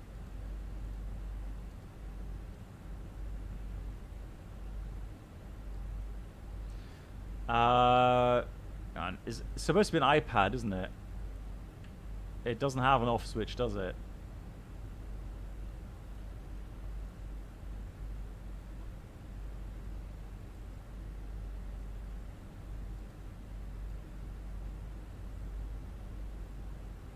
Well, you can't get into the settings menu. Yeah, I've already done that. No, I can't. So I can't go into settings. Nothing works. The RMP X-ray. Well, that's for the other runway. I'm pretty sure we've got strong wind from the south, so we can't do the RMP X-ray, unfortunately. Oh,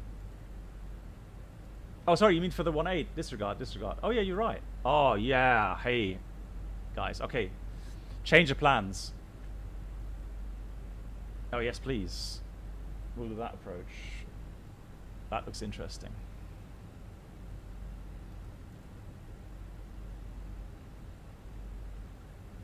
Yeah, thanks for the tip regarding settings. I can't get into settings.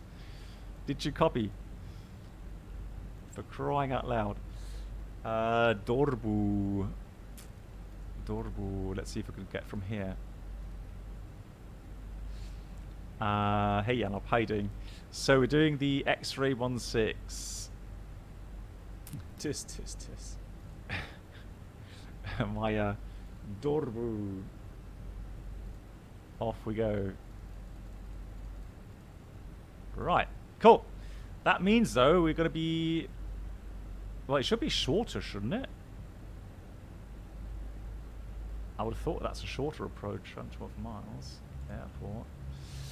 Alright, let's go and check the plan mode.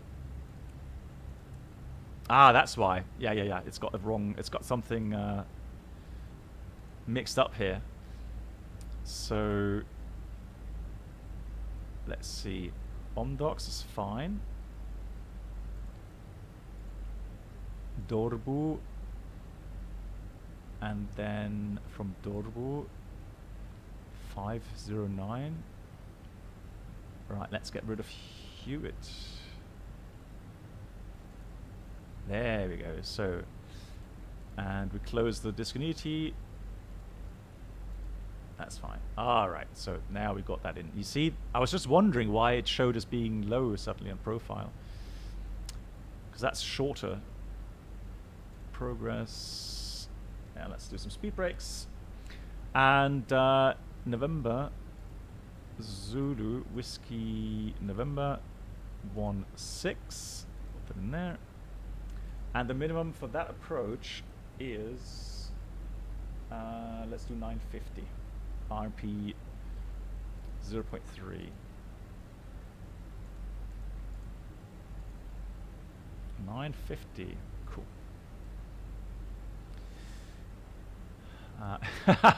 Hold the button, talk to Ziri.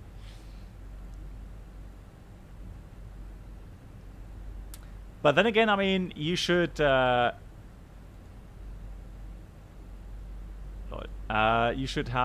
Katie's voice saying, you know, imitating Siri.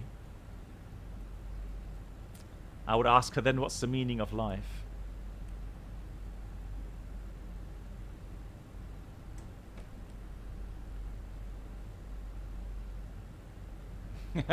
Siri will come in the next update. I hope not.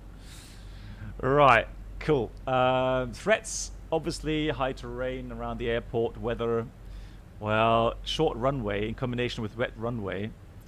But we ought to check the arrival performance. So orbit medium gives us a buffer of how much? A buffer of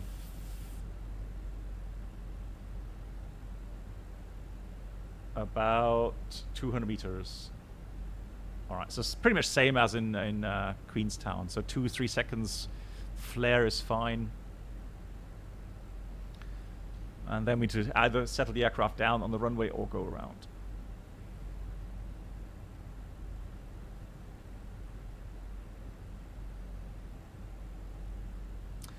Anyone has issues with the mode switch on the FENIX? Keeps flicking back to norm. Well, then you've got something mapped somewhere, Mash. It would be a good idea to go into control, so control options, and then have a look if that's mapped to somewhere, switch or something. Are you using the TCA by any chance? The TCA Airbus quadrant?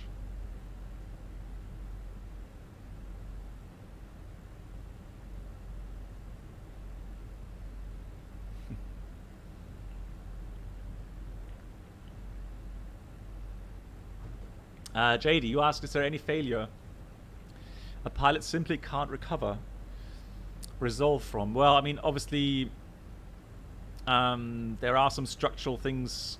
But otherwise, I mean, no. If you have remaining control of the flight controls, some basic control, then yeah, the pilot should be able to recover that. I know there's some aircraft, if you fail all hydraulic systems, that's it. You're pretty much on just differential thrust. And if you're lucky, you have manual pitch trim. If not, if it's still hydraulically powered, then... yeah, that's also true. Surface-to-air missile is something else, but let's keep it to an aircraft itself, so... Yeah, but if you look at the history of things, the amount of times you had an aircraft with such a failure without it prior, you know, being oversped or over-G'd or something. You don't hear that very often.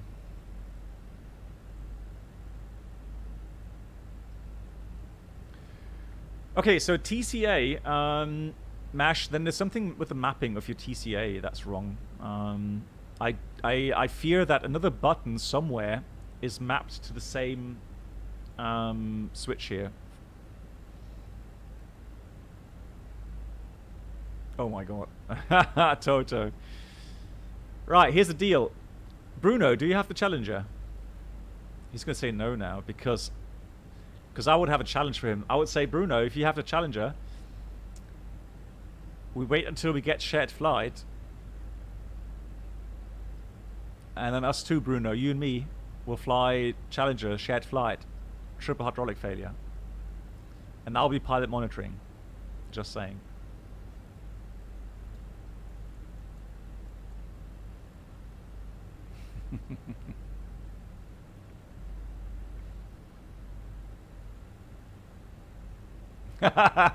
Yeah, like I said, good idea, Toto.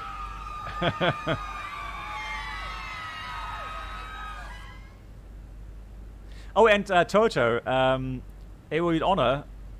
I seriously mean that. It would be an honor if once shared flight works, yeah, to have a shared flight with you here in the Challenger.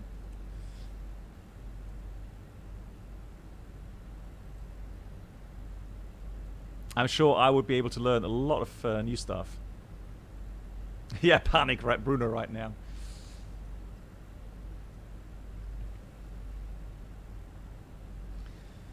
No, Mark's already got a date on the 10th. In the 747-200. Right, seatbelts on.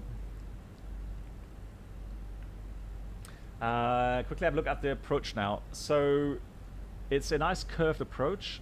Dorbu is the initial approach fix, max 6,000. Then we go 509. We go to 416, and that's 3,000 at 180 knots maximum. And then the final approach point is a ridge, mandatory 2,000 feet. And then we've got a final descent 3 degree down to the runway. Missed approach goes straight ahead to taxi, and we climb 3,000 feet, max 185 knots. Excellent.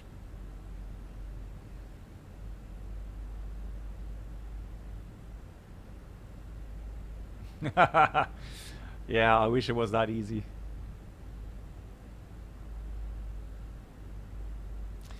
What do you mean, Ectora? Sorry. Where can I find your new thrust? Oh, the thrust levers, you mean? Or hang on, you mean this? This is the Bravo throttle quadrant. So we've got altimeters 998 is set and cross check. I know, but I love these approaches. I just really dislike these standard ILS approaches, and I don't think we're gonna get a visual because the cloud layers are probably pretty low.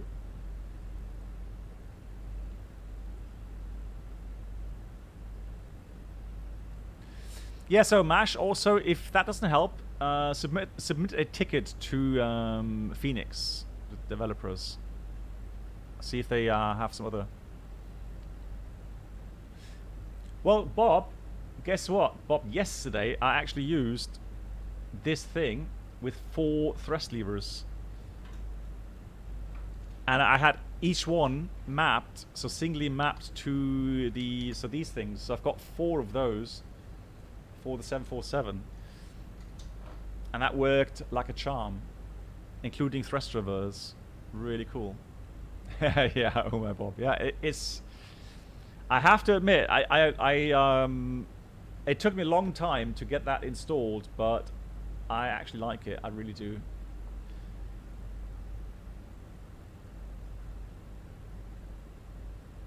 And so once you've mapped everything, so later on with the 737, when going to flight, one more flight from Sydney to Brisbane. Let's continue down to 6,000. I'm gonna switch the thrust levers to the Boeing thrust levers, and yeah. So once everything's set up, once you know you've got your profile stored, that's it. Well, yes, of course. I mean, no, they're not that small. To be honest, yeah, they are smaller than the real ones, but it's all right. It's, you know, to fly here in the sim, that's perfectly all right. But oh, hey, maybe someone of you knows. You know, V1 Simulations, also here on Twitch. He's actually got some larger thrust levers. I don't know where he got them from. Need to ask him. And maybe someone some of you know. When disconnecting autopilot on the side stick, do we hold? No. You just press it twice, quickly. So once, twice, and that's it. You don't hold it.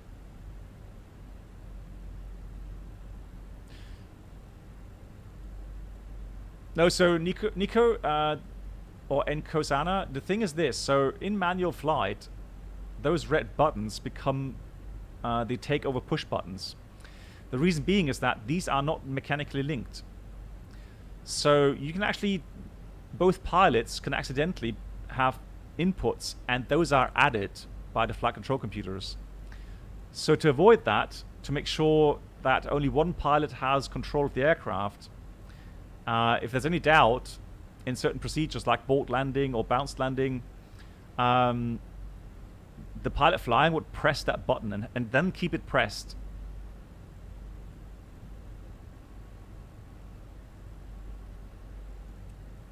But if it's just normal flying, just press that twice, like this, once, twice. That silences the warning as well, and that's it. You're good to go.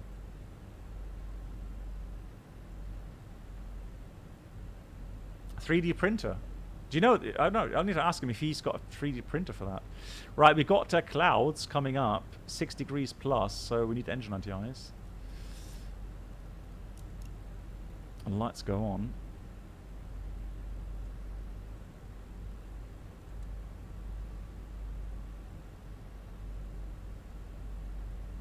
No, he does not. A side stick cam, yeah. Imagine that, Toto. Imagine having a little display there, so you can see the other side stick. Good idea. Okay, Nico, or Enkosana. I'm glad we cleared that up.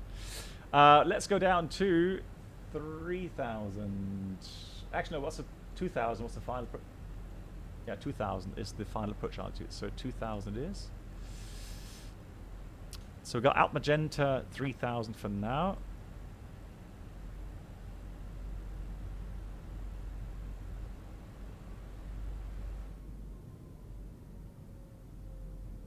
Is it Cat 3 design stuff? Okay, I need to check that.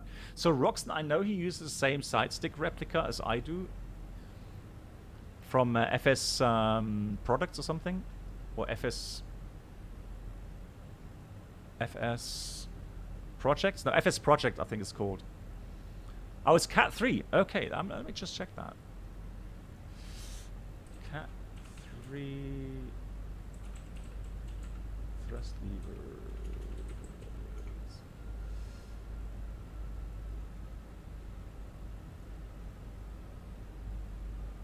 Hold on.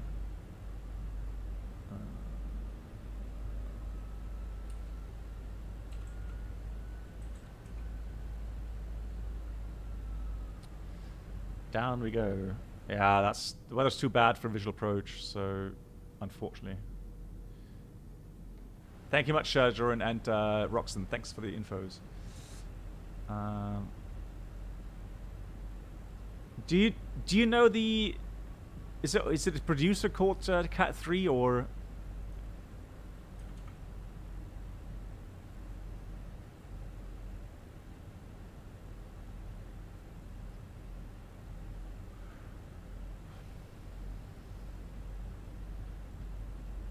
Can't find it anywhere. Now we've got TAT +9, so there shouldn't be any wing icing. Well, we've got to switch off anyways. So making sure we've got 0.3 required, and accuracy is good.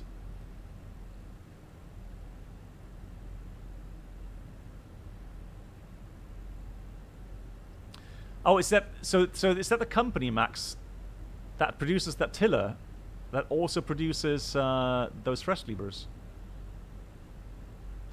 No, so I mean the thrust levers, guys. I don't mean the oh, it does. Okay, yeah.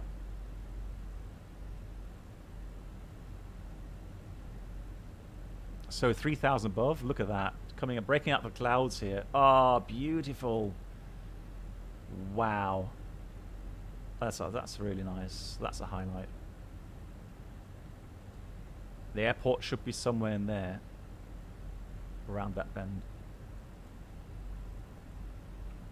No, so yeah, so I was talking about the thrust levers, guys, not the tiller, thrust levers. Here comes flaps 1. Speed is check. Flaps 1. And let's have a look. So the approach phase activates here automatically after that next waypoint. 180 knots maximum, guys. Here comes flaps 2. Speed is check. Flaps 2. What? What are you doing? Easy. Easy there. Yeah, that does look beautiful. Jojo, these are the things I never look for. It's interesting that you look for that. I don't. But good point, I mean. So we got to reach the 2,000 there. Let me put the gear down. So now the approach phase should activate automatically. There we go. And descending down.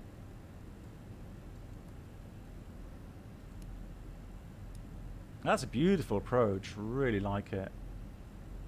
Oh, and the rainbow. How pretty. Lol.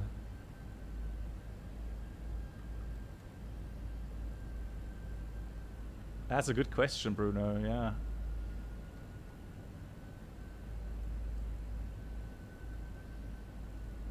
Yeah, that's true. Yeah. I would expect it to be blue as well.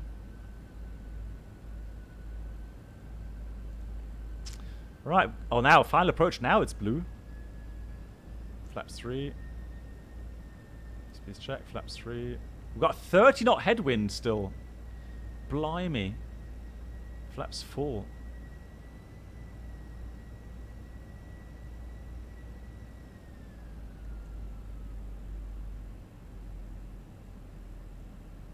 Now it's diving down. Oh, God. Seems to be having issues with the wind, really. 1,000. Come on. Speed. What kind of speed control is that, dear autopilot? Let me do that myself. Manual thrusts. It's not coping well with the wind gust. 1,000's checked. I would say we're fairly stable. So landing schedules, ECAM aim or landing no blue. Wow, look at the weather. Bit fast here. Let's correct that.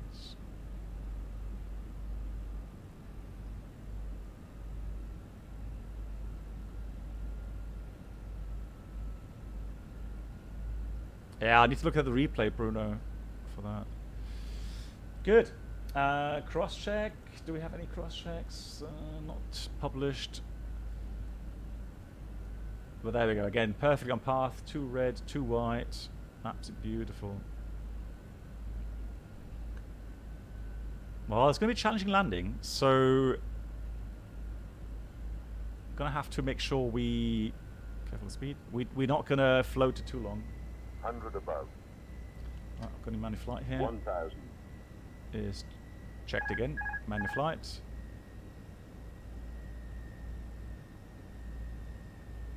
Minimum. Continue.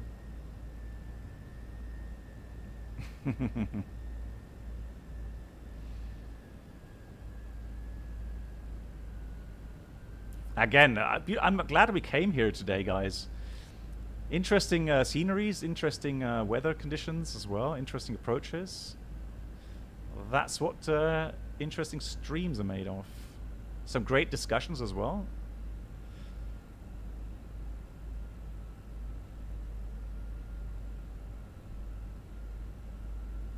I'm glad we got headwind, not crosswind. Imagine having now like 20 knots crosswind with some turbulence. Oh, and there we go. That would be nasty. 400. Right, just get slightly higher. Let's correct that. 300.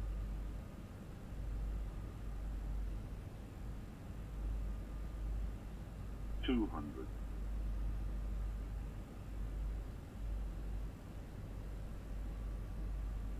100. 40. 30.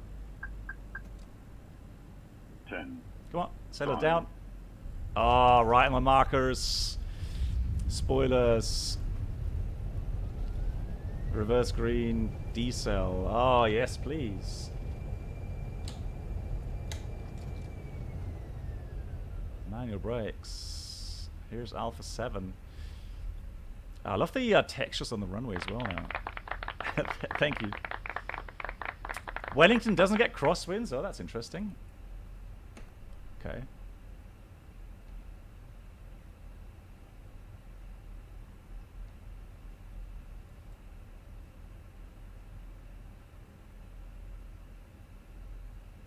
Good night, Black Box. Lilo Pilot, thanks for watching. Thank you so much. Oh, I didn't need to call in. I need to call in because it's actually on VATSIM. Tisk. But nobody's flying here at the moment. It's really quiet. I mean, it's middle of the night down here anyway, so I wouldn't have expected anyone to be here. Put that off. But yeah, lovely approach. Love it. Really nice. Where do we go from here? Which parking spot? Let's go to the right.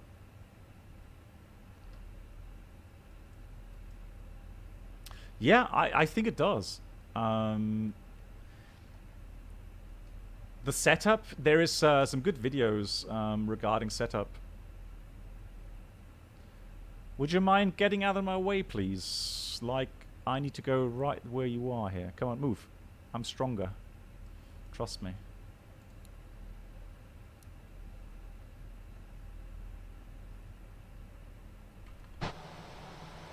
Ah, it's gone. He chickened out. Good for him. Yeah, I'm surprised. So this is Flight Beam Studios. And yes, I am surprised as well. It does look very nice indeed. We can have a look at the scenery in a minute regarding the interior as well.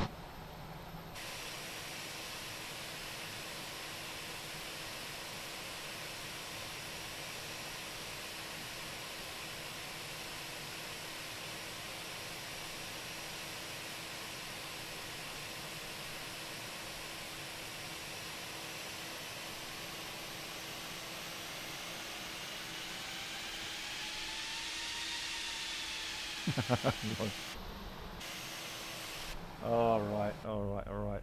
Bad parking here. All those viewpoints. So 3 minutes after touchdown, we'll say we'll have it. It is indeed joy to fly around in. Yeah, I fully agree.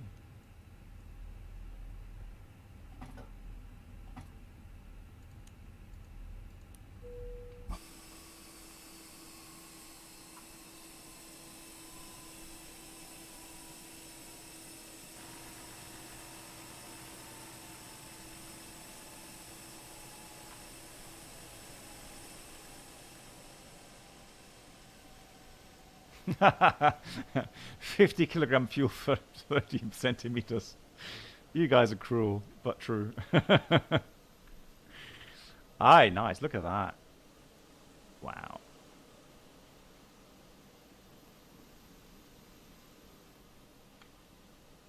Pretty neat. Has anybody been here? I'm intrigued. Virtual fuel, yeah.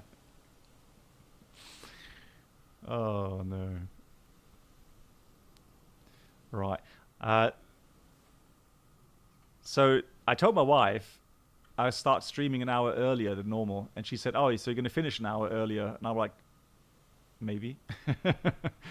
So we got one more flight to do. Let's see. I hope it's not going to be too long from Sydney to Brisbane. It was 400 miles. What's Qantas ICAO code? Anybody know?